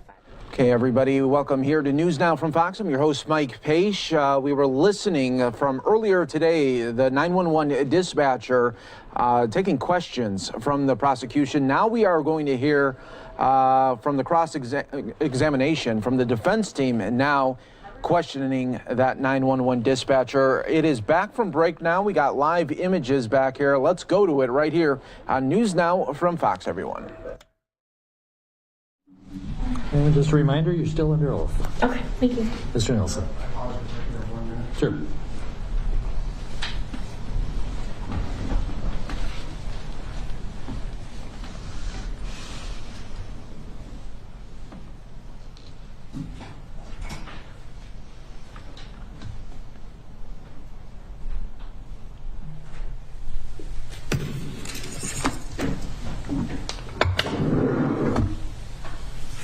Good afternoon, ma'am. Hey.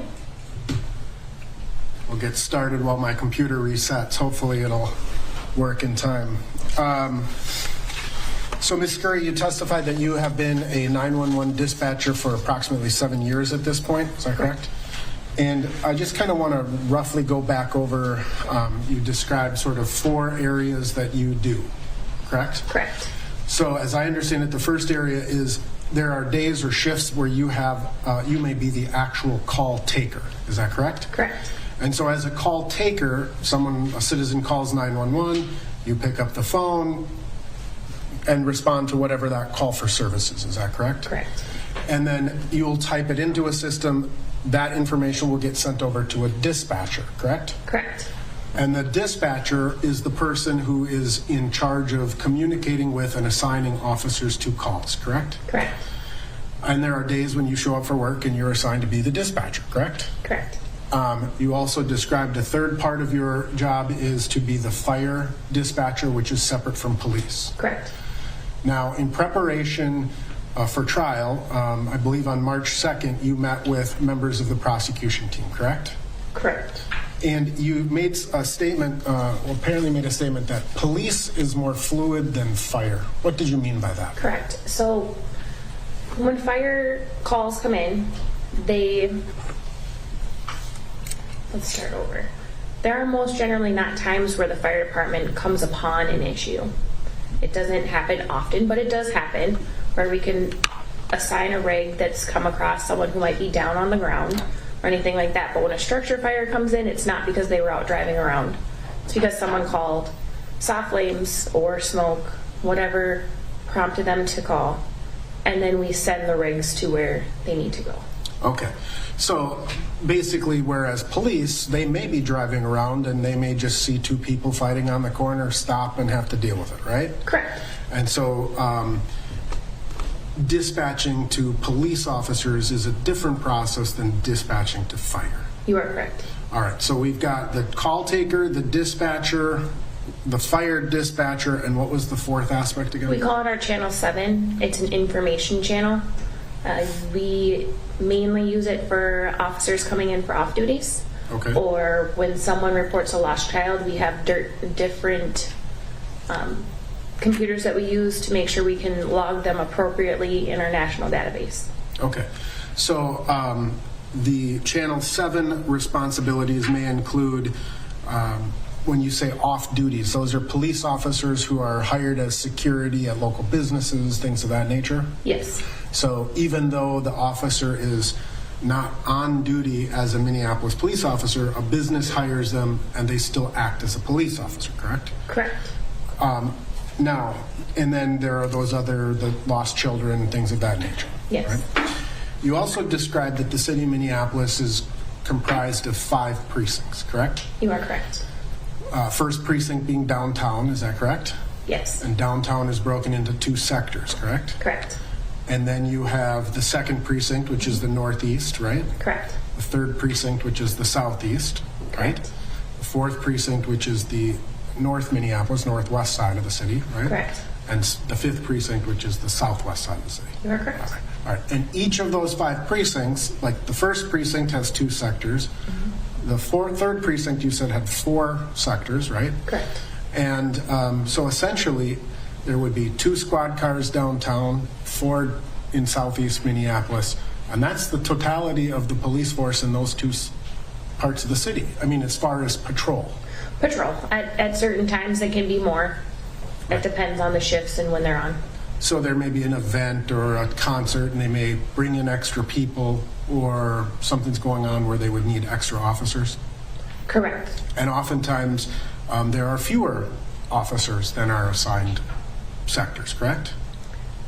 There's usually always at least 1 squad per sector. Okay.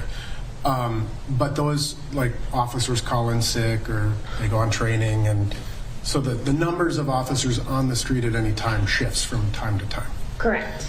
And it's fair to say that as a dispatcher, you're not a police officer, correct? Correct. You have not been through the police academy, through police training, things of that nature. Correct. But you don't know all of the police officers in the city of Minneapolis, right? No. Okay. Now, in terms of your previous testimony, you indicated that listening is a big part of your job. Yes. You said that the majority of your job is done by listening. Can you explain what you mean by that? We are in a room with no windows. We work off of a phone and a radio the majority of our time. The other times would be only if we had some kind of video to show us, anything like that. Then other than that, we are always on a phone or radio. Okay. Now, you said that there are 6 televisions, you believe, in the dispatch room? Is that right? Throughout the whole center, there's 6 on the walls, 2 large ones on the ends, and then there's 1 in fire. Okay. So 9 total. 9 total. Sorry, I had to do some quick math. And I'm just trying to get this set back up here, if I may have just a minute here and there. There we go. Okay. Those televisions don't have the City of Minneapolis cameras up all the time, do they? No, they do not. Those televisions may have other information up. They may be off. I mean, they're not constantly on all the time. They're always on, but you are correct. They're not always on cameras. We have other information that we put on those screens that we can have constantly running as reminders. We also have other screens that we utilize throughout the day too. All right. And then in front of you, you have 4 or 5 different computer screens itself. And it sounds like it's a very, moving job, right? Now, you testified that it's very rare that you actually see an incident that you've dispatched on these city cameras. Correct. Does it happen once a year? Is this the first time you remember it ever happening? How rare would you say it is? I can't be specific, but there might be, in the whole time that I've been a dispatcher, maybe 3 to 4 calls that I've seen on our TVs. Okay. And usually, correct me if I'm wrong, the reason that may be brought up is because there's something that triggers someone to operate that camera and put it up, right? Correct. So you don't control the cameras. You are correct. You don't have access to the cameras through any of the screens in front of you. Is that right? Someone else who maybe like a manager or a supervisor has to do that? Correct. All right. But this incident was specifically brought up on the cameras, right? Yes. All right. Now, I got this all.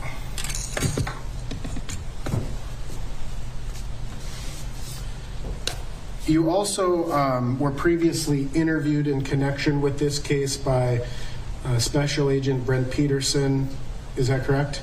Yes. And that was back on June 9th of 2020 at approximately 1 o'clock, right? Yes. And that was at the FBI field offices, or where was that?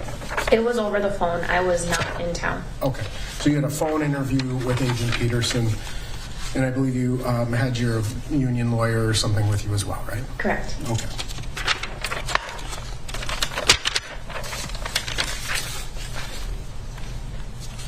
So you, on May 25th, you were Channel 1 dispatch.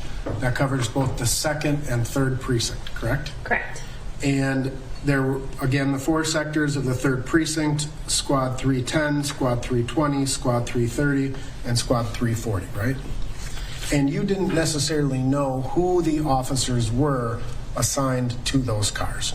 Correct. Have you subsequently learned who the officers were who were assigned to those squad cars? Yes. So who was assigned to Squad 320? Officer Lane, and I do not know how to correctly pronounce the other officer's last name. King. All right. And Squad 330 was Officer Chauvin and Officer Top, correct? Correct. And the other cars did not come, right? Squad 310 or 340 were not on scene, right? And ultimately, 830, did you identify who Squad 830 was for the Park Police? I didn't. Now, when this call initially came in, you again were not the call taker this day. You were the dispatcher, right? Correct. And so the call taker comes in, takes the call. You see the information that the call taker puts into the computer system, correct? Correct. And it's fair to say that that information is also being seen in the squad cars of a Minneapolis squad car, right? Correct. So when the call taker types in this information, it's visible to the officers in the squad car. Yes. And it allows them to respond as well. You can respond. Lots of people can respond to various calls, right? Correct. All right. I am going to go back to, with the court's permission, I believe this was Exhibit 151, which was the computer-aided dispatch. Mm-hmm. Can you see that in front of you? Yes. All right. Let's see if I can get rid of some of this stuff here. All right. Okay, So the call initially comes in at 8:02 and 13 seconds, correct? Correct. And as you described, that the caller reported that outside the reporting party that there is a male provided a counterfeit bill to the business. Suspect is a black male, 600 plus, I mean 6 foot or higher. Yes. Okay. Sitting on top of a blue Mercedes-Benz ML320 with the particular license plate. And it also noted that it appears this person is under the influence, right? Correct. So at the time that the call came in, you would have seen that this person was suspected to be under the influence by the caller, right? As would the officers in their cars. Correct. And so you indicated that you had initially did you say you radio dispatched Squad 330 to this call? Initially, yes. Right. And that was because, and do you recall where they were at the time you dispatched them? No. Excuse me. Back in June 9th, when you spoke with Officer Peterson, or Agent Peterson of BCA, would you dispute me if I said you told him that they were at the precinct at the time of the call? I would not dispute you. Okay. And so at that time, you believe that Squad 320, which was the sector car, was tied up, but they had not cleared something from the computer? Is that right? Right. They were still on the call that they had been working on. So let's talk about when an officer finishes a call. Is there something that an officer is supposed to do to say, hey, I'm done with this call, I'm on to the next one? It is, they can either clear over the radio with us, clear me, whichever report, advise, send, whatever. There's a multitude of things. Or they can clear themselves. On my screen, I have a status screen that shows me when a car is clear, when the car is en route, when they're on scene, and when they're code 4. Okay. And so on one of these screens that's right in front of you, you have some sort of representation of each of the sector cars that you're responsible for dispatching. So if, for example, you have a call in Sector 310, and 310 is already occupied with some other call, you can send 320 or 330 or 340, or even somebody from a different precinct or sector, correct? From a different precinct, it requires more conversations with a sergeant to pull response cars. It's a policy of calling people and getting their permission to use their cars. But yes, if someone is busy and I don't have a 360 or whichever precinct 60 car to use, then I have to go to the closest available. Or if there's no one who's close and I only have one squad available, that's the person that has to go. Okay. So when you are looking at your computer screen, do you see all of the precincts' cars and their availability, or do you only see the second and the third precinct? I only see the second and the third. Okay. Now, so you indicated that ultimately Squad 320 kind of took the call back, right? Correct. They said, hey, we're clear, we're going to go handle this call at the Cup Foods, right? Correct. And you're familiar with the, you said you were familiar with the 38th and Chicago intersection? Correct. And does it get a fair number of police calls to that area? That I don't have the statistics for. Okay. And I wouldn't be able to rattle off of a yes or a no. Okay. In the last year, yes. Before that, I wouldn't be able to tell you. Okay. Now, Squad 30 was ultimately Squad 320 was ultimately backed up with Squad 830, the Park Police, and Squad 330, Officer Chauvin's squad car, right? Correct.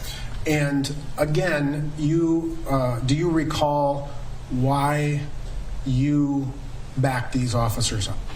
Initially, I believe I heard a loud something in the background. I would have to be reminded of what exactly I heard, but it was loud. And so until they were code 4, I started a squad to back them. Okay. So correct me if I'm wrong. You can't just hear what an officer is doing at any given time, listen in on their calls, right? No, they have to radio us to let us know what's going on. All right. So when an officer pushes his button on his radio, or however they do it, it opens up the air or the microphone, so to speak. And that's what you're talking about. You're trained to listen, right? Correct.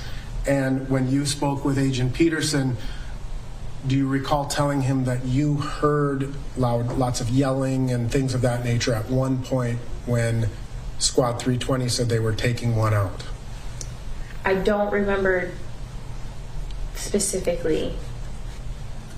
I believe I told him that because that was the reason why I asked for assistance. Right. Squad 320 didn't call in and say, hey, we need help. You heard something that was concerning to you and you sent help.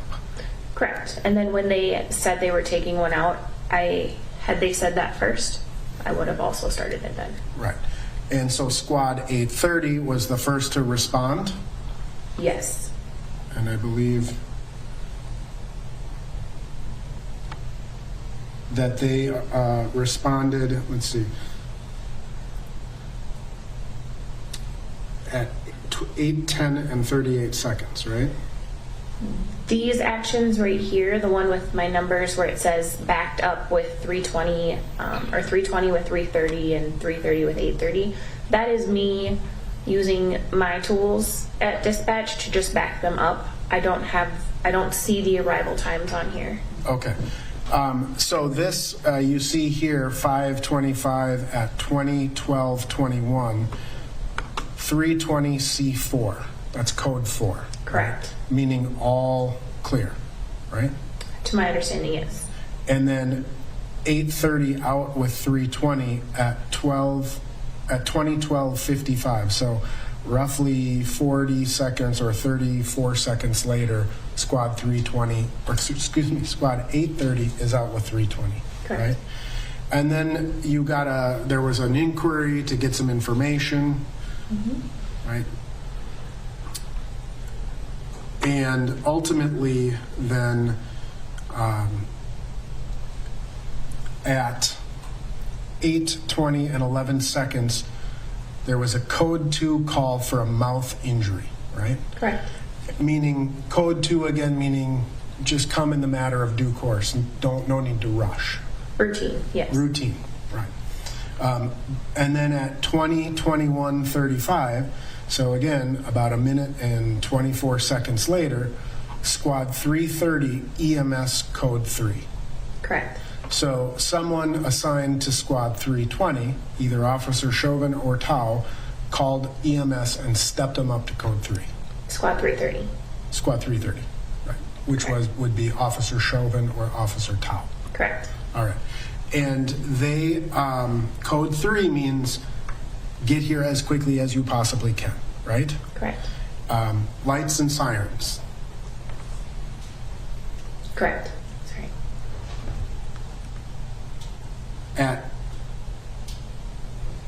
Now this particular document, Exhibit 151, does not have the arrival times, correct?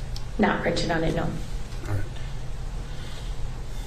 Are you familiar with other documents or other printouts that would show various arrival times? Yes. And it would show other people who are associated with the case? Like what time, like who is assigned to which particular squad car? Yes. Okay. If I may have just a minute, if we could take this down, Your Honor.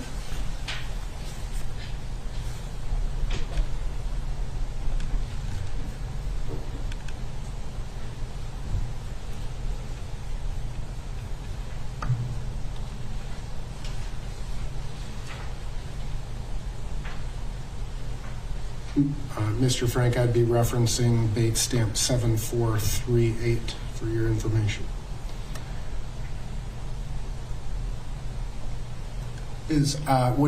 Would it refresh your recollection, or would it help you to identify arrival times if you were to look at what's called an incident detail report? Yes. I'll ask you if you can show this screen to the witness. This hasn't been offered, Your Honor. I'm sorry? I can't kill one. Oh. Those screens, but not that one.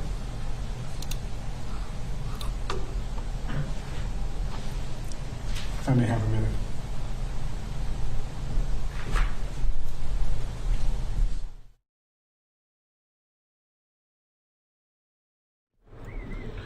Welcome, everyone, here on News Now from Fox, as they are taking just a short sidebar right now as defense attorney Eric Nelson meeting with his other attorneys here and continuing to cross-examine the 911 dispatcher.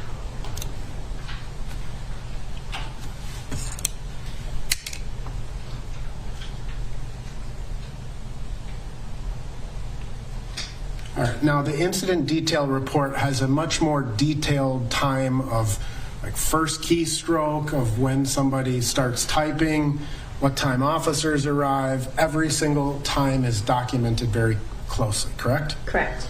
Now, would you disagree if I told you that the phone was picked up from the 911 caller at 8:01 and 15 seconds? I can't disagree with that. Okay. And I know that you don't have this right in front of you, but because of some redactions, I just have to walk you through these times. Okay. Would you agree or disagree, or would you agree that the first unit was assigned at 8:04 and 28 seconds? Yes. And that would be squad 330 was en route at 8:04 and 28 seconds? Correct. Then 320 took the call at 8:05 and 11 seconds and indicated that they were en route. So very short time, right? Very short time. Would you agree that if I told you that squad 320 arrived at Cup Foods at 8:08 and 10 seconds? Correct.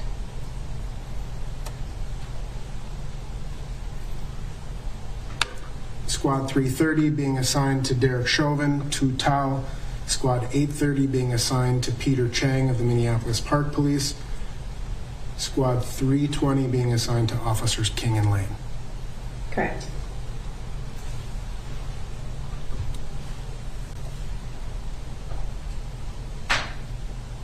Now, in terms of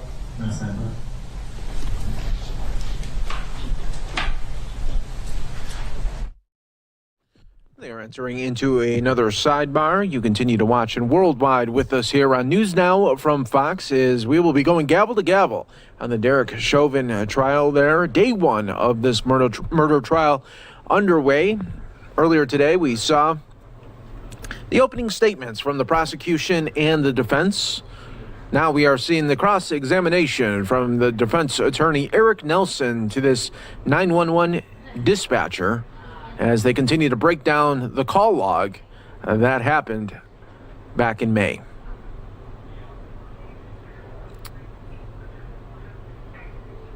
Trial is expected to end each day around 4 o'clock local time.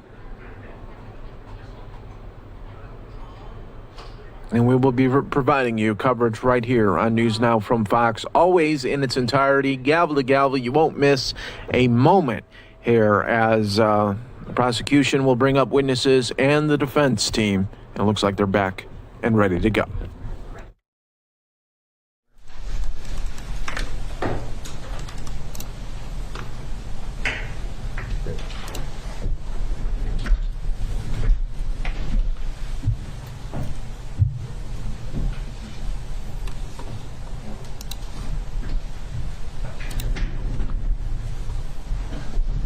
We're going to go back to old school methods and print out some paper.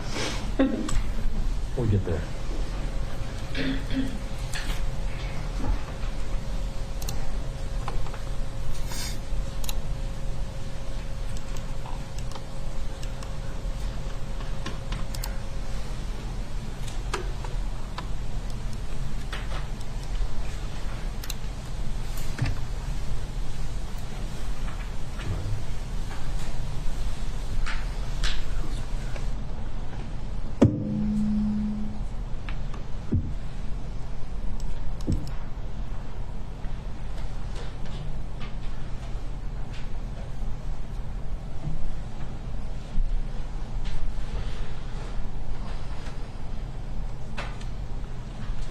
To your honor.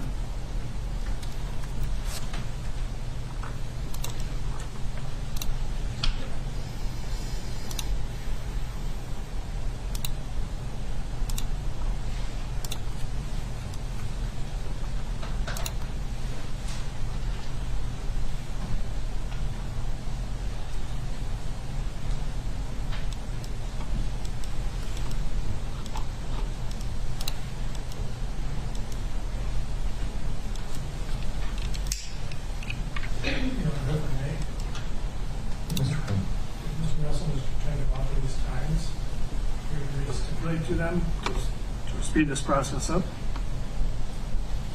Mr. Nelson? That's fine, Your Honor. All right. So for purposes of stipulation, EMS code 2 for a mouth injury was called at 8:20 and 11 seconds. EMS code 3 from squad 330 was called out at 8:21 and 35 seconds.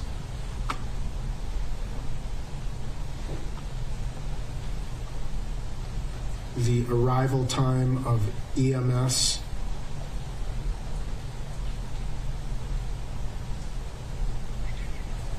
is 8:28 and 36 seconds. Am I reading that correct?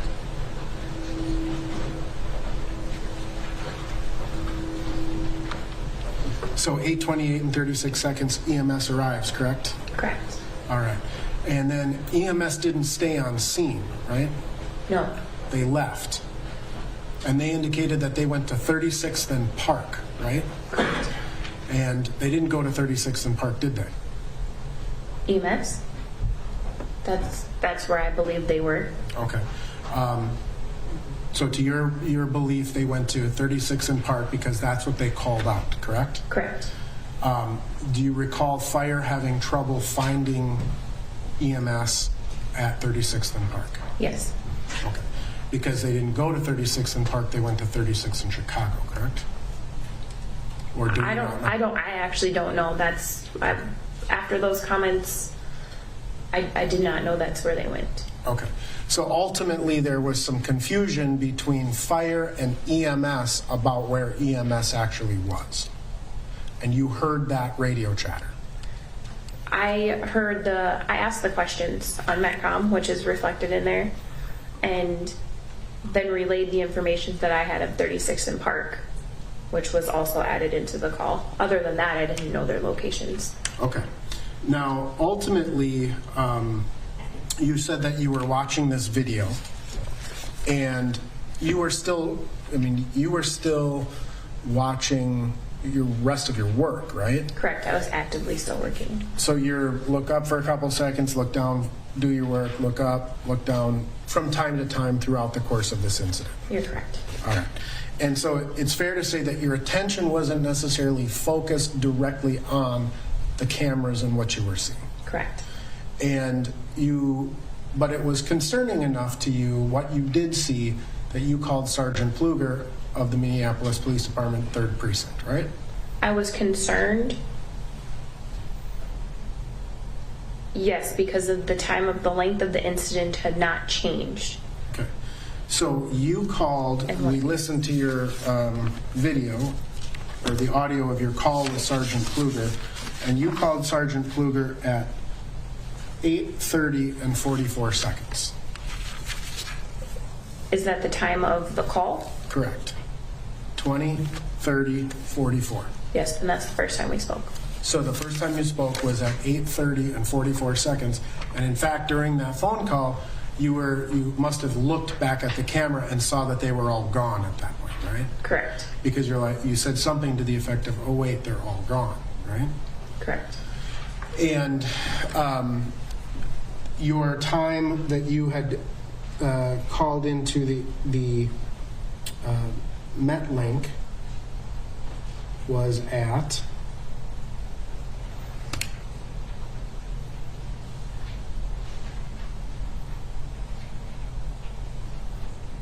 8:31 and 12 seconds. Does that sound right to you? For the Metcom hail? Right. Correct. Then ultimately, Squad 330 indicated that they were going out to check on the status, and it says AP of the AP. That's something that Squad 330 typed into the system. Correct. And that was at 8:55:08, right? Correct. Mm-hmm. Now, again, you were concerned because of the length of the time that you saw this incident unfolding, right? Correct. And I think you said that at one point you thought maybe the camera had even frozen. Correct. Right? Because it seemed to be kind of prolonged, right? You can't hear anything on that video, could you? No. You had no idea what officers were talking about amongst each other or what they were talking about with others who were present, right? You are correct. And again, you, not being a Minneapolis police officer, are not familiar with the use of force requirements, correct? You are correct. All right. But you are aware that when uses of force are made or used, sometimes you'll hear dispatch, the officer call for a sergeant because they need someone to review a use of force, right? Right. And you, at the time you called Officer Pluger or Sergeant Pluger, you hadn't received any sort of a dispatch from Squad 320, Squad 330, or Squad 830, hey, we need a sergeant to review the use of force. You are correct. Now, every single time the Minneapolis Police Department uses force, do they go through the dispatch process? Of using the radio? Well, to get to the sergeant to report the use of force. As far as I know. Okay. So you don't know whether someone called up Sergeant Pluger on his cell phone and said, hey, we need you down here. Correct. And so, because at 8:30, when you called Sergeant Pluger, you had not yet heard that dispatch, right? Correct.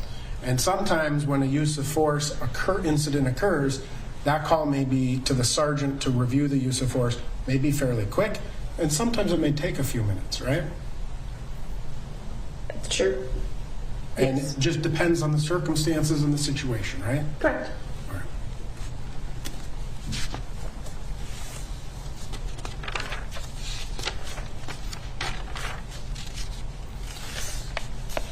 Now, you indicated that there were these TVs. There are more cameras within the city of Minneapolis than 6 or 9 TVs worth, right? Yes. Are the televisions, like, are they split screen where you can see 5 or 6 cameras at one time, or is it one big TV with one big camera? It is split screens, and then you can go into different camera views. Okay.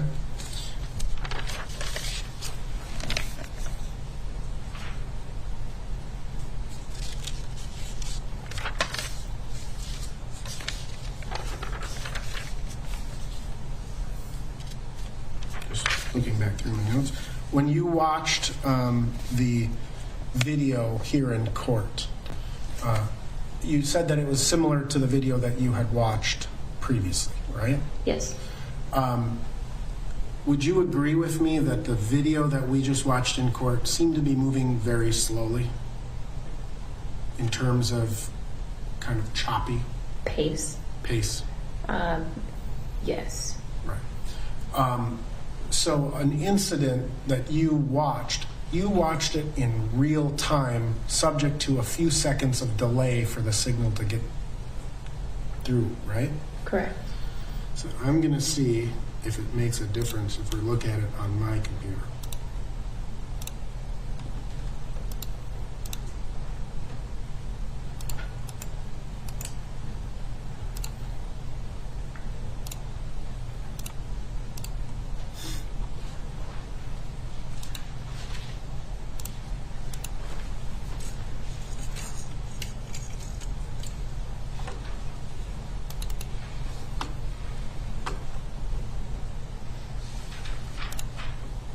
If we could, this is Exhibit 11.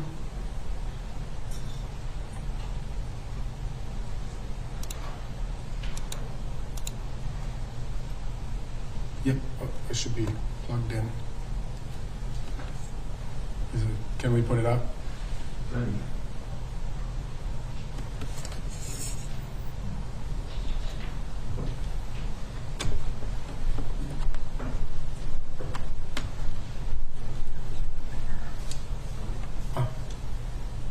There we go. It's day one, Your Honor. So. All right. So now when you watch the same video, it seems to be moving in a little faster time. Correct.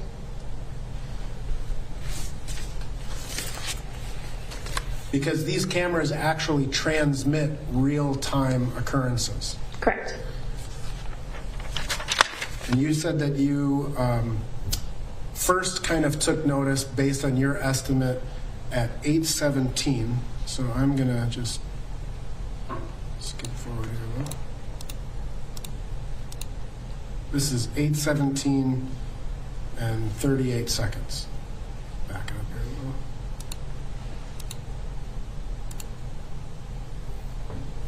So this is 8:17 and about 30 seconds, and this is when you first sort of took notice of these cameras on the squad car, right? Correct. Or at the call center.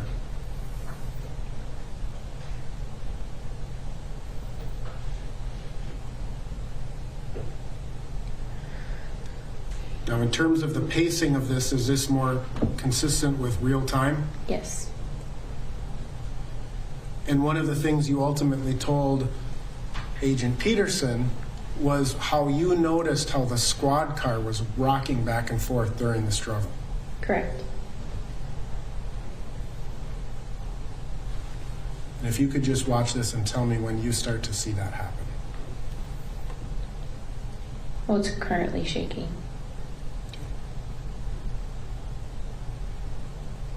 And now currently shaking.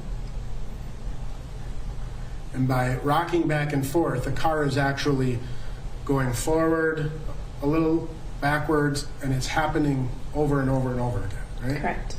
And it's happening pretty much consistently during the course of the interaction of the officers, right? Correct. And that back door is opening and closing on the officers, right? Correct. Now, the other things that you notice when you look at this intersection, this is a pretty busy intersection, right? Correct. Lots of cars coming by, lots of people wandering about. This was May 25th, pretty nice spring day in the middle of, or not long after being cooped up inside here. Correct.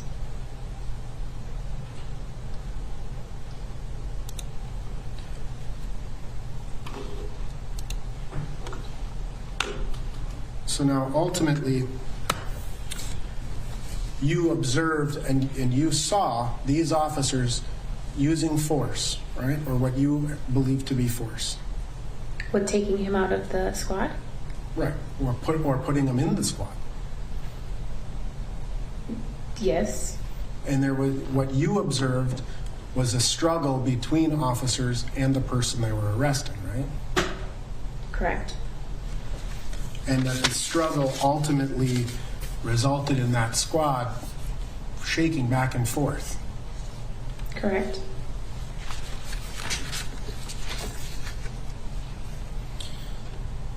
And when you ultimately called Sergeant Pluger, you said, I don't know if this is a use of force or not, right? Correct. And Sergeant Pluger told you that it could be just a takedown. Correct. And a takedown wouldn't require a supervisor. Correct. Ultimately, you know that Sergeant Pluger responded to the scene, right? And is that a yes? Yes, sorry. It's okay. And that's confirmed in the computer-aided dispatch or the incident detail report, right? Correct.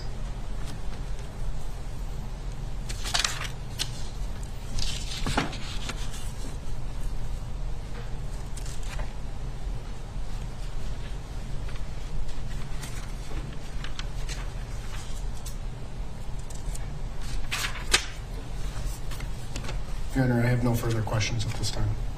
Frank, can you redirect?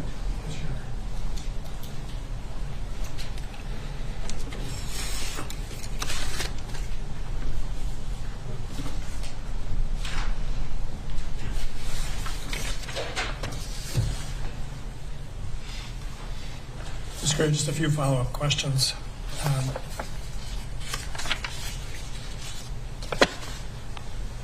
I'm going to put 151 back up on the screen for you because I think in the questioning, I think counsel had asked you about MetLink, I think was the term he used. I just want to clarify that 2 points. So if we could put...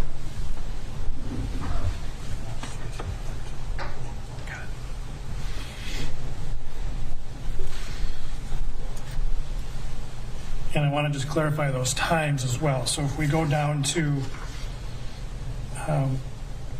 the time of 20:31:12, and if we could just expand that out so we could all see it a little better, please. I think counsel asked you about this 20:31:12, and that being the Metcom call. having looked at this, what time was your Metcom call? So the information I added was at 2033 for the Metcom. That is our resource that we use radio to radio in the metro, so we can be quick and be able to get information back and forth. So that 203302, what is the purpose of that entry right there? What are you reflecting? I'm asking basically what is the reason why fire was added. I got on there and asked, what do you need fire for? Because there were no additional comments of saying why they were needed code 3. And so what you've typed in there via Metcom is, and you sent out, yes? Yes. Is to tell what? The information that I got via Metcom was that EMS would like the fire department for patient condition at the requested location of Park and 36th. So that's the answer you got, is that that EMS wanted them to go there. Correct. Right. And so that was information you received before 203302, but you sent out at that time. Correct. Okay. There's the time of me typing and putting it in there.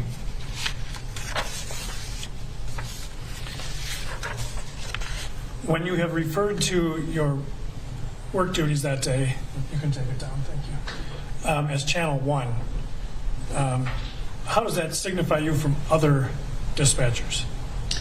We have 2 other channels. There's Channel 2, which is in charge of the north side, and then there's Channel 3, who has downtown in the 5th precinct, and then we have a relief dispatcher who's there to help us when we take our breaks or when we need to get up for any given reason. So when you dispatch over Channel 1, does that go citywide or just precinct-wide? Just on those 2 precincts. I have my own dedicated channel.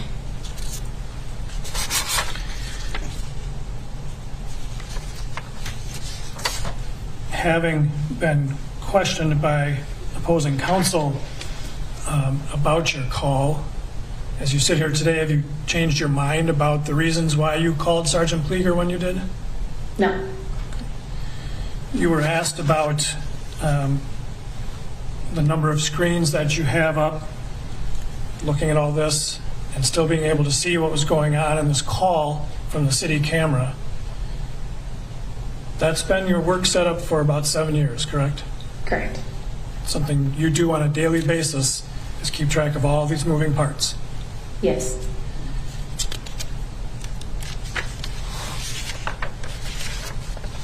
And that video that's up there, when it's not sending out work messages, can put up these city cameras, correct?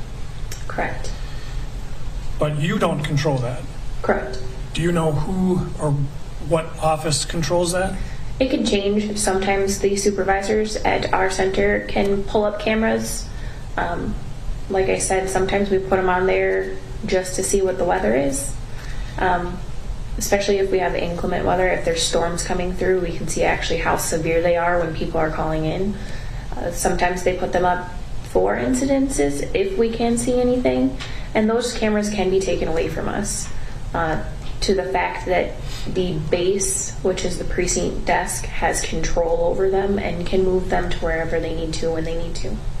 So what you're saying is that those cameras, where they're pointed and when they're available to you, can be controlled by members of the police department? Correct.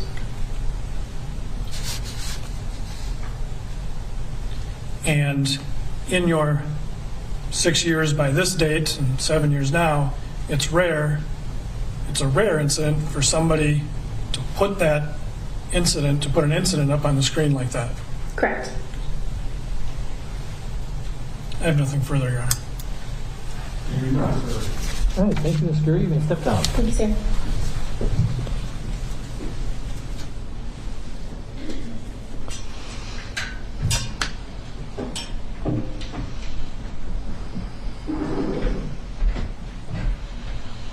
Statement called. Next witness.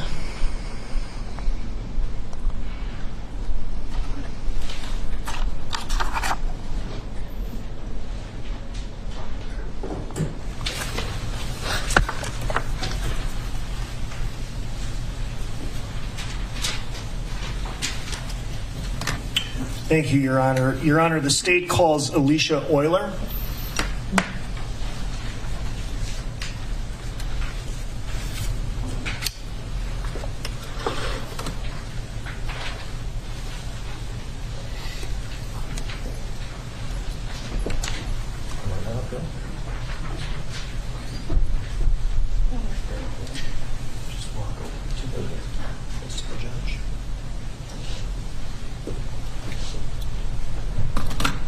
Stand with the head of the chair to start.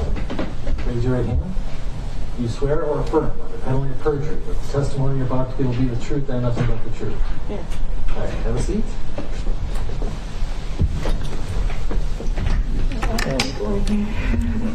And just to make sure that we can hear you, we're going to have you take your mask off. I'm going to leave mine on, but and before you begin, and so we can test out the microphone, could you give us your full name, spelling each of your names? Like my whole name? Yep. Alicia Marie Euler, ALISHA MARIEEOYLER. And I think I'm going to have you pull up just a little closer to the microphone. Perfect. Thank you. Mr. Slisher. Thank you very much, Your Honor.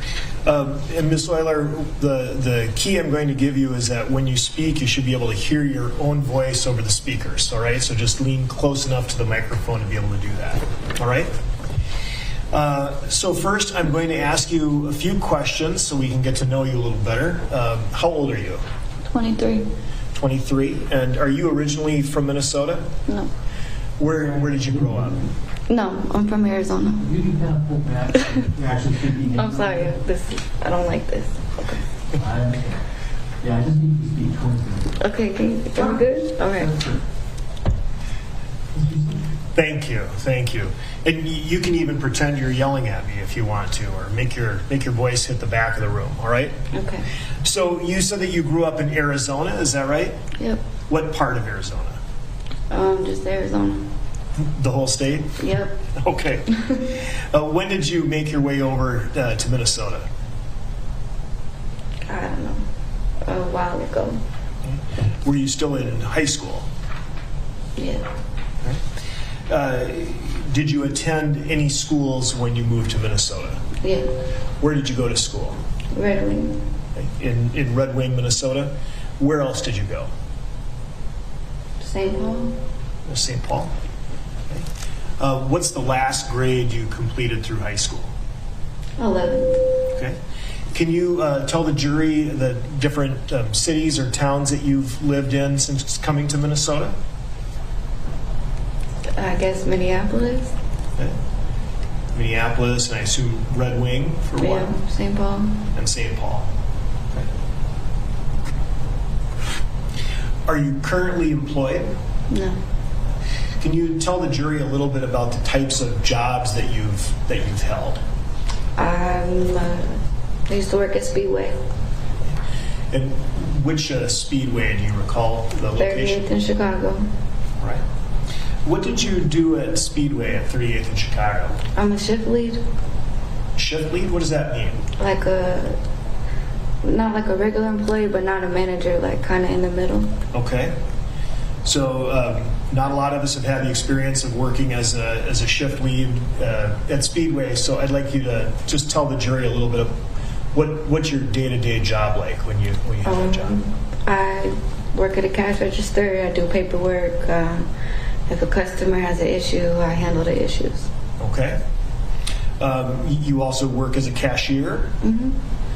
Do you have to train other people or supervise other cashiers? Sometimes. How long did you have that job, Ms. Lillard? About a year. Did you start as a shift lead, or did you have a different position? You started as a shift lead? Can you tell the jury a little bit about the types of hours you would work there? Was it a full-time job? Yep, I work 40 hours a week. Well, I did. You did? Yeah. Okay. When did you typically start your shift? Between 2 or 3 to closing, 10 o'clock. 10 o'clock was closing? Yeah. Was it a pretty busy store? It has its moments. Okay. Well, I'd like to see if you recognize the area. First, I'd like to show just the witness what's been marked for identification as Exhibit 1. Oh.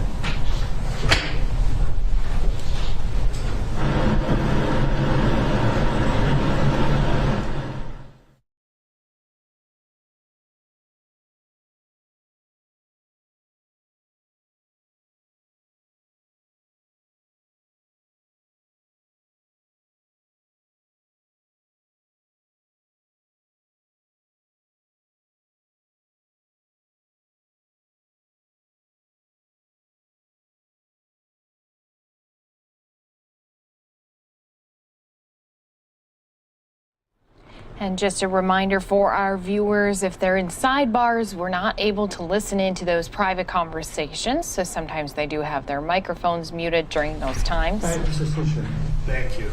Ms. Euler, we're ready for you now. I'm going to show you, first I'm going to offer Exhibit 1. And then I'm going to show you Exhibit 1. If you can take a look at the screen, it just the one in front of you. Oh.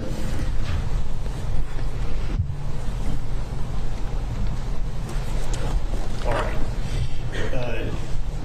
Do you recognize what's shown in Exhibit 1? Yeah. Okay. Do you see the speedway where you used to work? Yeah. No. Speak up a little bit. Yep. All right. So, do you have something that looks like this in front of you? A little stylus? All right. What I'd like you to do is just take this and see if you can draw a circle around the speedway where you used to work. Thank you. Right. And the name of the store directly across the street, were you familiar with that? Mm-hmm. Yeah. Yes? Yeah. What's the name of that store?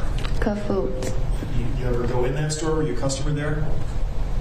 Not really. Not really? Just the place across the street where you worked? Yeah. Okay. And then do you see what's directly across the street if you cross 38th Street from Cuff Foods? Yeah. Do you recognize that building? Yeah, I didn't know that's what it was, though. What did you know it was? I never really paid attention to it. Okay.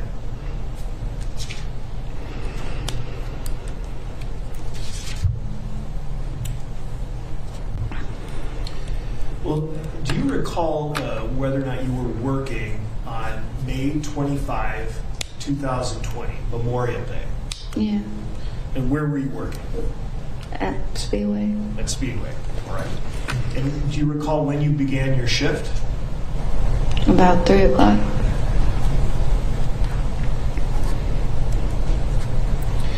And do you recall specifically what you were doing at the Speedway that day?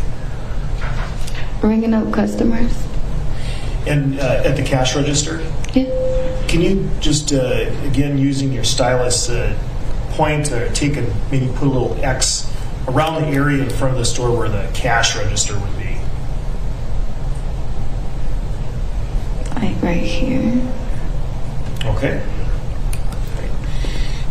Are you able to see the outside across the street from the cash register?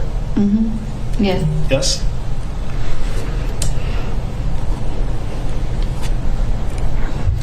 And you said you began working at 3. I'd like to draw your attention to a little after 8 o'clock in the evening that day. Do you recall something that caught your attention outside of the Speedway? Yeah. You tell the jury what caught your attention. The police, like in that area, it's always police. When did you first notice, or where did you first notice the police? I would say like on the corner, right, like diagonal, like across the street, like right here. Oops. Okay. And so for the record, that's across from Cup Foods, across 38th Street in what is labeled on Exhibit 1 as Dragon Walk. Is that right? Mm-hmm. Yes. All right. please tell the jury in your own words what it is you saw that caught your attention. Just the police, try not to cuss, just them messing with someone. Okay. And when you say messing with someone, and thank you for not cussing, but when you say messing with someone, could you please describe what you mean by that? Like, I don't really know how to explain it, just like disturbing somebody before I found out who it was. Okay. Now, did you eventually find out who the person the police were disturbing, in your words? Yeah. Who's that? George Floyd. Had you ever met this person before? No. To your knowledge, he'd never been a customer in the Speedway? No. Okay.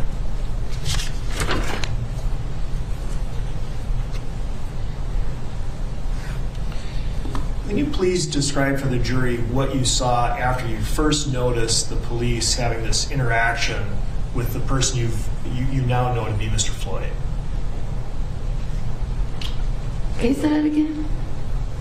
So can you just describe, after you first noticed the police having this interaction with Mr. Floyd, what did you see happen? In my handcuffs. You saw. Where was Mr. Floyd when you saw him in handcuffs? Over here, across the street. Okay. In the area where you first indicated by the Dragon Walk? I believe so, yeah. And then what did you see happen after Mr. Floyd was in handcuffs? I don't remember. What's the next thing you do remember? Oh, God. Are you a little nervous today? Yeah. Well, that's okay. You just take your time. And we have plenty of time to get through this, okay?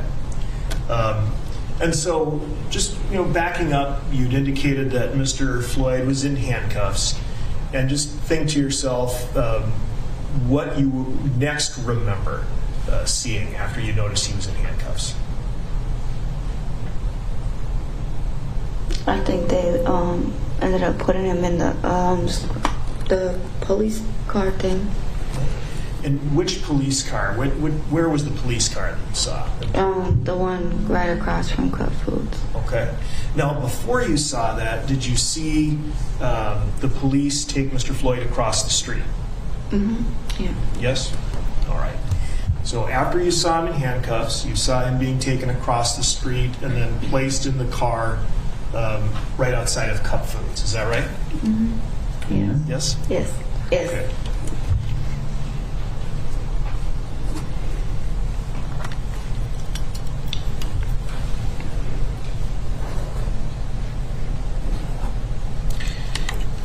And you owned a cell phone, correct? Yeah. You owned a cell phone at the time. Yes? Yes. And did you do anything with your cell phone as you began to notice this incident involving Mr. Floyd and the police? Well, as you guys seen that on the security thing that I had my phone. You had your phone. Did you do anything with your phone? Like recording it? Yes. Yeah. Okay. So what I'd like you to do first, before we get to the point where you start recording, just explain to the jury what you saw after you noticed the police officers putting Mr. Floyd in the car.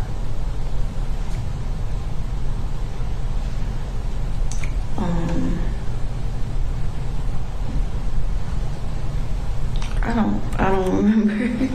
Okay. I can't think right now. Well,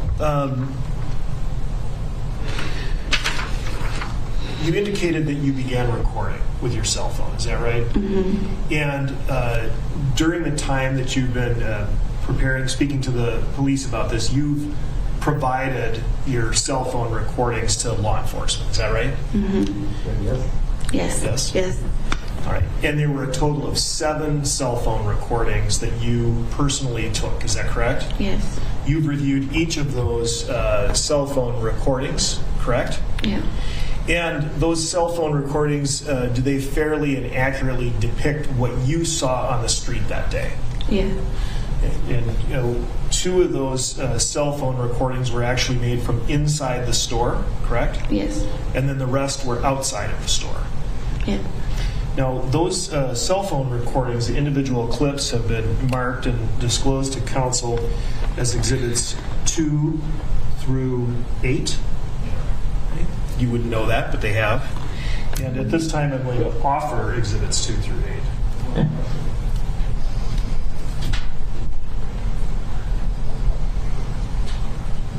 Yeah.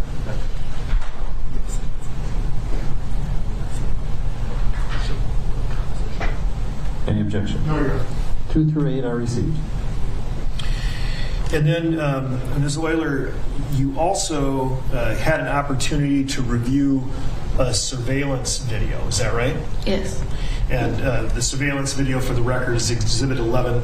Having reviewed that video, did that video, fairly and accurately capture things that you observed when you were working at Speedway on the 25th? Yes. Okay. And then you were able to review that surveillance video in a format in which all of your cell phone videos, or I guess I should say 6 of the 7 cell phone videos, had been spliced into or put next to the surveillance video, correct? Yes. And that kind of gives a perspective of when those individual videos were shot. Is that correct? Yes. And then the combination of the 6 videos that we've just received and Exhibit 11, which has been offered and received, would that composition better help you and assist you in explaining your testimony to the jury? Yes. All right. And that, for the record, is Exhibit 9. I offer Exhibit 9. Any objection? 9 is received. And at this time, I'm going to go ahead and publish Exhibit 9. I was going to take Exhibit 1 down. And when I say publish, I mean I'm going to play it. And at times I'm going to stop and pause and have you explain some things. All right? Okay. All right. If we could begin publishing Exhibit 9, please.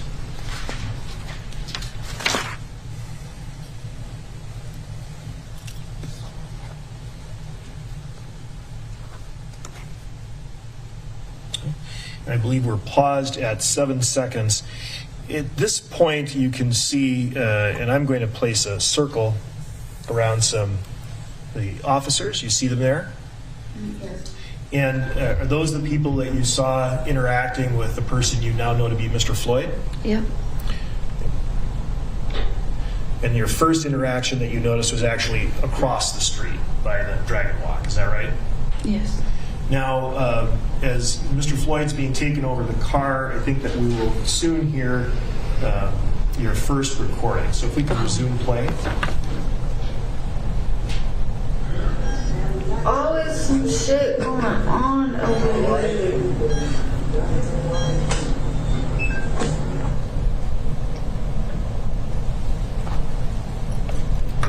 After you made that short recording, and that was you, I suppose, narrating?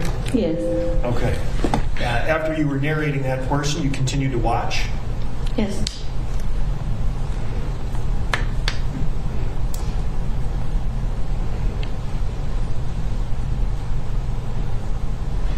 Now, at this time, Ms. Euler, did you notice any bystanders, anybody in the street?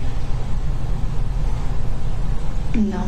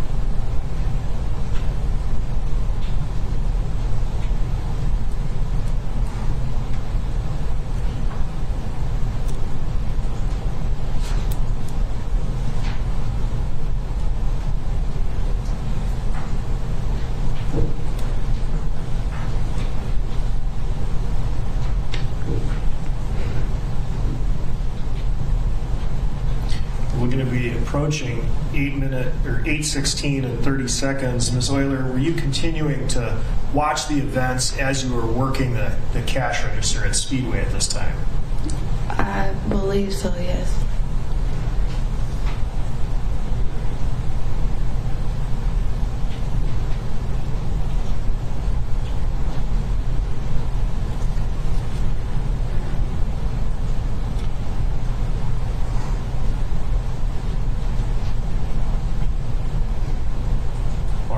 We've paused at about 8:17, and at some point, did you notice some other police officers arrive on the scene? I think so. Let's resume play here.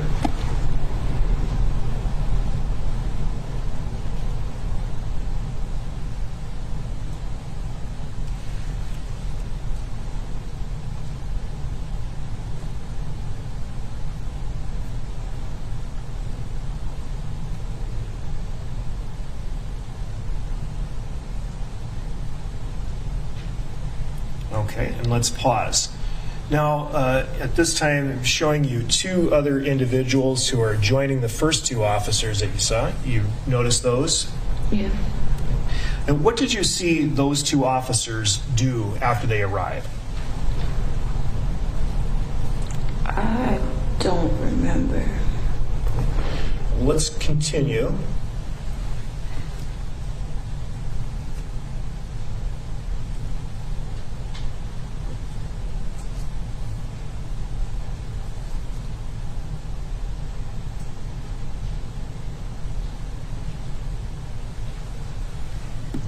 From your vantage point inside the Speedway, were you able to hear anything outside? No.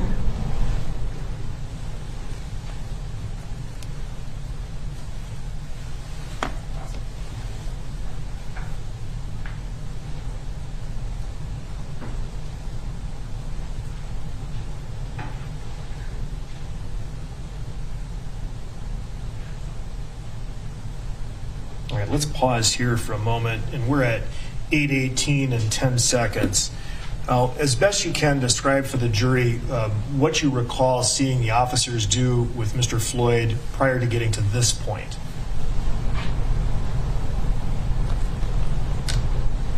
Before this point? Before this point. For example, did you see Mr. Floyd get into a vehicle? Like off of what we just watched? What do you recall seeing with Mr. Floyd and the squad car just before we get to this point? Like when they drag him out? Okay. All right, let's resume.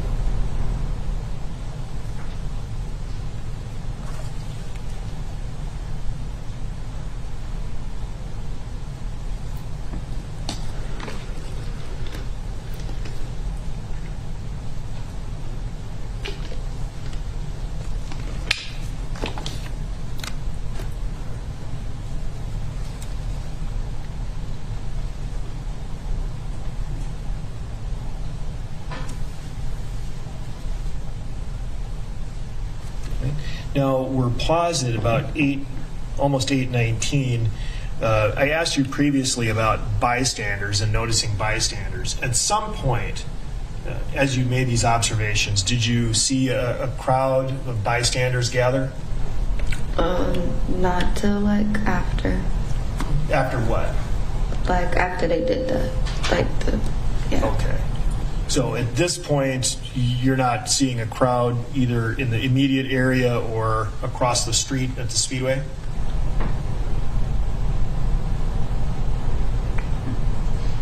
I'm trying to remember. I don't remember.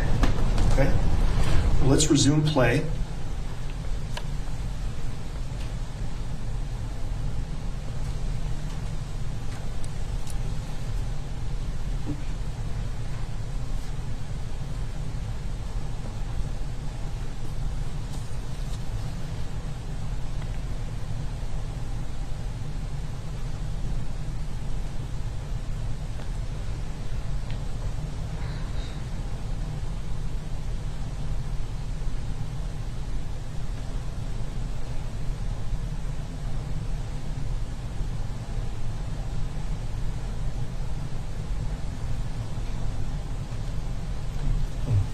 No, you can keep going.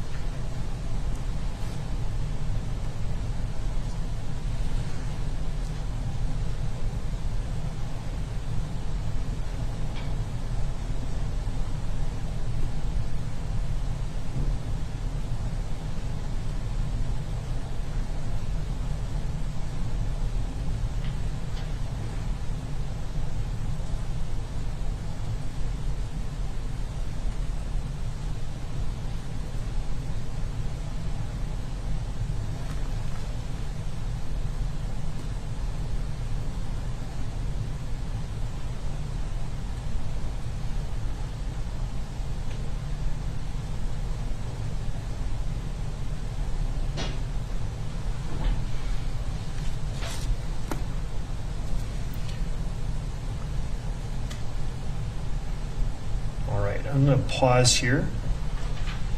And this is at 8:20 and 20 seconds. And I ask you some questions about some people, again, some bystanders in the area.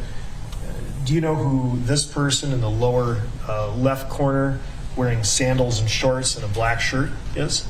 No. Don't recognize him, never seen him before? No.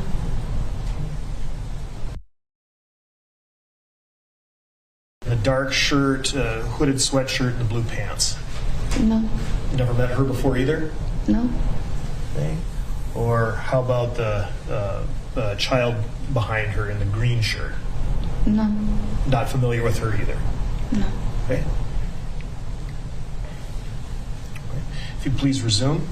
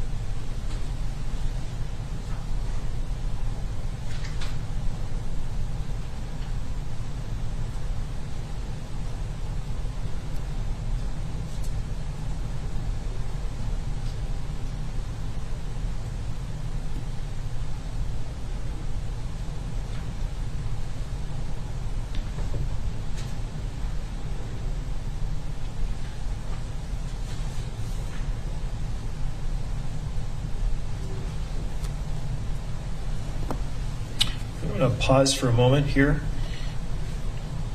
Do you recognize that person, that officer? Do you recall seeing an officer interacting with a group of bystanders who would later gather? I think so. Can you physically describe that person as best you can remember? I don't really know. It's been so long. Do you recall previously talking about a bald police officer? I think in one of my videos I was talking to a person. Okay. A bald officer. Do you recall as you sit here today what the bald officer did? I think he was like yelling at people. Like before or after this. Do you also recall describing a tall officer? Yeah. What did the tall officer do? I think he was like, I don't remember. There's so much. Let's resume play.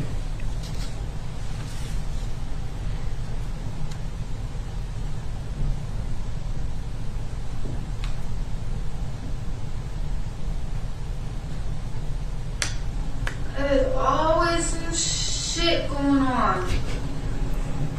Pause for a moment. Now, what we heard there that was imposed at the same time as the surveillance video was your second recording. Is that right? Mm-hmm. Yes? Yes. And again, that was your voice when you said there are always some... Yeah. Right. Okay. Had you continued to watch these events out the window that entire time? Did I watch it outside? From inside? I think I went outside to smoke a cigarette.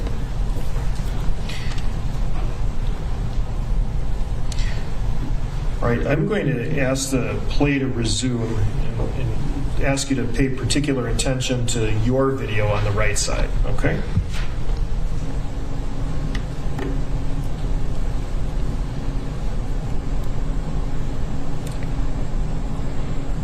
Freeze. Yeah. Go a little bit further. Stop. All right. Now, I'm showing you what appears to be a reflection. Mm-hmm. Recognize that? Yeah. Who's that? That's me. Okay. So that's you recording the events reflected in the window, correct? Yep. So based on that, would you agree that you were inside the speedway at the time this particular recording was made? Yes. Resume, please.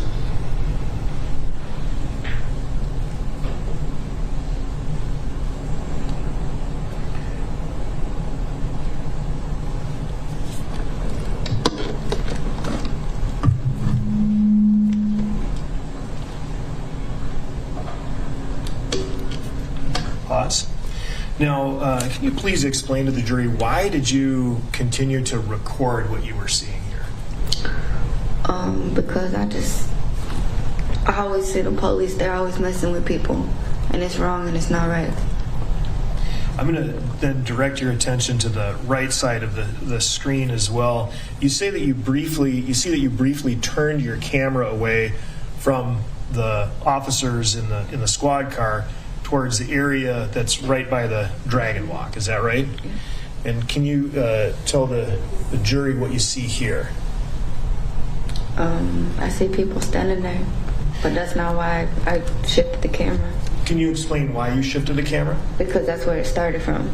Okay, so when you say that's where it started from, I think your description initially was that there were some officers who were, to use your words, messing with Mr. Floyd. Yeah.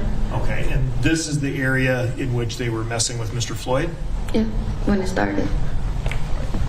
I'd like to resume play again, please.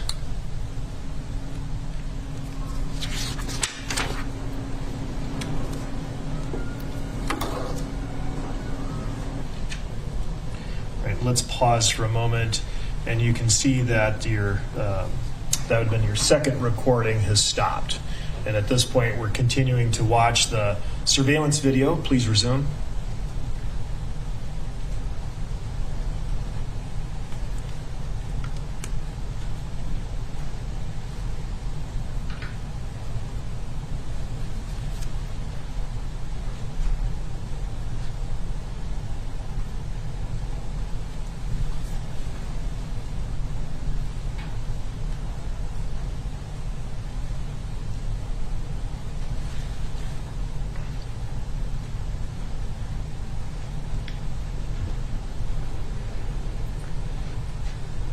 We could freeze here.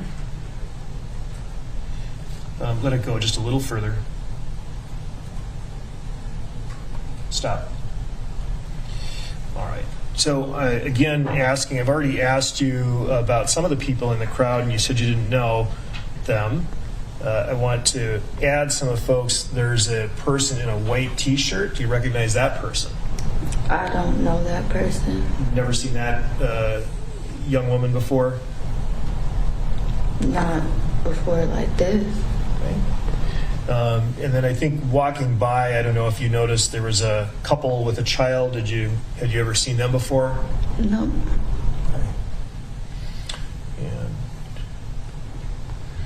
And then there's a gentleman here in a dark hooded sweatshirt. Had you ever seen that person before? No. Okay. Please resume.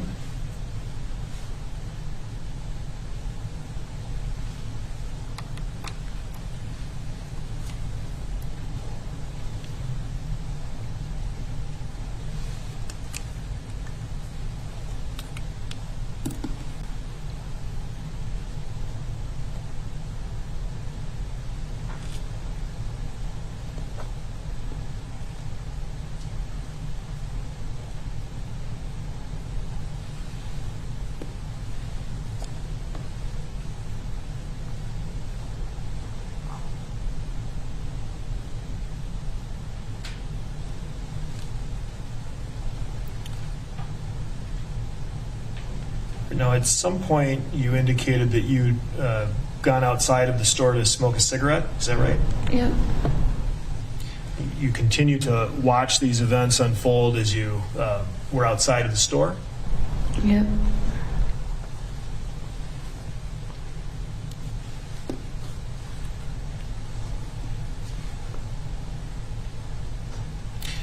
As you were watching from outside the store, did you see any of the bystanders interact with police officers? I think they were like yelling at each other. I don't really know what they said. I was kind of too far away. Couldn't make out any specific words? No. Do you recall seeing a woman with a black shirt and a white headband? No.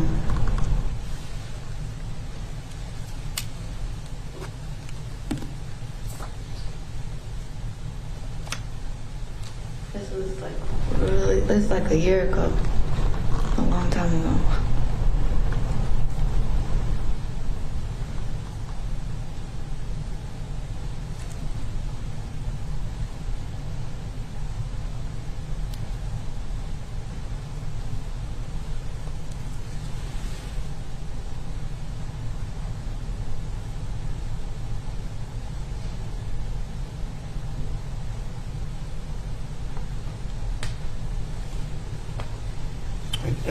Go ahead and resume. All right. And if you could pause. All right. I'd asked you about seeing a woman with a black shirt and a white headband. I'm wondering if now looking, if this refreshes your memory at all about this person. No. All right. From outside, then, at your vantage point, outside of the Speedway, you began what is now your fourth recording, and I think for the record, that starts at about was it 8:25:26? Please resume. What happened? I don't know.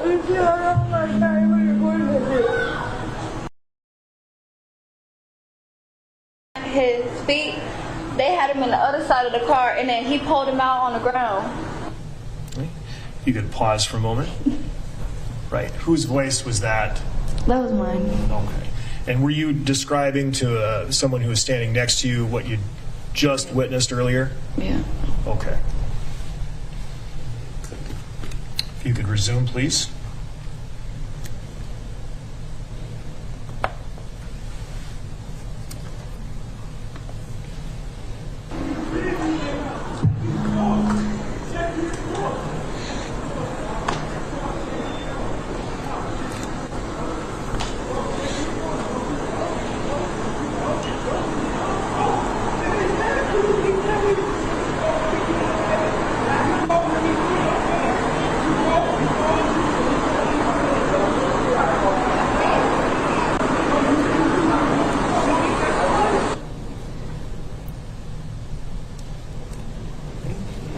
Pause. It seems that you've spent a lot of time watching this encounter. Yeah. And you were continuing to occasionally record. Yeah. Okay. If you could resume, please.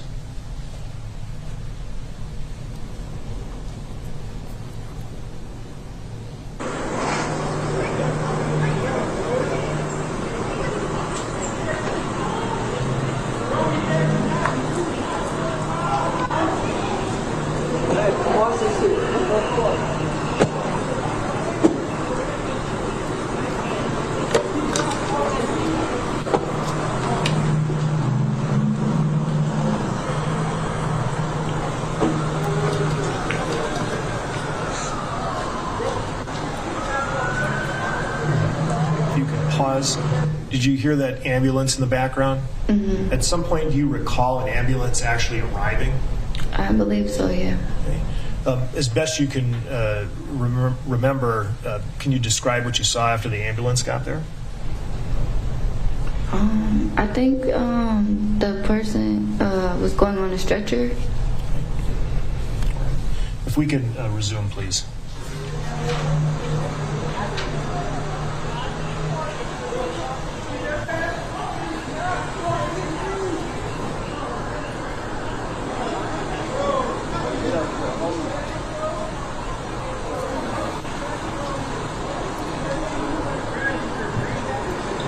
stop. And at this point, you can see that the ambulance has arrived, and there's a ambulance worker coming out of the passenger side of the vehicle. Is that right? Yeah. In the time that you've been watching up to this point, did you see this individual ever get up from the first position he was in when he first went down? I don't remember. Please resume.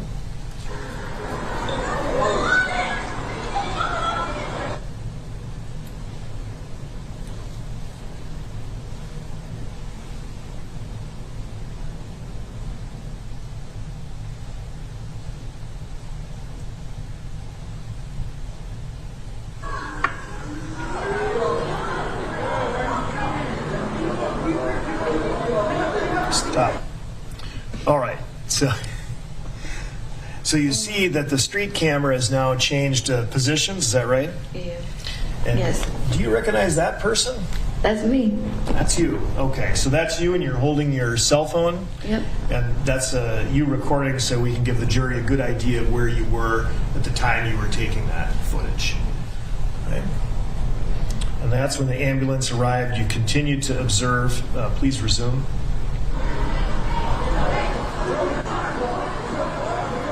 Do you ever personally observe the officers get up off of George Floyd? I don't think so. I don't know. If you could pause, back up about 2 seconds. I think I was more so like I was recording it, but I was also like trying not to get hit by the cars coming in the gas station. All right, understood. All right, if you could resume then, please.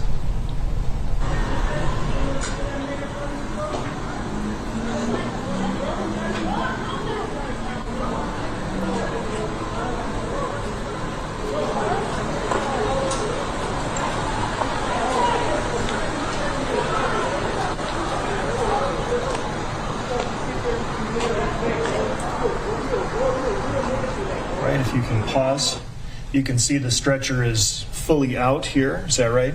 Yeah. And then I want to draw your attention again to the last officer closest to the head of the individual on the ground.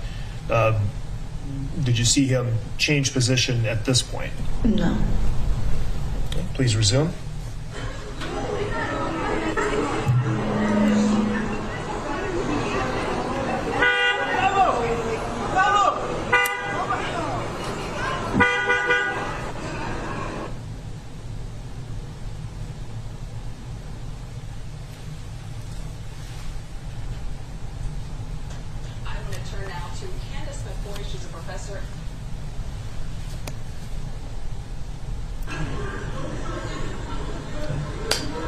And then you made your final recording as Mr. Floyd was taken from the ground, loaded onto the stretcher, and placed in the back of the ambulance.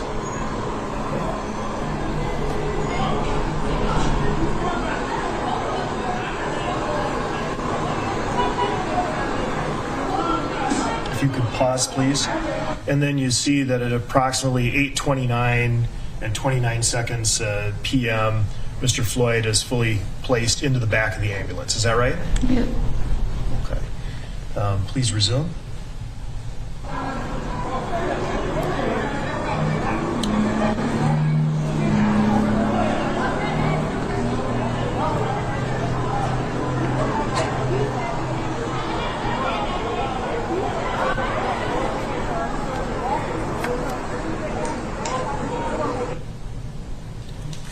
And at that point, if you would pause, please, at 8:29 and about 52 seconds, I believe, 52, 53 seconds, you stopped recording. Is that right? Yep. Yes. Okay. And you can take that down now. But what did you see after the ambulance pulled away?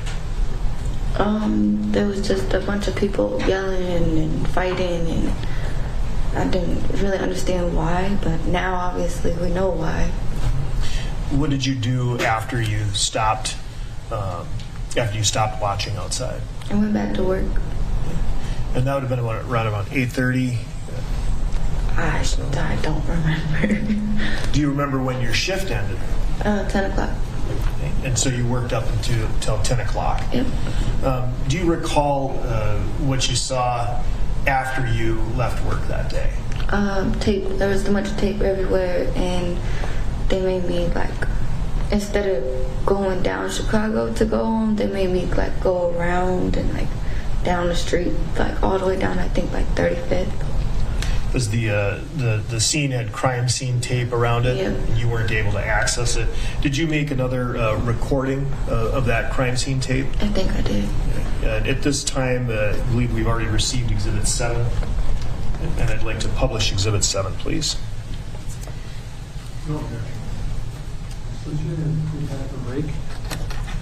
Yeah, that'd be good. Well, you know what? I'm almost finished here. Go ahead. Yeah, if we could just publish Exhibit 7. Oh, no, I'm sorry. That's Exhibit 8. All right. If you could pause, please. And Ms. Euler, you described the scene being taped up with crime scene tape and you weren't able to access it. Mm-hmm. Does it show the area where the crime scene tape was? Yes. All right, if you could resume play, please.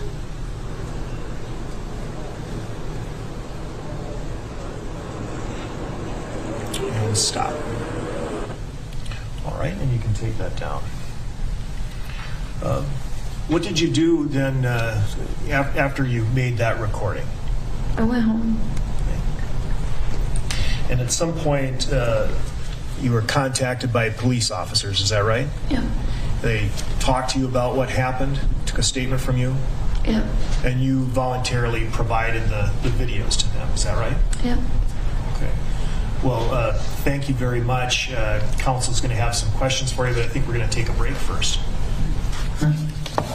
Let's take our 20-minute break. Let's reconvene at 3:25. All right, so once again, you were listening in here as we've been having our second witness on the stand here in the case of George Floyd's death. And again, former Minneapolis police officer is the one on trial. So thanks for being here with us. Christy Larson here at the desk. And I want to continue to give you coverage with our Fox 9 Minneapolis team as they go in depth more on this trial. We wanted to catch you up on what's been happening so far. Our Hannah Flood has been following today's proceedings, and she joins us live now from our web streaming center. So, Hannah, I guess let's start at the top this morning and opening statements. What did we see? Yeah, so it starts with the state presenting their opening statements, and that was done by State Prosecutor Jerry Blackwell. This is really the first time and really the only time until closing arguments that lawyers in this case are able to directly talk to the jury. And what they do in opening statements is they're kind of laying out the story of what happened. You heard Judge Cahill mention actually at the beginning of all of this, opening statements is not for argument. So the lawyers have to be really careful in the language that they're using when they're presenting these opening statements. And kind of those buzzwords that you hear a lot is the evidence will show, the witnesses will tell you. So it's interesting to watch how they can't present things necessarily as fact, but can lay out, hey, this is what I'm going to bring into this courtroom. This is what I'm going to show you. And I'm going to tell you why this is going to prove my point in this case. So Jerry Blackwell was up there for the state. He spoke for about an hour, and he started off really strong talking about Minneapolis police. What does it mean to be a Minneapolis police officer? What's their mission? What's their motto? And then he got into their use of force policy. He actually had some slides, a PowerPoint with highlighted portions of Minneapolis Police's use of force policy, policies about preservation of life, and said, I'm going to show you, the evidence in this case is going to show you that Derek Chauvin violated those use of force policies. You know, he said, we're going to bring expert witnesses who train police officers. We're going to bring in an expert from Los Angeles who's an expert in police use of force, who's going to show you that there was excessive force in this case. We're going to bring in witnesses. So he lays out, here's what I'm bringing into this courtroom, and here's the point that I'm trying to make. And then there was a really powerful moment today, Amy, where actually in the opening statements, Jerry Blackwell plays at least a portion of that bystander video that shows Derek Chauvin's knee on George Floyd's neck. And we just know from jury selection of the 60 plus potential jurors that they questioned, almost none of those jurors had seen the entire video. Of the 14 jurors who were seated, I don't believe a single one said they had seen the entire video all the way through. A lot of them said it was hard to watch, it was too disturbing. I saw some clips on the news and that was enough for me. So for a lot of these jurors, this was the first time that they were seeing this video. And you hear Jerry Blackwell say multiple times in his opening statements, 9 minutes and 29 seconds is what this case comes down to.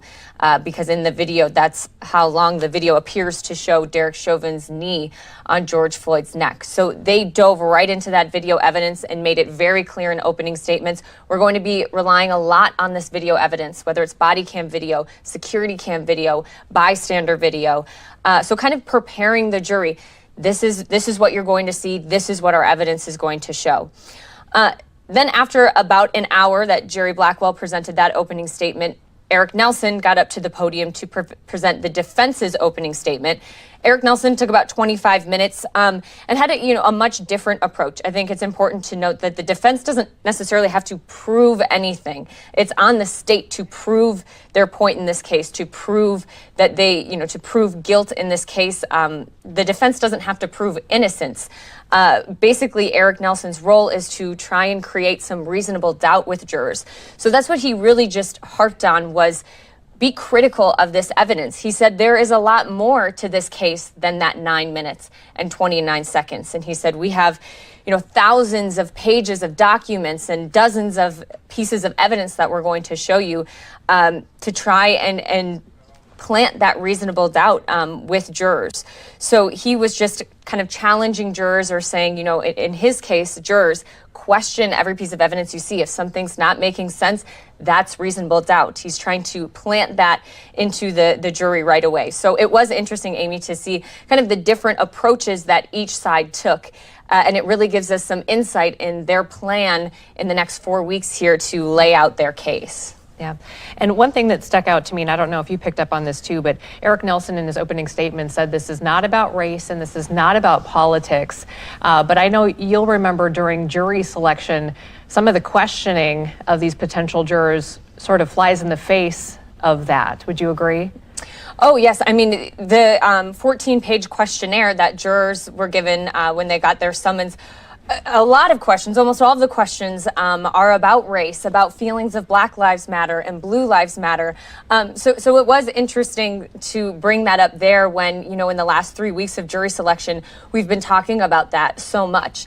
And I think it's important to note when you're talking about jury selection too, they say to the jurors, you're only deciding this case on information that's presented in this courtroom. So I think what Eric Nelson was trying to do here was kind of remind the jury, all of that other stuff in that questionnaire, everything we talked about in the last 3 weeks, throw that out the window. This isn't about all of this. This is just about the evidence that we're bringing into this courtroom. And that's one of the reasons that jury selection took so long, right? Was because people had created so many opinions about this case. They needed to find people who said, yeah, I think I'm going to be able to put all of that aside, all of the social and cultural implications of all of this. Mm-hmm. We just showed a little graphic of the jurors, and I know you've been doing research as well on the makeup of this jury. So what have you been able to glean from who these jurors are, either demographically, age range, gender, race as well?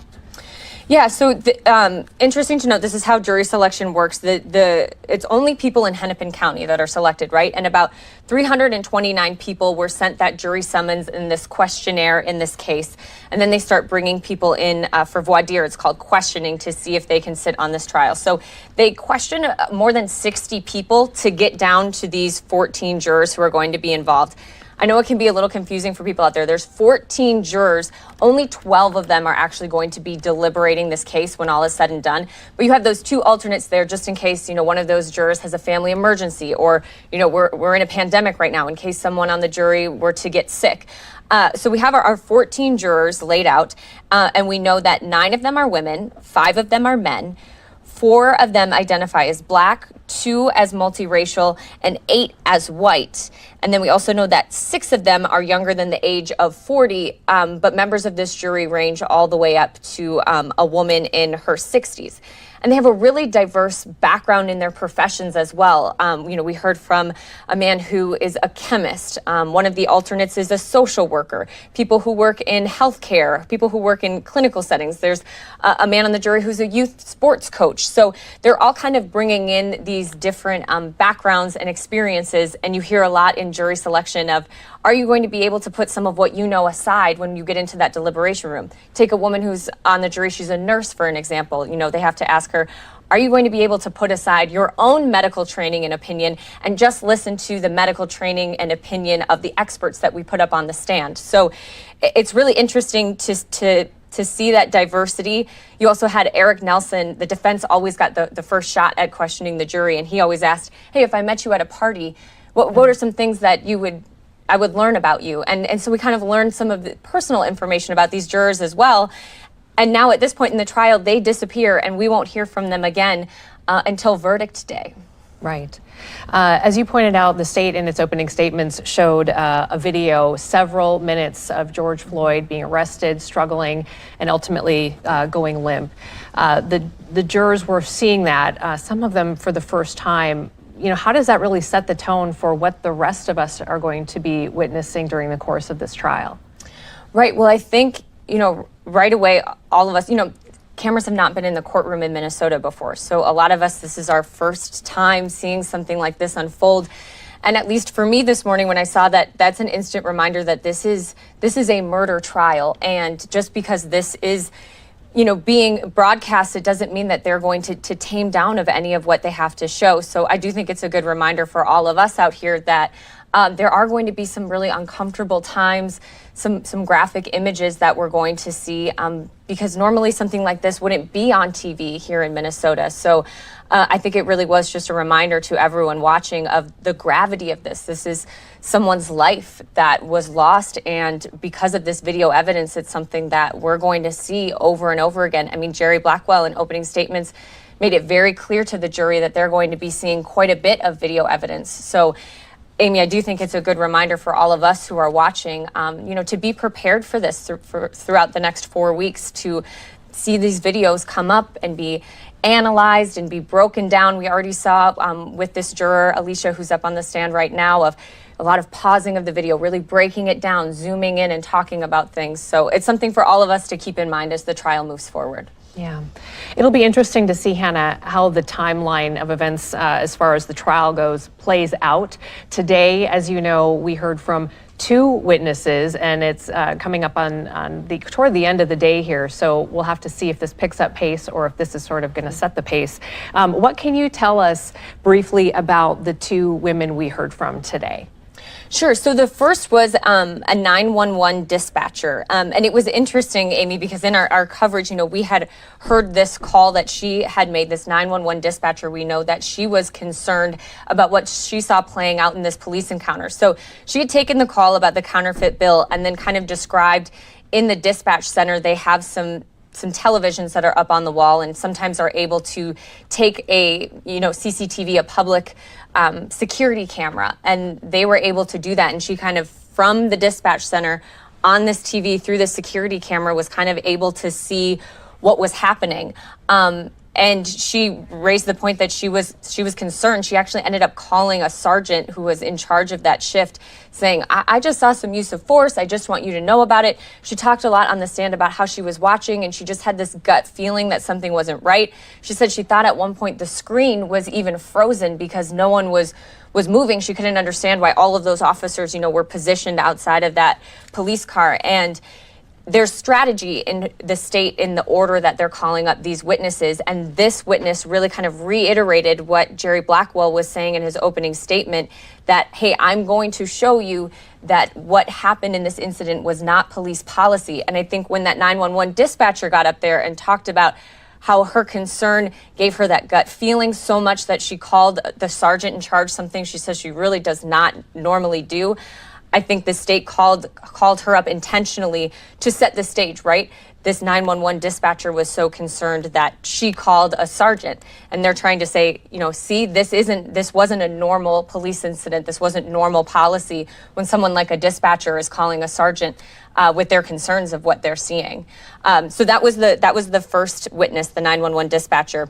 And right now, the state just wrapped up questioning with a woman named Alicia Euler, and she was working at the gas station, the Speedway, right across the street from Cup Foods, and actually had taken some videos herself on her cell phone of that incident going down. So she's kind of one of these first on-scene witnesses that we're hearing from.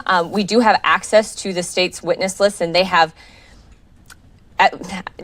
maybe 24 or just under that of these on-scene witnesses. So it'll be interesting to see which ones they're calling up. As you know, Amy, there's a witness list of about 400 witnesses. We don't expect every single one of them to be called up, but Alicia's the first person that we're hearing of who was actually there at 38th in Chicago that day and filming some of this video that has made this case such an interest worldwide.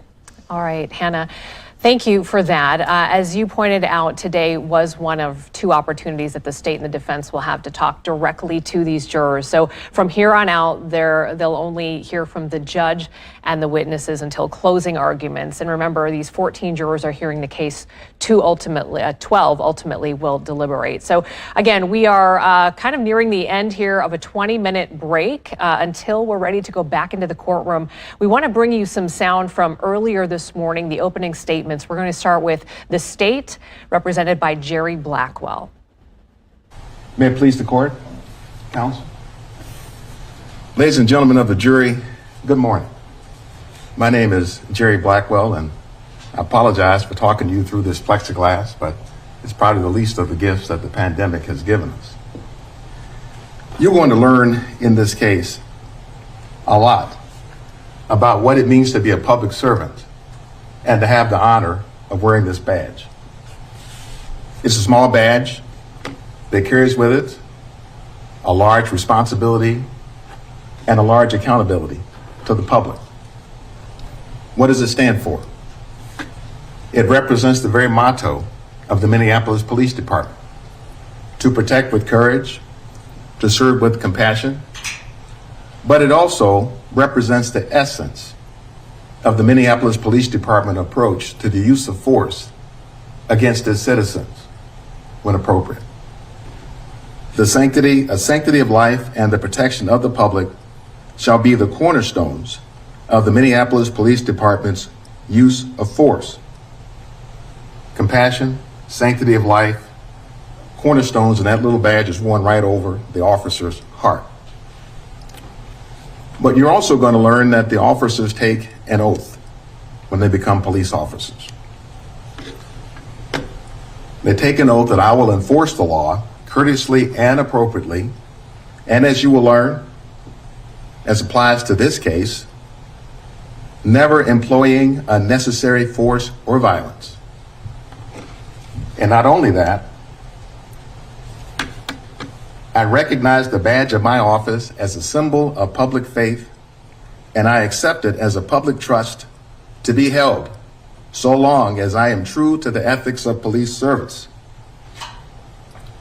Symbol of public faith, ethics to police service, sanctity of life, all of this matters tremendously to this case, because you will learn that on May 25th of 2020, Mr. Derek Chauvin betrayed this badge when he used excessive and unreasonable force upon the body of Mr. George Floyd.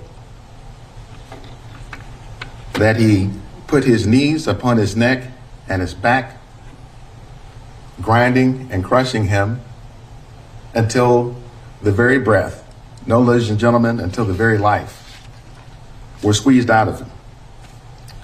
You will learn that he was well aware that Mr. Floyd was unarmed, that Mr. Floyd had not threatened anyone, that Mr. Floyd was in handcuffs, he was completely in the control of the police, he was defenseless.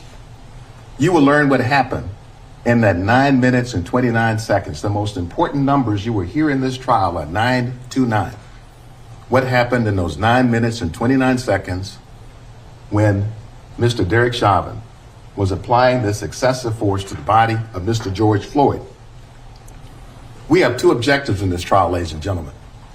The first objective is to give Mr. Chauvin a fair trial.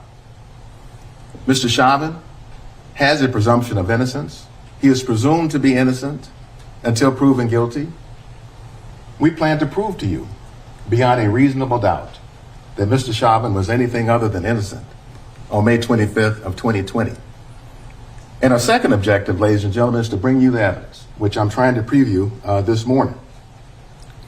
We are bringing this case, this prosecution against Mr. Chauvin, for the excessive force that he applied onto the body of Mr. George Floyd, for engaging in behavior that was imminently dangerous, in the force that he applied without regard for its impact on the life of Mr. George Floyd.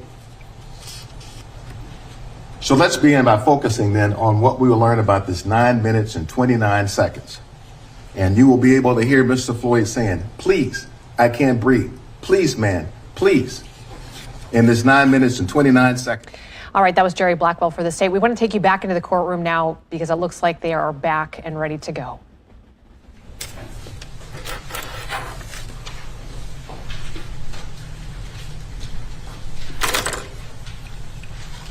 Good afternoon, ma'am. I don't know if that's you or me here. So I'd like to ask you a few follow-up questions, if that's okay. Okay. If the court would...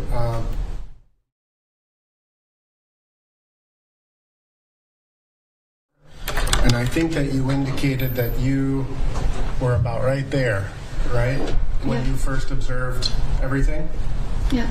All right. Now, can you just describe for me generally, like, the inside of the Speedway? Like, would you have been facing customers, looking out the window to your right? Would you have been standing forward and looking out the window? It would be like to my side. Okay. So if you were in the subway area, or excuse me, the Speedway area right here, in this area that you're talking about, like, your back would have been facing that way?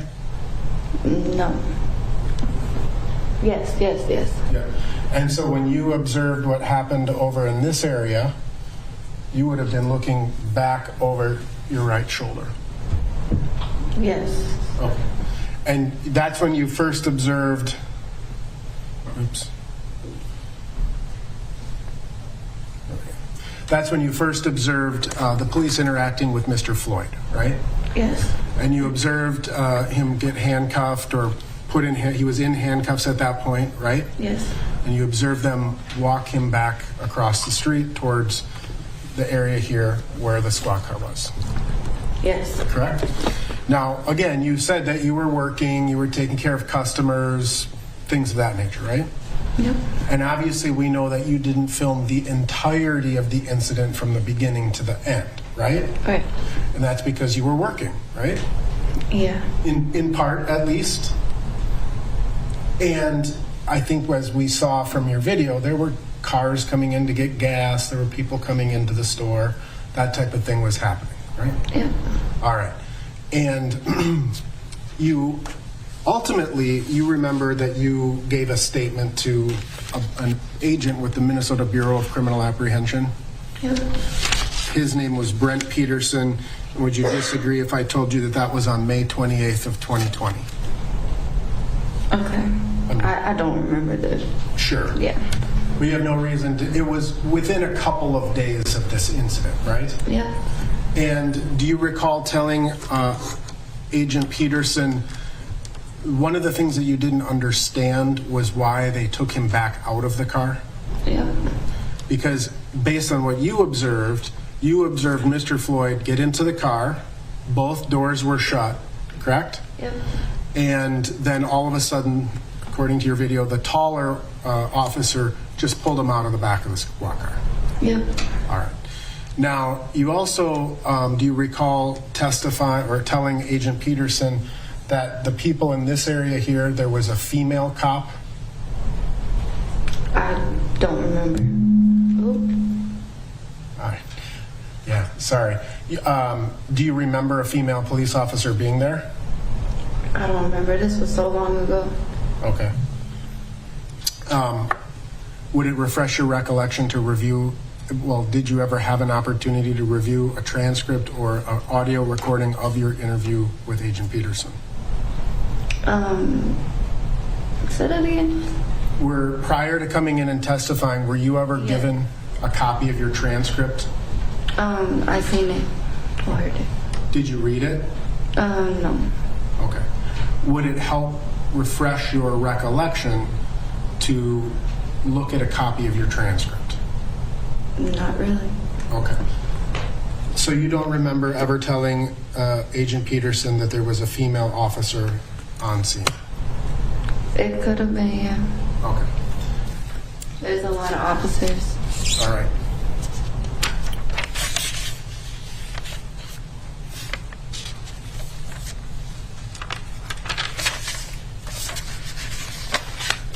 Now, you testified that you took the first two videos from inside the speedway? Yeah. And then at some point you went out into kind of in the middle of the parking lot area, right? Yep. Or the entrance where cars would be coming in to get to the gas pumps? Yep. You were out there on your break, right? Yep. And I think we saw, based on your video, that what you did is you sort of zoomed in so you could get a closer camera view, right? Yep. And you zoomed it to the maximum that your camera would allow you to zoom in? Yep. And from where you were standing, ultimately when you were outside, you had the opportunity to make observations about what the officers were doing with Mr. Floyd, right? Okay. I mean, would you agree with that? Yep. And you had the opportunity to make observations about kind of what else was going on, right? Yeah. In fact, one of the videos you actually had a conversation with someone else, right? Yep. So if you were standing across the street from where Mr. Floyd and the police officers were interacting, you would have one view, but you would agree that when we look at a camera, that's just kind of one perspective, right?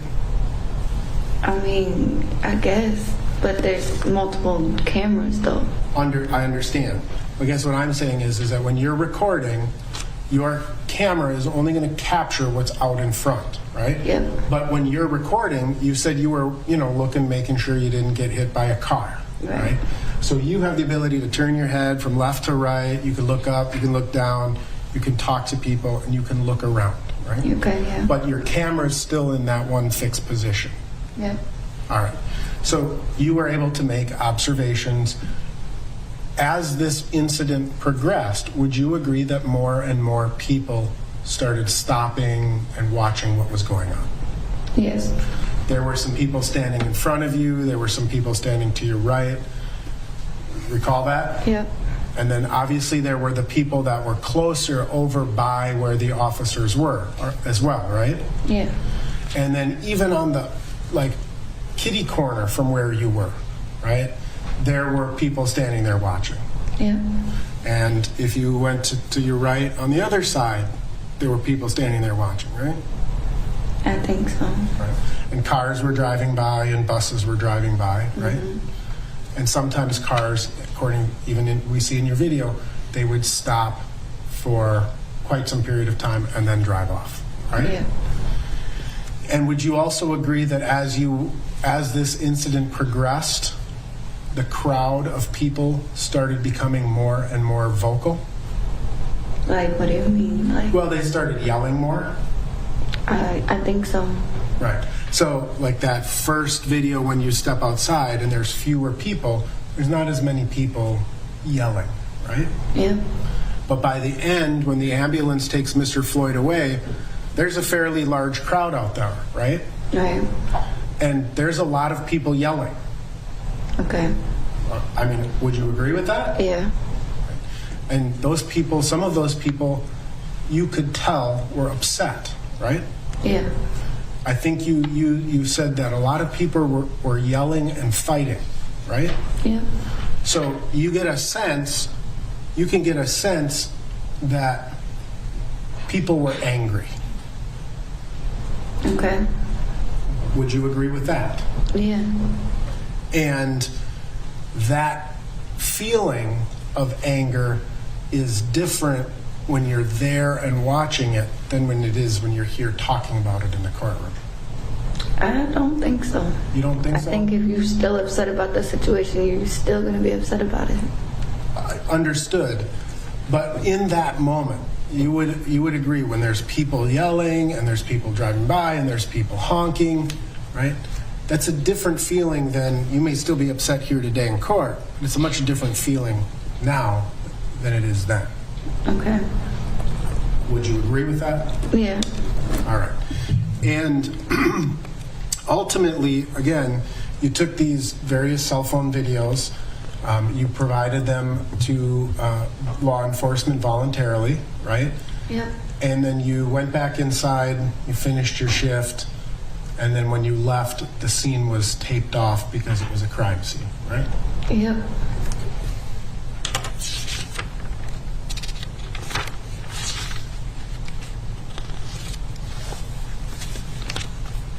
I have no further questions. Any redirect? Yes, sir.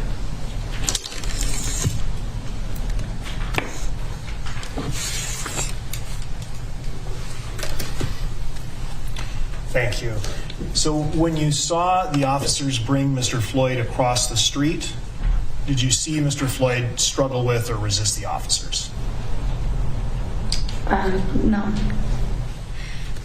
And when the officers first brought Mr. Floyd to the ground and you saw the 3 officers on top of him, there wasn't a large crowd at that time, was there?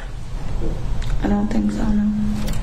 In fact, that didn't happen until much later, correct? Yeah. And you never saw the officers get up off of Mr. Floyd until after the ambulance arrived, after the stretcher was pulled out. Is that right? Yep, that's what it said in the video. Well, shows in the video. All right, nothing further. All right, thank you. You may step down.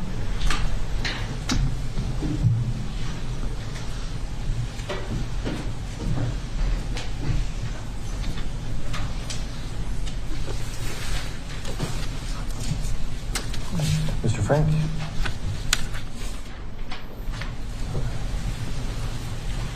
Your Honor, the state would call Donald Williams to the stand.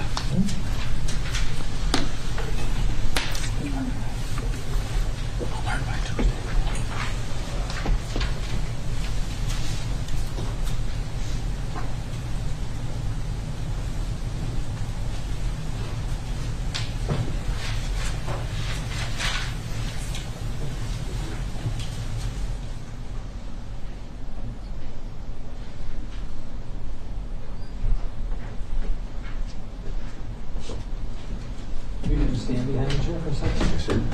Raise your right hand. Do you swear or affirm on the penalty of perjury that the testimony you're about to give will be the truth and nothing but the truth? Yes, I do, sir. Have a seat. Yes, Your Honor. And just to test out the microphone, if you could give us your full name, spelling each of your names. Full name is Donald Wynn Williams II. D-O-N-A-L-D W-Y-N-N. Last name W-I-L-L-I-A-M-S II. Thank you. Mr. Frank. Good afternoon, Mr. Williams. Good afternoon. Can you tell the jurors roughly how old are you? 33. Okay. And what do you do for a living? I'm an entrepreneur and a professional fighter. And a father. And a what? And a father. And that takes up probably as much time as all the others. Yes, it does. So you, by entrepreneur, you have some of your own companies that you run? That is correct, Your Honor. Various businesses? Correct. And tell the jury, if you would, sort of where you live, not your address, but the city or town where you live. I'm in a unique situation, but I do have a place in Roseville in South Minneapolis. And your place in South Minneapolis, well, are you familiar with Cup Foods? That is correct. And how far is your place from Cup Foods, roughly? Not too far from Cubs. Good enough. So, literally, yeah, like on the next block, not too far down. So how long have you lived in the Twin Cities area, the Minneapolis area? Minneapolis, Twin Cities area for 33 years, pretty much, my whole life. I'm a city kid. Okay. And Mr. Williams, well, before I forget to ask you, you've done some work in the security field. That is correct. Been working in security for over 10 years. And what does that mean? What do you do to work in security? Fire security, private security. Worked at the clubs, at Pichaluches, different clubs downtown Minneapolis. Worked at Allied Security for a year before the situation as well. And I've done private security for the Mystic Lake kids as well. So I've been working security for quite a few years. And so that means everything from, I suppose, being what we might think of as a bouncer to just yeah, so from being a bouncer to a private security, like I said, being a door guy to like escorting some of the high-profile athletes as well too. Some of the comedians that came into Minnesota, and like I said, some of the high-profile kids from Mystic Lake that families own Mystic Lake. I have done multiple private securities for them as well on different events throughout Minnesota. So for doing that job, do you have to learn some use of force? Correct. Well, my uniqueness is I'm a wrestler from high school that developed into a martial artist. So that's what gave me more of the opportunity to be able to do the private security and things like that, and just started connections from the mixed martial arts world, from my previous manager to just different friends inside of my circle. And when you're doing security, do you sometimes have the opportunity to work with Minneapolis police officers? That is correct. I have worked side by side with Minneapolis Police Departments and Minneapolis Police since I was 21 years old. And again, I'm 33 years old right now. I work downtown. Like Peter Luce brought me in a couple of years ago with one of the top guys, Antonio, who left to go to Vegas and work out in Vegas. Peter Luce reached out to me and put me at the door, and I was able to control my city because I have a relationship with both sides of the city. It don't matter if it's business, streets, friends, different areas. My connection is pretty broad to the Twin Cities. So I'm able to talk certain people out of certain situations downtown from there. So, yeah, that's fine. Yep. Okay, so working security, you sometimes work with Minneapolis police officers who are also working security. That is correct, off duty. And sometimes when they're called in as police officers to an incident. That is correct. And since you mentioned the mixed martial arts, let's talk about that a little bit. You mentioned also wrestling. That is correct. And when did you start in the sport of wrestling? I started in 7th grade, Your Honor. Or, sir, 7th grade. Yeah, I haven't heard that yet. Yeah, right. Hey, soon. Somebody might be upset if you start calling me. But so you started wrestling at a very young age. Correct. And wrestling as a sport, what kind of things do you got to learn if you want to be a good wrestler? That is correct. What kind of things do you need to learn? You need to learn the mentality of being a wrestler. It's a hard pace, different grind. It's not really a sport; it's a lifestyle. You got to really learn the technique of wrestling. And then it's different. You got to learn the different atmospheres of wrestling as well. You could be the top guy wrestling in an arena where everyone hates you, and you're wrestling against someone that everybody wants you to win. So you got to be able to absorb all that and be able to move forward and perform.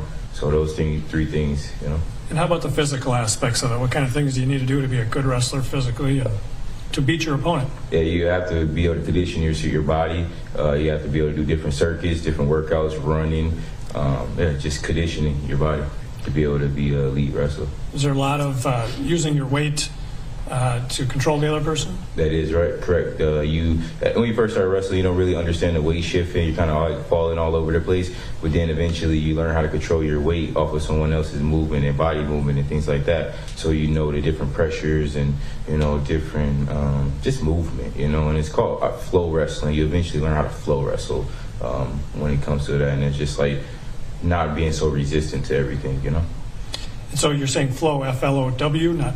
Like flow, F-L-O, flow, W. Wasn't sure if you said float or flow. So. Flow, F-L-O-W. So would you tell the jurors then about your wrestling career?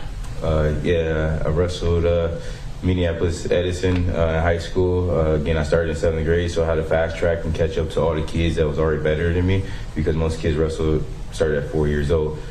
So coming into Edison, they were a really good program at the time, probably the best one since 2006. I was able to transfer in, crack the lineup at Edison, and I was a multiple-time state entrant, a couple times sections, champs, and I went on and wrestled in college as well at DCTC. I wrestled there for 1 year, and then went over and wrestled at RCTC, which is another junior college. And from there, I just been growing into wrestling, learning different wrestling. I coach youth programs since I got out of high school, and I currently coach my kids right now. They currently wrestle in different friends' kids as well, and help them develop their skills and to do different private lessons and things like that with them. So this all started from me being a 7th grader, playing in the backyard with some friends, and they. That's fine. He asked me to explain. Yeah, but we're going to shorten it up a little bit because that's when he can ask you more questions. Yes, sir.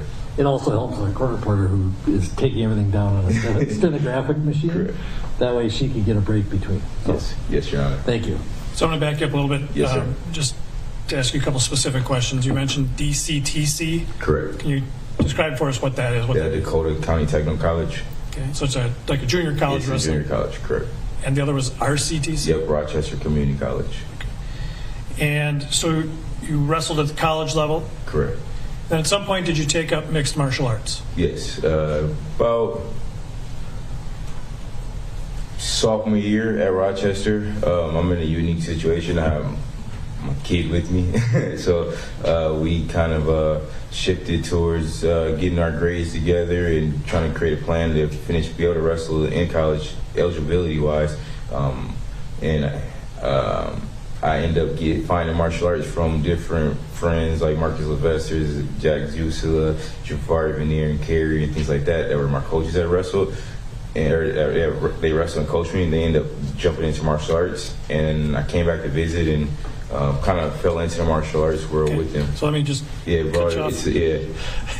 So you've done a lot in mixed martial arts. Yeah. So I'm going to try and walk you through it a little bit. Yeah. But what year was it that you started seriously training in mixed martial arts? About, let's see, 22, like 09-ish, like 09. Have you been involved in it ever since? I've been involved in it ever since, correct. Continue to be involved in it? Yeah, continue to be involved in it. As of the last 9 months, I have not been training. Okay. And ever done the mixed martial arts, what we call it, a fight, professionally? Correct. Amateur. I got 10 amateur fights and about close to 20 professional fights. So about 2009 you start? Correct. Through 2020, correct? Correct. How often during that time period are you in the gym training? Monday through Friday. Like I devoted my life to mixed martial arts and my kids' life to mixed martial arts. So it's a 40 hours or more a week job at the Minnesota Martial Arts Academy. I was in there the majority of the mornings from 10 a.m. to sometimes 3 in the afternoon training for hopefully a fight. So the Mixed Martial Arts Academy, that's the business where you trained? That is the gym I train at, correct. And when you were training there, did you ever did you ever train with Minneapolis police officers who were there? Correct. Describe that for the jury, please. Not everybody they don't always let you know that they're a cop or CIA agent or FBI agent, but we all kind of link together because they're trying to learn how to be able to defend different chokes or be able to detain different people. So Greg Nelson, which is the head professor there, he's a unique guy. He's been able to work close with the military and the Army and the combative team. So we get a lot of Army combative people coming in and training with us just so they can learn how to, defend themselves in war, I'm taking it. And so I've been training next to some of them for, like I said, a decade. And some of them are Minneapolis police officers training there. Yep, that is correct. And they're not all Minneapolis Police Department. They're from all different precincts, all different backgrounds of the law enforcement. So when you're training in mixed martial arts, is part of the ultimate goal to get the other person to submit? Yeah, that's the goal of it. Everybody gets into martial arts for different reasons, As you're rolling and understanding it, yes, your whole thing is to be able to get the person to submit when you do put a choke or a different submission on them. So let me talk to you about that. So you're trained on what are called chokeholds. Correct. And what kind of training do you receive to do a chokehold? Well, you go into a basic class. They teach you the basic techniques of jiu-jitsu, how to be able to defend yourself from the back, how to be able to defend off of a choke, and how to be able to put someone in a choke as well. And those are some of the basics that we learn from them. So if we talk about specifically chokeholds involving the neck, correct, did you also have to learn about the structures in the neck that can lead to a chokehold? Correct. And different. There's air chokes and there's blood chokes and there's limb chokes. So explain the first two. Air choke is more of like choking someone. They still have air to breathe in there, and they're able to, absorb it and feel it, and then you also have a choke where it's a blood choke where it specifically attacks the side of the neck and it specifically cuts off the circulation of your arteries and stops the different blood flowing from top of your head to the bottom of your head. And sometimes you could get in a blood choke and not know you're in a blood choke until you're unconscious. In your training, have there been times when you've been rendered unconscious through a chokehold? Correct. I have been submitted on a professional level in live matches, and I have over 30 jiu-jitsu submission matches where I have got caught in a submission before on a rear naked choke and a front choke. Been only choked out twice in the jiu-jitsu side, but on my martial arts, on the fighting side, I've been submitted maybe 3 times on a side choke. So in that training, do they have to teach you what that's like so you know to avoid it? Yes, correct.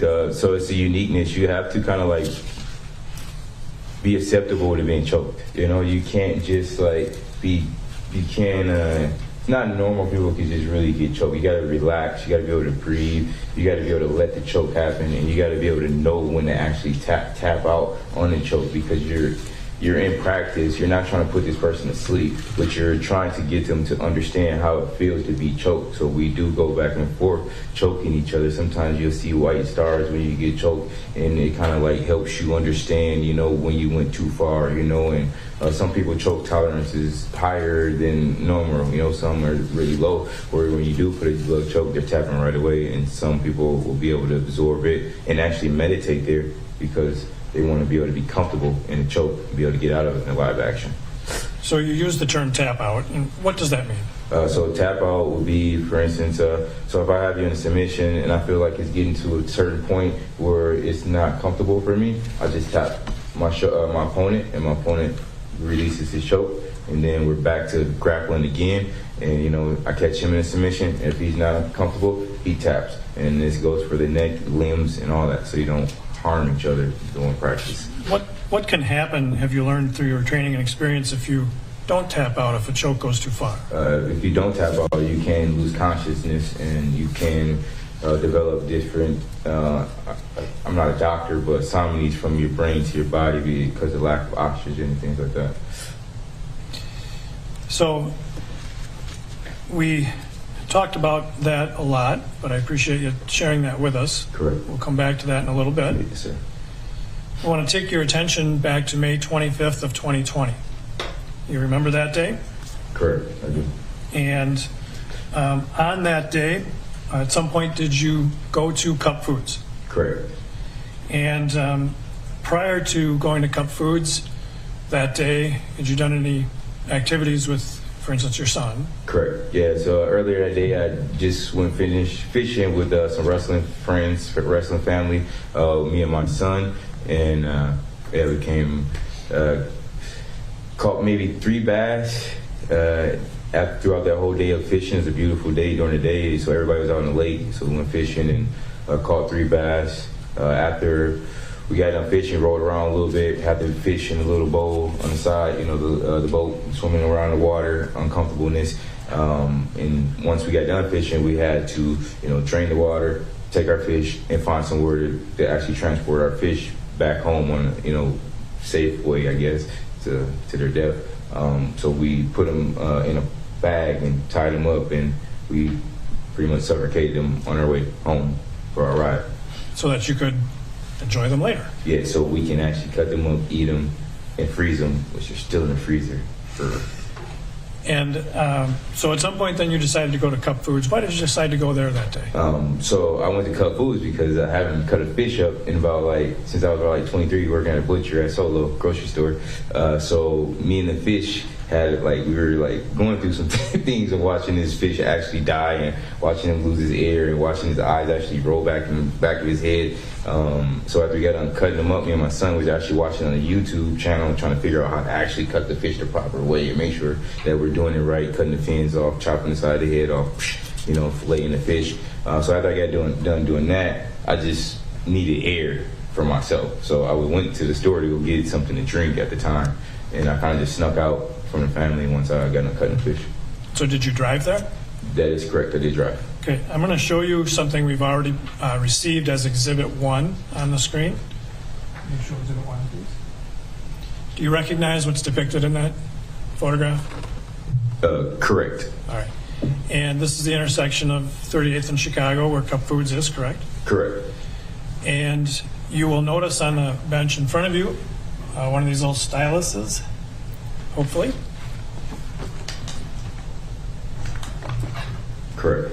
And you can draw on this, and I'd ask you just to show the jurors where you drove up and where you parked. Is it showing up? Is it showing up on there or no? I don't see it yet. I don't see it either. Oh, there it goes. Came from that angle. So I parked somewhere in here. All right.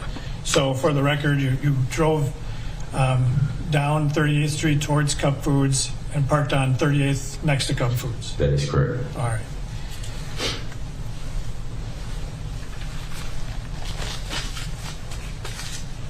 Okay.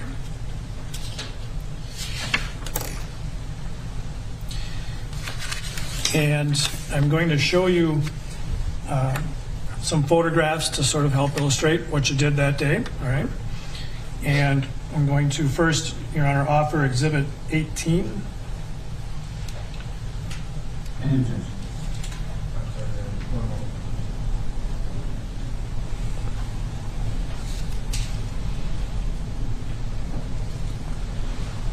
No objection. 18 is received. Okay, can you put 18 up, please? Now, do you recognize this photograph? Correct. This is something we had shown to you before. That is correct. And who is that in the photograph? That is Donald Wynn Williams II, which is me. Okay. And is that you parked, the area where you parked on 38th? That is correct. And that's you walking up?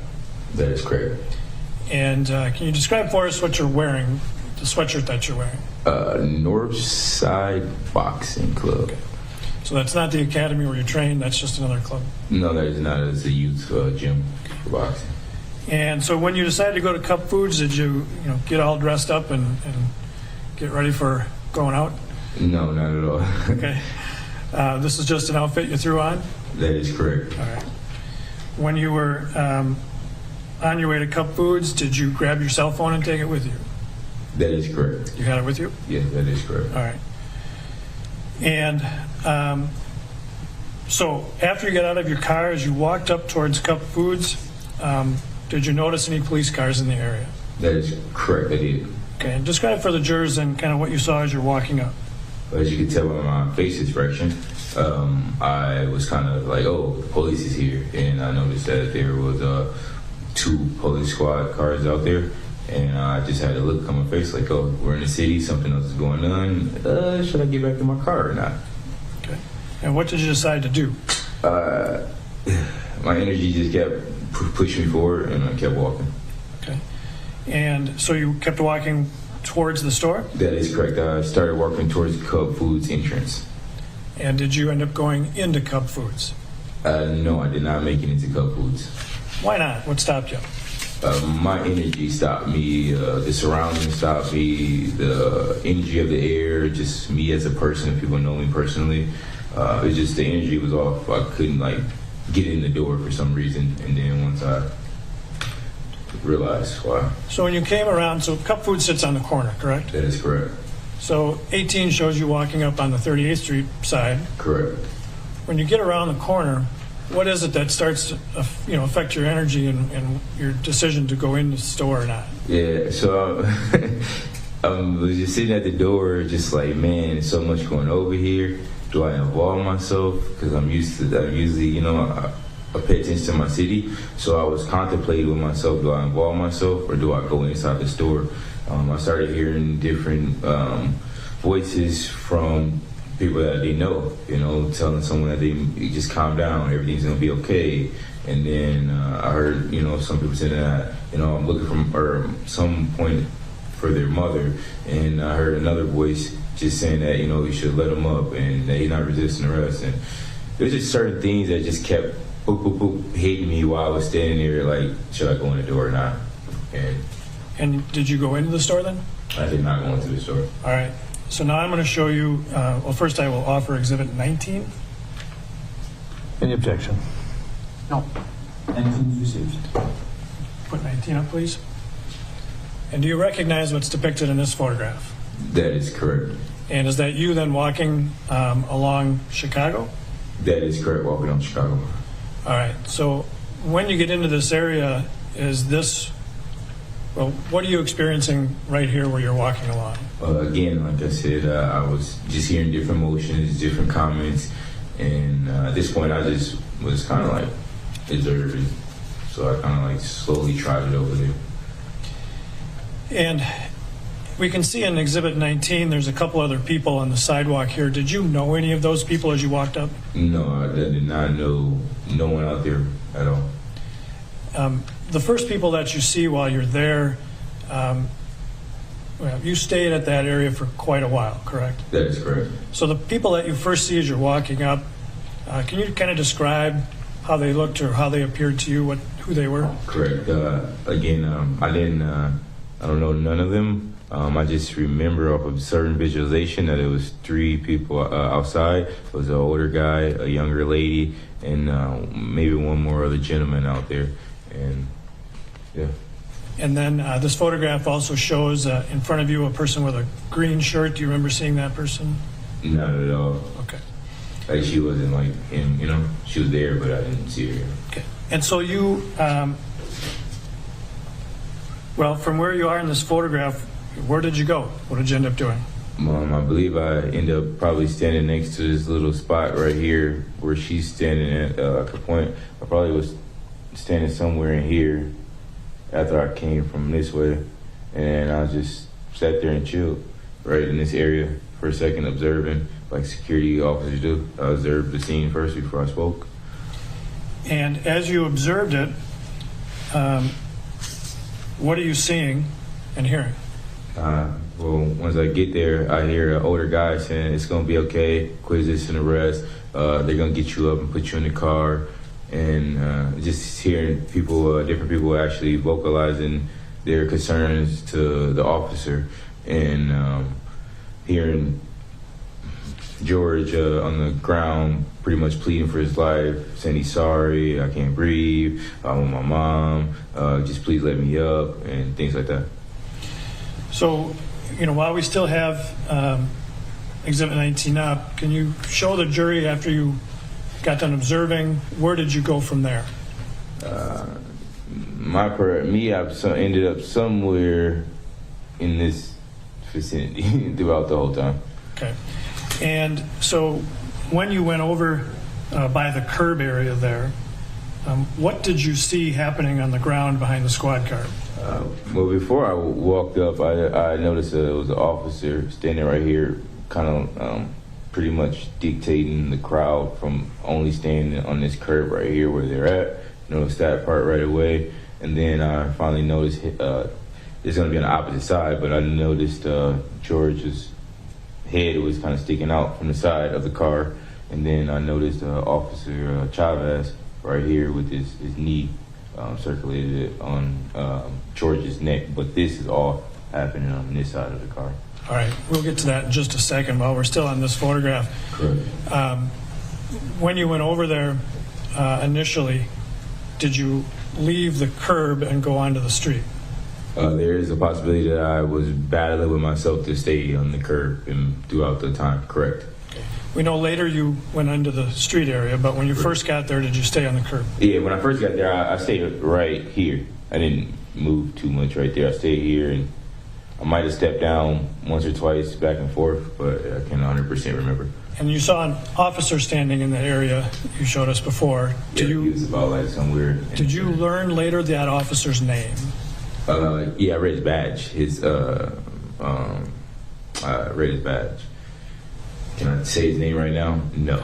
But at the time, I think I called him by his name from his badge, just from visualization, reading his badge. Was it Officer Tao? Correct. All right. And you were able to read that from his badge on his uniform? That's how much respect I tried to give him at the beginning. And so you saw him there? Correct. And what did you understand his role to be when you were observing? He was a dictator. You know, he dictated what went on the curb. He controlled the people. He controlled me, and he was the guy that let it go on while it went on.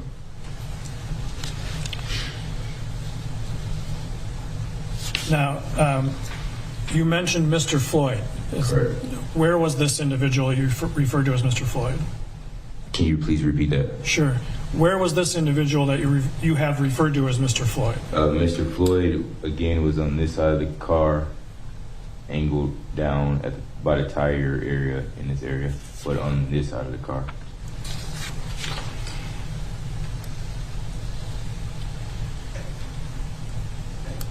And at this time,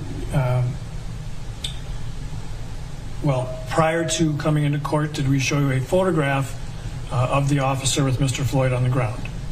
Can you please repeat that? Yeah, prior to court today, did we show you a photograph of that officer with Mr. Floyd on the ground? That is correct. And that photograph, did it fairly depict what you saw when you got there first? That is correct. Okay. Your Honor, to that extent, I would offer Exhibit 17. Any objection? No, 17. Now I'm going to show Exhibit 17 on the screen, and so this is what you saw when you came to that area on the curb there. Yeah, this is what I saw, and the only reason why he's looking at me right now is because I told him it was a blood choke. Okay, we will come back to that in a little bit. When you were there, was Mr. Floyd able to speak? That is correctly. He was speaking in a distress way. And what kinds of things led you to believe he was distressed? He was vocalizing it to the officer. He said, "My stomach hurt, I can't breathe, my head hurts, I want my mom," yeah, those are the things that he repeatedly said. He wanted to get out the car. He said he's sorry for what he did. He pleaded with my mans and told him, like, "I'm sorry. I shouldn't pretty much have to die." And so did you feel like you could have walked closer from this vantage point on the curb? I could have. I felt that way in a way, but it was a fear factor as well. And at this time, so you had seen Officer Tao, and you had seen this officer in Exhibit 17. Correct. On Mr. Floyd. Did you see any other officers at the scene at that time? No, I did not. All right. And so this in Exhibit 17 shows the vantage point you had, the view you had from where you were standing. Correct. I only had that side view of the two officers and the shoulder length of George Floyd's head, nothing else. And when you were in this location, can you describe for the jurors what you saw about Mr. Floyd, how he appeared? Well, let me back up just for a second. You've used Mr. Floyd's name. Did you know him at the time? I did not know Mr. Floyd at all. No real connection. So you're using his name because you've learned since then who he is? Correct. Can't go too many places without not knowing his name or seeing his face. So when you're in this location, you first come up and you're seeing him, he's able to speak. Correct. Can you describe what you saw of Mr. Floyd's condition as time progressed here? As time progressed, so when I first arrived on the scene, Mr. Floyd was vocalizing his sorriness and his pain and his distress that he was going through. The more that the knee was blocked on his neck and shimmies were going on, the more you seen Floyd fade away and slowly fade away, and like the fish in a bag, you seen his eyes slowly, pale out and again slowly roll to the back of his eyes.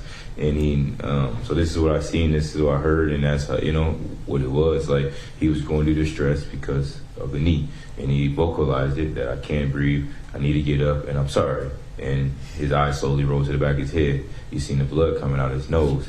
You heard him tell him before he stopped speaking that my stomach hurts, and those most of the times is the last bowel movement of your life. So from there on, he was lifeless. He didn't move. He didn't speak. He didn't have no life in him, no more on his body movements. During that time period, did you notice anything about his breathing that was significant to you? Yes, just like in MMA, you could tell when someone gets tired, or you could tell when someone's getting choked out or things like that. His breathing was getting tremendously heavy and tremendously harder for him to breathe, and you actually could hear him. You could see him struggling to actually gasp for air while he was trying to breathe. And I mean, he barely could move while he was trying to get air. As you were standing there, did others gather around? Correct. At the moment, I was the most vocalist person out there pleading for Floyd's life, because I felt like it was definitely in the wrong. And there was, at one point in time, a medic came on scene, and she spoke on checking pulse, what made me even go even more harder, because I heard it and then I registered in it, like, oh, you do need to check his pulse. Oh, he is not moving. Like, oh, you just killed this man, And so her expertise was like, look, he's fading away. You need to check his pulse. She's asking him multiple times. I'm asking him multiple times. No one checked his pulse. Do you remember Officer Tao saying anything during this time period? Yeah, he did what American does, and he blamed it on drugs for being a black man on the ground. Let me just tell you about that. Yeah. What did he say about drugs? He said, "This is what drugs do to you," and I replied, "This is not what drugs do to you." So, did that Officer Tao saying that help the situation? No, it didn't. If I'll be honest with you, it pissed me off more because that wasn't the case. You know what I mean? So, when you were there, seeing this, did you draw on your training and experience in wrestling and mixed martial arts to draw some conclusion about what this officer in Exhibit 17 was doing? Can you go ahead and repeat that? Yep, it's kind of a long question. Yes, it was. As you're standing there, seeing what you've described to the jury, did you draw on your training and experience in wrestling and mixed martial arts to get an idea of what this officer was doing physically there? Correct. Yeah, so like as I'm standing there and observing everything, before I even spoke, if you've seen the video, I watched what was going on, and as he's positioned here before I even spoke to the officer, I watched the position, one, of where the position of the neck or the knee was on the neck, two, what body movements was going on while the knee was on the neck, and then three, what was the condition of George Floyd while he was going through this torture. One was that the neck was diagonal across the throat, which on a blood choke, you would tack the side of the neck, and which you're in a Kimura or side chokes or things like that, you want to attack the side of the neck to cut the circulation of the breathing from your person. And then to get the choke tighter, you hit different shimmies, which I felt the officer on top was shimmying to actually get the final choke in while he was on top to get the kill choke, because a side choke or a blood choke can ultimately turn into death, and that's what we've seen here. And so, jury is to disregard the last statement by the witness. And just for the record, the last statement about leading to the last statement. Proceed. And so, did you think, based on your training experience, that this looked like a blood choke? That is correct. And did you say that to the officer? That's correct. And how did he respond when you said that to him? He looked at me right here. It's the only time he looked at me. When I said it was a blood choke, it's the only time he looked up. We looked each other dead in our eyes. Yeah, and when I said it, he acknowledged it. And like we're looking at each other right here. Okay. Last statement is sustained as non-responsive. And so when, I'm sorry. And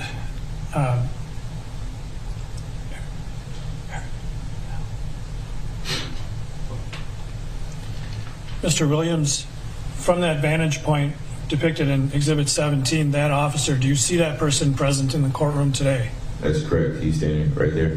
In order to ask the record to reflect he's identified the defendant? It will so reflect. When you were there at the scene, did you at one point tell the officers that you were trained at the academy? That is correct. And what did you mean by academy? A shortening for the Mixed Martial Arts Academy.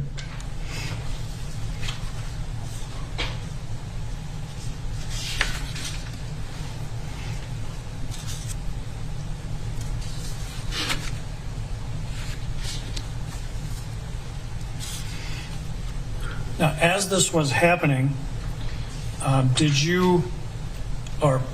other people eventually come to the scene? That is correct. And I'm going to show you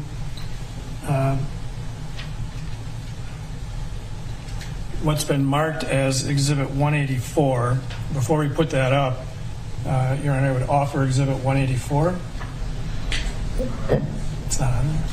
All right, we'll come back to that later.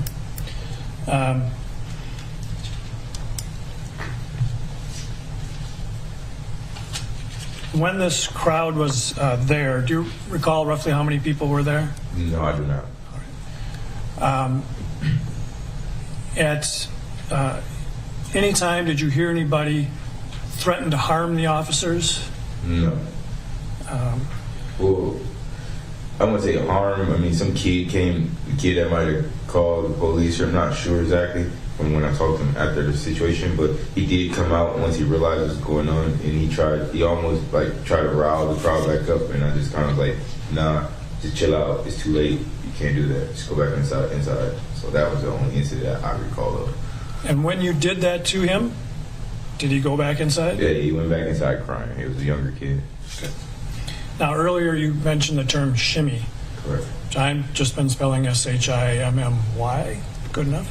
Yeah, good enough. I never gave it a spelling of it, but yeah, shimmy. And so that's a move that you learned in your training for mixed martial arts holds. That is correct. And what's the purpose of doing a shimmy? To get the choke tighter, to close the gap of the air between your arm and the neck. And were there times that you saw things that you thought you recognized as a shimmy by this officer on Mr. Floyd? That is definitely correct.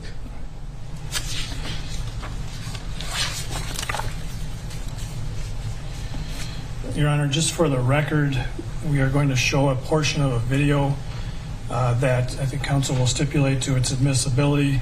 We'll lay full foundation for it tomorrow, and I'm only going to show a portion of it for this witness today. And that's Exhibit 15. Any objection to the partial? Exhibit 15 will be received, subject to later foundation. Now, Mr. Williams, you did not take any video at the scene yourself. That is correct. No video. And we had an opportunity to show you a video earlier. And did that video fairly and accurately depict what you were seeing there? From a live angle, yes. From myself, yes. All right. What I'm going to do is play a portion of Exhibit 15, and it's the time period roughly when you are there. And while we play it, I would just ask that you explain to the jury the things that you saw you would consider a shimmy, and just sort of explain how what it is that you're seeing to make you think that. Correct. Is that all right? Yes. All right. So we'll do Exhibit 15 starting at 44 seconds. Let me breathe, please, man. I've been trying to help out with you. So that way, man. We're not holding that. See, like, he just did it right there. You see his foot is his toe is pointed down, and you will see a small gesture in his back foot like this. And that's just the pressure you push more down between his knee, George's head, and the concrete, and cut off circulation. All right, and we'll continue on that, please. Yeah, he just did it again. We saw that movement there that moves the knee on. And his foot, this time his foot came up off the ground, so no foot on the ground, so all the pressure is on his neck. And you're talking about the foot on the same leg as the knee. Yep, so, correct. So the same foot on the knee, so it's like this is a choke here, so this is, for instance, my neck here, and then for me to close this, I shimmy, I shimmy, I shimmy, I shimmy, I shimmy, and now I close the choke on the side of the neck. And just for the record, shimmy. Sorry. Yeah. Just for the record, you're demonstrating with your arms. Yep, I'm demonstrating with my arms, so that's choke, from neck here, and for instance, my neck would be from here, so I would have this across from here, and then I'm closing it off here, pretty much the angle of his knee, and then every time I'm shimmying, I'm getting this right here to close the gap closer within my neck, and it's the same way that you can do without having the neck across here. So we'll continue on with the video then. Yeah. What do you want? I can breathe. So he just did it again. He did it again. He did it again. Bro, get up, get in the car, man. I will. Get up, get in the car. It's just a small gestures, and then you'll see his shoulders slowly swag. Sorry. Okay. So. Oh, sorry. Yep. So what we'll do is we'll wait. We've stopped the video at this portion, and if you could just explain what you're seeing here. Correct. That leads you to believe this is a shimmy type move. Correct. So explain now. Correct. Okay, cool. So the gestures and the movements is from his shoulders and the top, and he's just doing it with his knees. Not it's not an actual choke with the hands. Now he's actually putting the same pressure as you would with your neck. And like I said, every time his shoulder is moving, he's pushing that pressure down on his neck from the shoulders to the knees, all the way from this ankle. And you will see his shoulder shift, and then you'll see the bottom of his knee shift, and his foot come off. The one time he took his foot off the ground and put multiple pressure. Now his foot's not on the ground. He's driving off his far foot. And, as you're seeing this, are you also seeing things on Mr. Floyd's face that you testified to earlier? Correct. All right. So let's continue with the video then.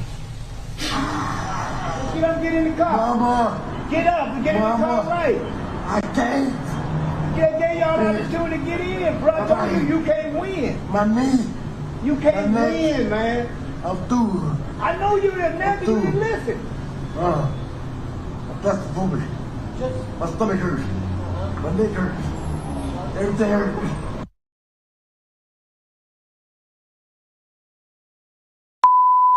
And it does look like we are having a little bit of trouble with the signal there as we continue to listen in to the George Floyd trial. I do see we do have one of our sources back. Let's go jump into that again live here for you on News Now from Fox.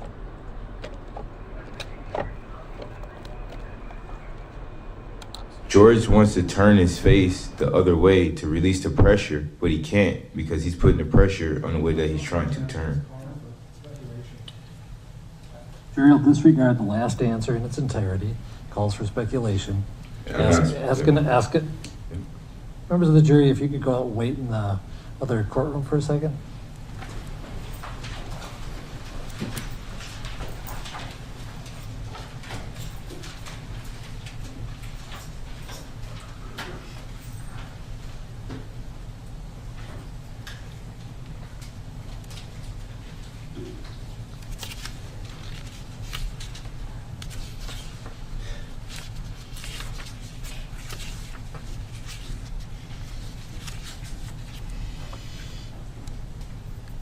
Be seated.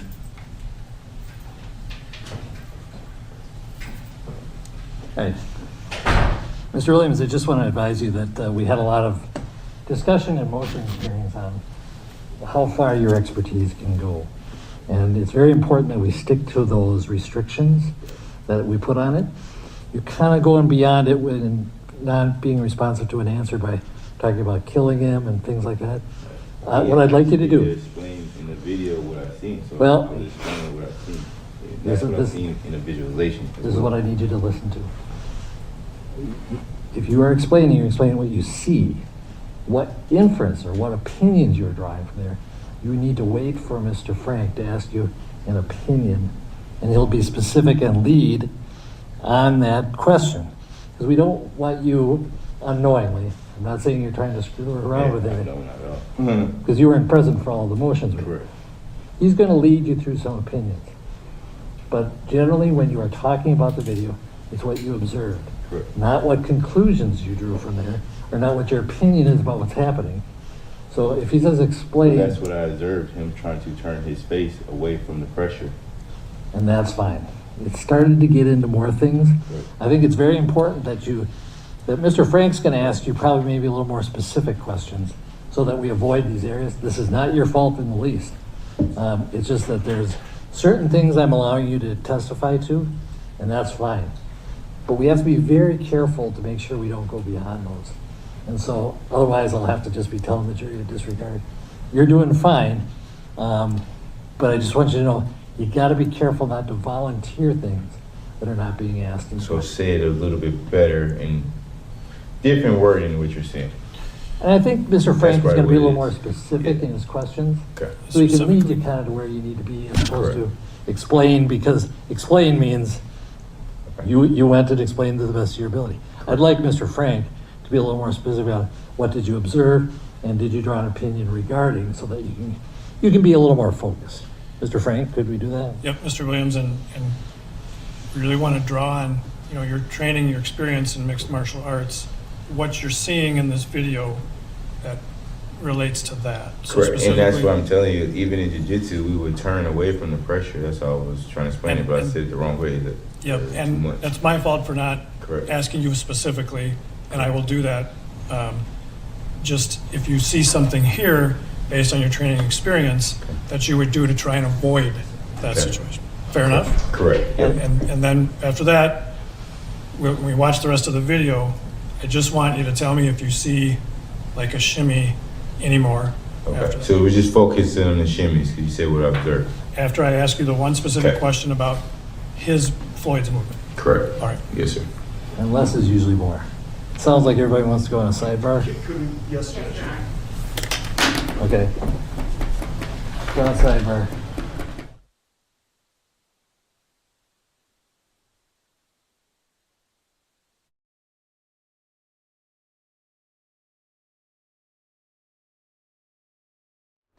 And just a reminder for our viewers, we are continuing to watch live here at this trial out of Hennepin County in the city of Minneapolis, Minnesota, where again, last year we had the nation's attention and eyes on Minneapolis after the former police officer who's on trial here today, Derek Chauvin, had pressed his knee into George Floyd's neck, and he's on trial for charges of murder and manslaughter here today. Today, day one, we've been showing you on our stream the jury selection. Now today, the first official day.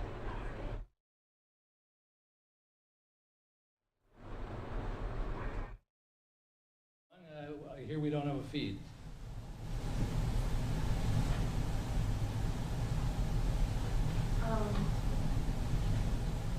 I have to check it. If you lost the feed, you lost the feed. And just a reminder, News Now from Vox is always live, raw and unfiltered, as we continue to watch live here in the courtroom. Judge Cahill there had ordered the jury out of the courtroom to talk with that witness. And I think Mr. Williams is going to have to come back tomorrow anyway, at the rate we're going. Sorry about that.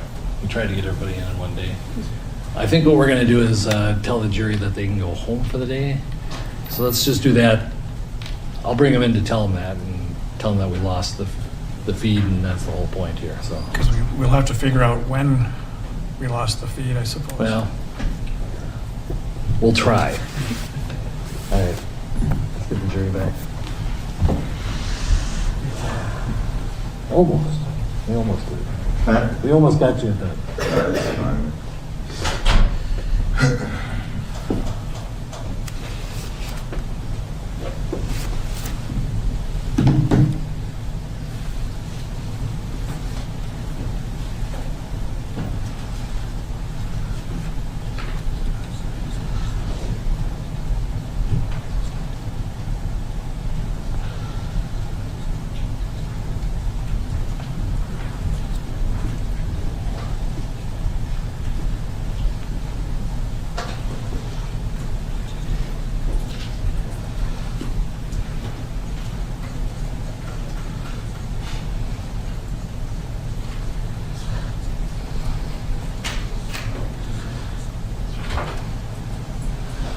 as we wait for the jury to come back in again, top of the day started with prosecutor Jerry Blackwell showing jurors that footage at the earliest opportunity.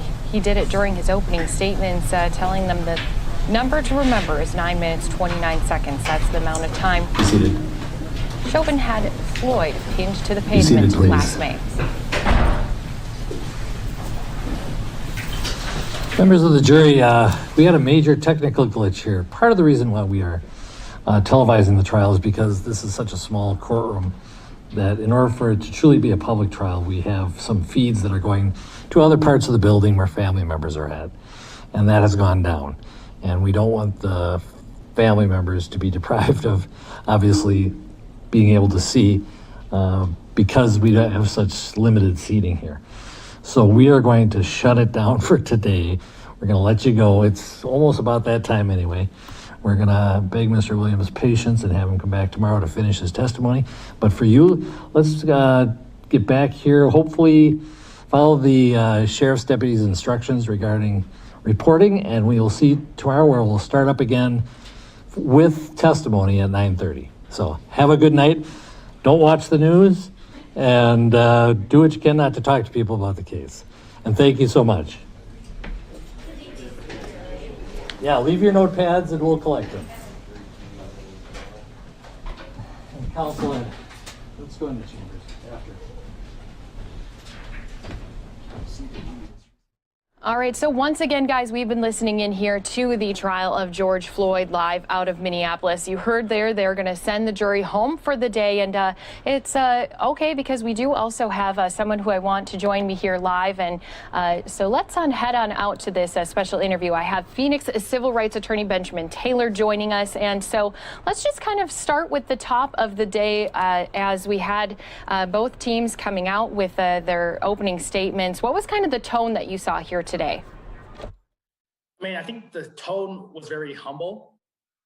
You saw the prosecutor gave background of George Floyd and his life and what he was about. As far as the defense basically told a story that George Floyd might have died based upon drugs in his system, or might have died because of his own actions. So I think you see tells of two different stories that are going on in this trial today.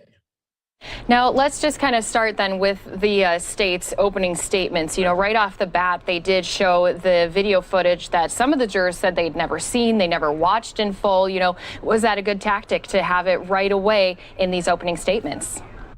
Yeah, I think the prosecutor did a good job. You wanted to start off strong, just like any trial. The things that the jurors are going to remember are the first things. And that picture and the video, that's the strongest thing that we remember throughout the whole trial. So I think the prosecutor did a good job by showing the video, having it framed in the jurors' minds. So they will be thinking about this all throughout the trial.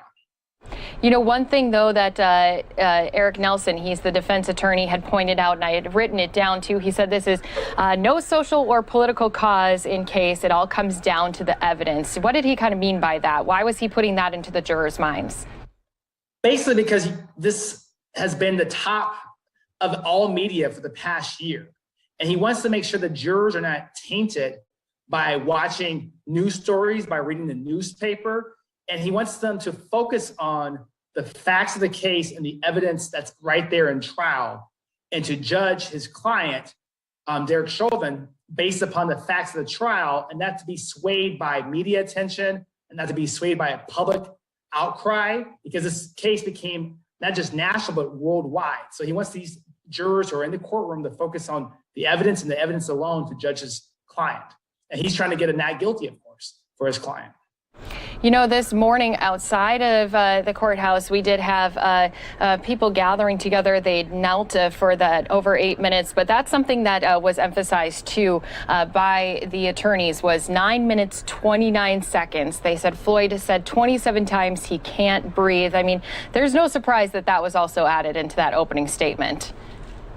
Exactly. The amount of time, I mean, that's a long amount of time. They held with a knee on your neck over 9 minutes. So the prosecutor wants to emphasize that to the juror, So no matter what training that Derek Chauvin had, no matter what he did, they want to emphasize that that was an extreme tactic, and that's what killed him, the knee to the neck, and that the drugs that were allegedly found in George Floyd's system. Okay, so let's talk about the first witness, since we did have a few of them take the stand today. What do you think of the state's call for that 911 dispatcher to be their first witness to take the stand? I think that was a good move. You want to show credibility. So a 911 operator is a person that a lot of people trust. They have a job where they're trying to help people. So you want to have a witness where people trust, so that way the jury can listen to that person. And the 911 operator kind of lay down the facts that she thought that this was, a little bit wild, what she heard on the phone. So the 911 operator was a good job for the prosecutor to start off strong, the very first witness. Yeah, she went on to say, that she had never called a sergeant before. And in this case, she thought she was kind of witnessing something unusual. And that was something that I kind of heard Eric Nelson saying, oh, is that in your job line to be doing that? So how do you feel like Eric did with having the dispatcher on the stand there? No, having the dispatcher on the stand to explain what she heard, and for her to want to call a sergeant, for her to, reach out to other people, you can tell by the emotions of the dispatcher, and that's what the jurors are watching. Jurors are watching every witness's eyes and their emotions. And you can tell by her emotions that she felt that this is an unusual call, and this is a different cause, and the 911 operator that she doesn't get every day. So you can tell that this was something that she was concerned about, and she wanted the jurors to know that this was a call that, an unusual call, that she felt that something was wrong here. Even though it involved police officers, she felt for George Floyd based upon the testimony that you heard today. And what are your thoughts then also, Ben, on the other witnesses that they called? We had that gas station worker who was down watching it unfold firsthand. She had been taking some video, and then we're in the middle of our third witness, who will obviously have to be questioned by the defense, cross-examined by the defense tomorrow. But what about these other witnesses? Now we're starting to get into more people who were there in person watching this happen. Yeah. So jurors tend to believe people who have no horse in the race. Witnesses who are just there, they have no bias, they're just there and they testify to what they observe. So having the person who worked at a store clerk, this gentleman right here who was testifying to MMA moves, these are witnesses who are just there on a normal day, and jurors tend to believe people who are just minding their own business, and they see this and they were shocked at what they saw. So they pretty much are just testifying to what they saw last year during the point where Derek Chauvin had the knee on George Floyd's neck. So I think it's a good job with the prosecutor to call these, we call them lay witnesses, people who are just normal people, everyday people who are just going to work. And you can tell they just came in there with a t-shirt on, regular people, when the witnesses, and that's very good to have these witnesses lay down the foundation of what to expect other witnesses. So when you hear more witnesses talk and say the same thing and the same fear that they felt, these jurors are going to feel the feelings and the emotions of these witnesses throughout the whole trial. Now, towards the end there, we saw the judge send the jury out. So kind of walk our viewers through that. What was the reasoning to have that private conversation then with that witness? This is the MMA fighter who is trained in chokeholds. Why did he have to send the jury out and kind of talk a little bit more in depth with that witness? So prior to trials, judges allow certain evidence to be allowed for the jury to hear, and certain evidence is not allowed to be heard. So the judge is reminding this witness, remember, you were here during the pretrial testimony, and you're not allowed to testify to certain aspects of this trial. So what the judge was saying was, warning the witness, you can't testify to certain aspects of how Derek Chauvin had the knee on the neck, because that can what you call a mistrial. So what that means is if a witness testifies to certain evidence that's not allowed, the judge can cancel the whole trial and call a mistrial. And that means you're picking a brand new jury, and it prejudices the defendant. Basically, in this case, the defendant has to be proven guilty beyond a reasonable doubt. So you want to make sure that all the evidence there is fair, and that everything that comes in is not biased to one witness versus the other. So that's what the judge was pretty much explaining to the witness, is make sure you don't testify to things that You weren't allowed to, because remember, you were here when we talked about this, so don't go there. And I think you pointed out something that I wanted to mention too. It just kind of struck me as, oh, I sometimes forget that. You know, while we have Derek Chauvin on trial, he is innocent until proven guilty. So that means the state's out there to prove his guilt, while Eric Nelson might just be there to prove, hey, this evidence does not mean that he's guilty. That's correct. I mean, even though, you know, the world might have their views and people might see this and see the knee on the neck and this call, you know, Derek Chauvin automatically guilty. Under our law and our Constitution, you're innocent until proven guilty. So that's what the job of the prosecutor is. The defense attorney doesn't have to prove Derek Chauvin's innocent. Under our law, as he steps into this courtroom, he is presumed innocent. Now, what the prosecutor is doing is calling witnesses to testify to prove his guilt, to prove the charges of second-degree murder, to prove the charges of third-degree murder, to prove the charges that Derek Chauvin did this and actually killed George Floyd. So right now, as we speak, Derek Chauvin is considered an innocent man throughout this trial until proven otherwise. All right, so let's just quickly go into tomorrow. You know, obviously there'll be a number of witnesses still called to the stand. What are some of your thoughts on what we might expect to see from either side heading into more of this trial this week? I think the prosecutor is going to hammer home all the witnesses that saw this, and one after the other, and just pretty much have a narrative that Derek Chauvin put the knee on George Floyd's neck and killed him. And the prosecutor is going to do that by do this and prove their case by having witnesses testify to the same thing. The defense attorney's job is to cross-examine these witnesses, to say that they didn't see what they saw, to make sure they understand that, hey, George Floyd might have had drugs in his system, so you're not a doctor. So you wouldn't know, just because you're a witness, you don't really know what actually happened that day and what actually caused the death. So the defense attorney's job will be to bring in an expert witness in the future to try to prove that George Floyd died based on drugs in his system versus a knee on his neck. Yes, sorry about that. I was having a little difficulties there with my system, but I do appreciate you taking this time. I know you were waiting and on standby here for a long time, so giving us a little insight to this trial, what we can expect.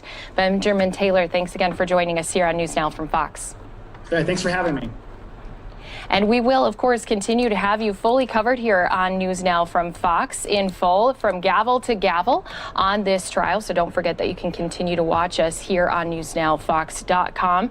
And I do want to head out to some more videos coming from Minneapolis. Now, during the trial, we were showing, obviously, that in full, but we did also have Minneapolis police, along with some other leaders in the community who are involved with the safety of officers of the Capitol, of the Minneapolis area during this trial. You know, safety's been top of mind for a lot of these people who have to still continue their day-to-day work. So they do say at this time they don't believe there's any threats to the people who've been stepping out to show their support for the Floyd family, maybe even for the Chauvin family. So as of right now, I want to head out to Minneapolis. This happened just a little bit earlier here today, and we're going to continue, obviously, to have you fully covered on this trial, not only here today, but of course throughout the week. In that manner have done so peacefully, and so we want to say thank you for that. And of course, the second most important pillar to Operation Safety Net and our leadership team is to ensuring that all those who choose to do so can do so peacefully without such things as any sort of destruction to property, any sort of violation of criminal law, and to making sure that we're keeping the city safe. And so, again, we want to say thank you for all those in that civic participation. This afternoon, you will hear from our distinguished leadership team, as well as some distinguished guests who have joined us today. As of today, Operation Safety Net, there are no reports of any sorts of arrests related specifically to the trial, and no significant reports of any sort of damages to property in and around our city. And so with that, I'd like to bring up Sheriff Dave Hutchinson of the Hennepin County Sheriff's Office. Thank you, Chief, and thank you, everybody, for tuning in today. We are proud today. So far, the trial has gone smoothly. Our deputies are obviously aware that emotions may be running high throughout the trial the next several weeks, and we're talking to them every day to make sure that they act in a professional manner, and I'm sure they will.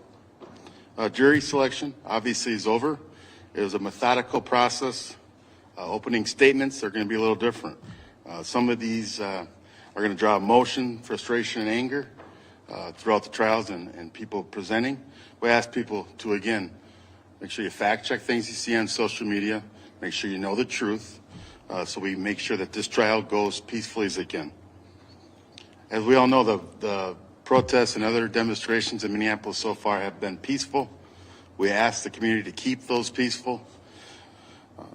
Again, the court trial has gone as smooth as we can have hoped, and we're asking for the public's help to make sure it maintains peace and order. We want people to remain patient through the process. We invite protesting and exercise your First Amendment right. We do not welcome, as the chief said, damage and destruction, and we'll do whatever we can to mitigate that so it's a peaceful process. The trial is on schedule. We know that could change, but the process is going as smooth as it can. Again, we're asking everyone to maintain order down there, let our deputies do their jobs so the judge and jury can do their job. Again, we need peace for justice, and we need justice for peace. I'm proud of the Minnesota people who have came out and exercised their First Amendment right peacefully. We're asking people to continue doing that. Hennepin County, the city of Minneapolis, and the Twin Cities need this time. We need to recover, and we need to heal, and we need that fair trial, and we need a peaceful trial for all this to happen. Again, thank you. Appreciate your time.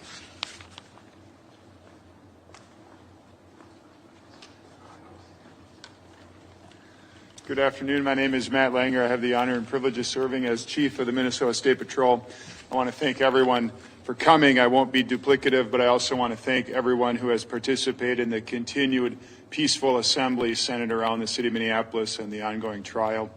I also want to remind everyone that we are operating under a unified command approach to this trial, and so along with the agencies you see represented here and others, we are working every single day on all of the decisions related to public safety missions, related to the security for the trial that is ongoing. We all have a vested interest in ensuring that the two goals that we've been articulate about since day one are upheld and are front and center. The first, that we encourage peaceful assembly and people coming to express their opinions. And number two, we're intolerant and proactive toward criminal activity that will prohibit people from feeling safe to express their rights and their ability to speak freely on their opinions. With that, I'll be brief and turn it over to the Adjutant General for the state of Minnesota, Major General Sean Mankey.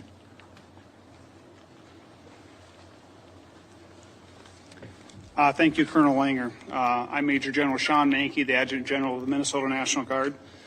The Minnesota National Guard continues to support critical infrastructure security missions. We currently have approximately 200 service members activated in support of Operation Safety Net. We maintain nearly 100 guardsmen in Minneapolis providing security in and around the Hennepin County Government Center.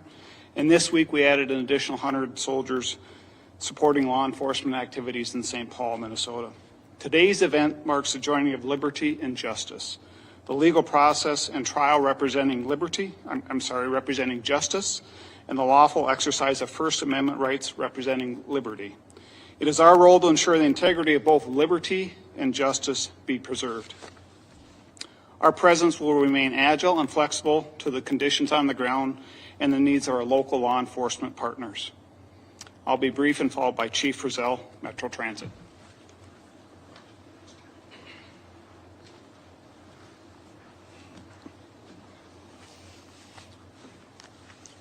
Thank you, General Mankey. Eddie Frizzell from the Metro Transit Police Department. And it's my honor to be among our peers, faith-based individuals, along with other law enforcement professionals that are all on the team. The blocking of LRT lines during the trial period becomes problematic. One of my primary focuses for the safety and security of nearly half of the individuals through 7 counties and 85 communities fall to us. Even though we live in uncertain times, individuals still need to have the ability to get from point A to point B on a daily basis. Some people's livelihoods and their abilities to go to school depend on it. Metro Transit Police are mindful of people's right to peacefully assemble in demonstrations. Metro Transit is asking demonstrators to refrain from blocking transitways, including the light rail line that crosses through the government center in Minneapolis City Hall. Riders use the LRT to travel to their jobs, schools, medical appointments, and other essential daily errands. When the transit ways are blocked, Transit Police will work with our partners and Metro Transit operations staff to reopen the light rail and our bus routes when possible. Transit users can find information regarding delays and reroutes on social media and via a rider alert and text messages. Again, we fully support an individual's right to free and nonviolent protest. However, we must open up and maintain the transferability of everybody just trying to conduct their day-to-day lives. Thank you. Now will be followed by the Commissioner of Public Safety, John Harrington.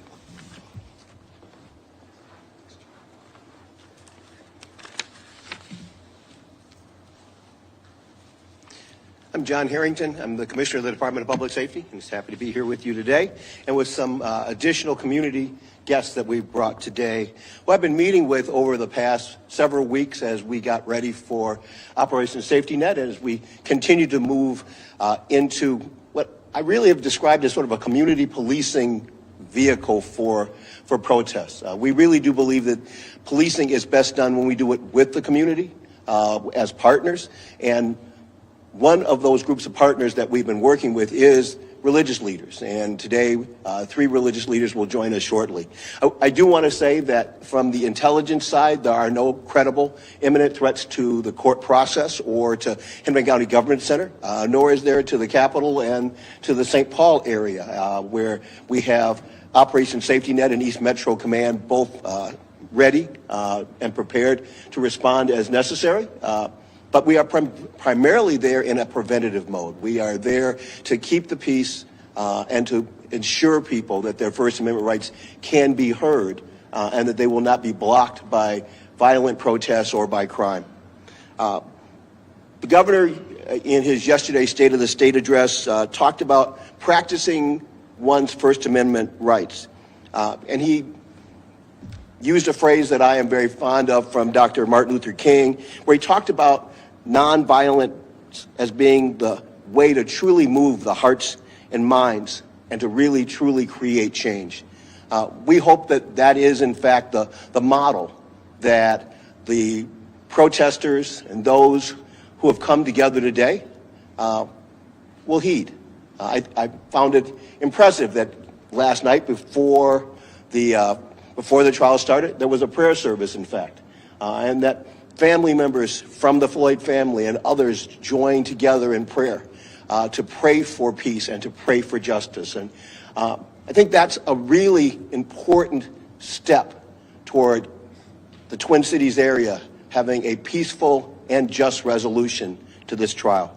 At this time, I'd like to invite Bishop Richard Howe of the Shiloh Temple International Ministry from Minneapolis, Reverend Babington Johnson from the Stair Step Foundation, and Reverend James Thomas of Mount Olivet Baptist Church in St. Paul to come forward and to say a few words.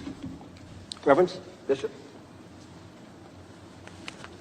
Thank you, Commissioner. I'm Bishop Richard D. Howell, Jr., served Shiloh Temple International Ministries along with Dr. Thomas at this time. The faith community is a strong believer in Operation Safety Net. We believe in peace, safety, justice, and mercy. And we certainly stand behind this organization because this is our city, this is our county, it is our community. And with that faith, believing, we know that everyone has the right to exercise their First Amendment rights, but listen carefully, we also want our city to be in safety and protected. We ask all houses of worship to open up their places for anyone to come in, have a cup of coffee, to enjoy a conversation, to receive any kind of mental health counseling, or to just sit there and meditate and pray.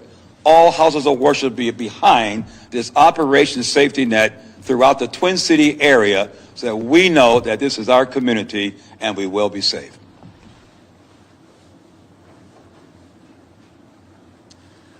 My name is Alfred Babington Johnson, and I'm the convener of His Works United, and two of our policy board members here today, Bishop Howell and Reverend Dr. Thomas. And I, too, want to affirm the fact that we are all appreciative of the notion of Operation Safety Net, because we have a vision for our community, and the vision of our community is about justice, it's about peace, and it's also about transparency. And what this operation has done for us is continue to keep us informed as a community about the issues that we're all concerned about too, which is the security and the peace and the safety of our people. But our goal altogether is about justice. It is about truth. And so we're grateful to be able to work together with all the components of our community to that end.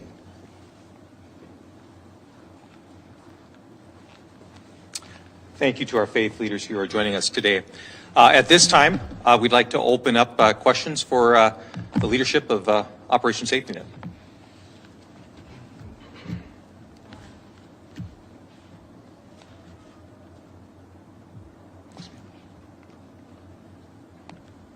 I wanted to talk a little bit about the area where George Floyd was killed. I know currently it's becoming closed off and that sort of thing. So do you guys have a timeline on when that area may be reopened? The question was from the journalist was about the location of 38th in Chicago in Minneapolis and communications about when that will be reconnected.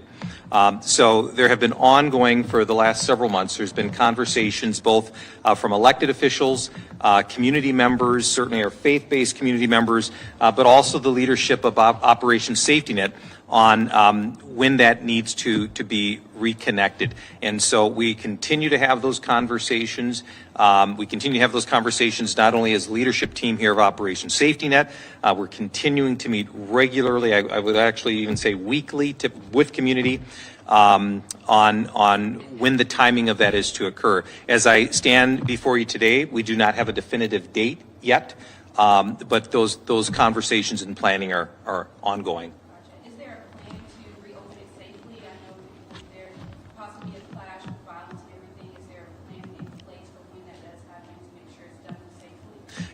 So that the question was, is there a plan to reconnect safely? I will tell you that all of us, certainly Operation Safety Net leaders, our faith communities, and certainly others that I've been engaged in conversation with, we want that to happen safely. Will there be those who will absolutely be against that? Yes. And as we've talked about, one of the key pillars is individuals being able to express themselves, but to do so peacefully. That is what we hope will occur when that happens. But we certainly understand, are insensitive and respectful that there are going to be people with differing views on that. And so, again, our hope and certainly our planning is to do that reconnection safely.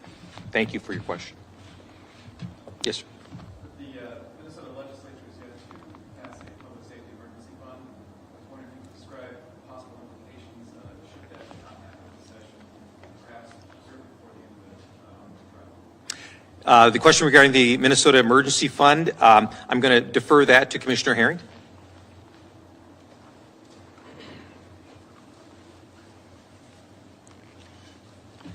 So I appreciate the question. Governor Walz proposed the SAFE account, and I know it has gone through several different iterations, both in the Minnesota House and the Minnesota Senate. And it is currently, I believe, on the table in the Minnesota House. There is an active bill in the Senate. And it's my hope that we will find the common ground to actually get it passed. The legislature is on hiatus for the Easter Passover break, so there won't be any action on it this week. And the conversations that we've had with the city of Minneapolis and with the city of St. Paul is that if this does not happen, then mutual aid support would then fall to the elected officials of the home agency that called for mutual aid. So in the case of Minneapolis, the officers who have responded to our request as a unified command for mutual aid would then be the responsibility of MPD to reimburse and to make sure those agencies are held harmless. But we we are still working at the state level because we really do believe this is a community-wide problem. This trial is obviously not just a Minneapolis issue. It is a worldwide issue. We have seen reporters here from all over the globe, and as such, I really do believe it is responsible for the Minnesota State to have a role in that. You see part of that role in General Mankey and Colonel Langer here, but I also believe that financial support for our communities is also a very important part of that role.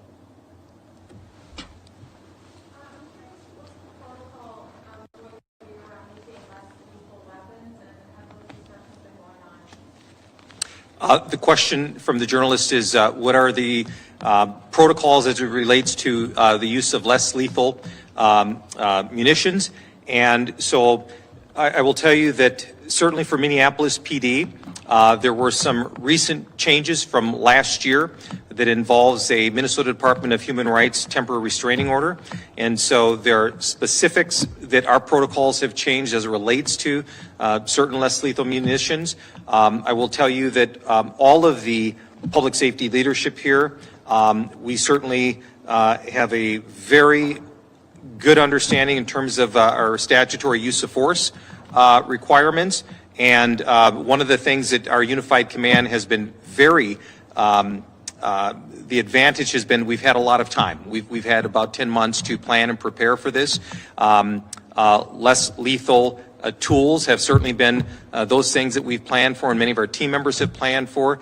And again, while we hope for peaceful assembly and peaceful demonstrations, we certainly will continue to make sure that we're planning and making sure that we've got the best tools, best information so that we can keep the situations here metro-wide as peaceful as possible. Chief, I saw some graffiti today that said y'all spent more resources protecting this. All right, this is Andrew Kraft here. We are going to move away from this at the moment. We were just showing you just some live pictures right now outside the courthouse in Minneapolis there. It looks like a small Black Lives Matter gathering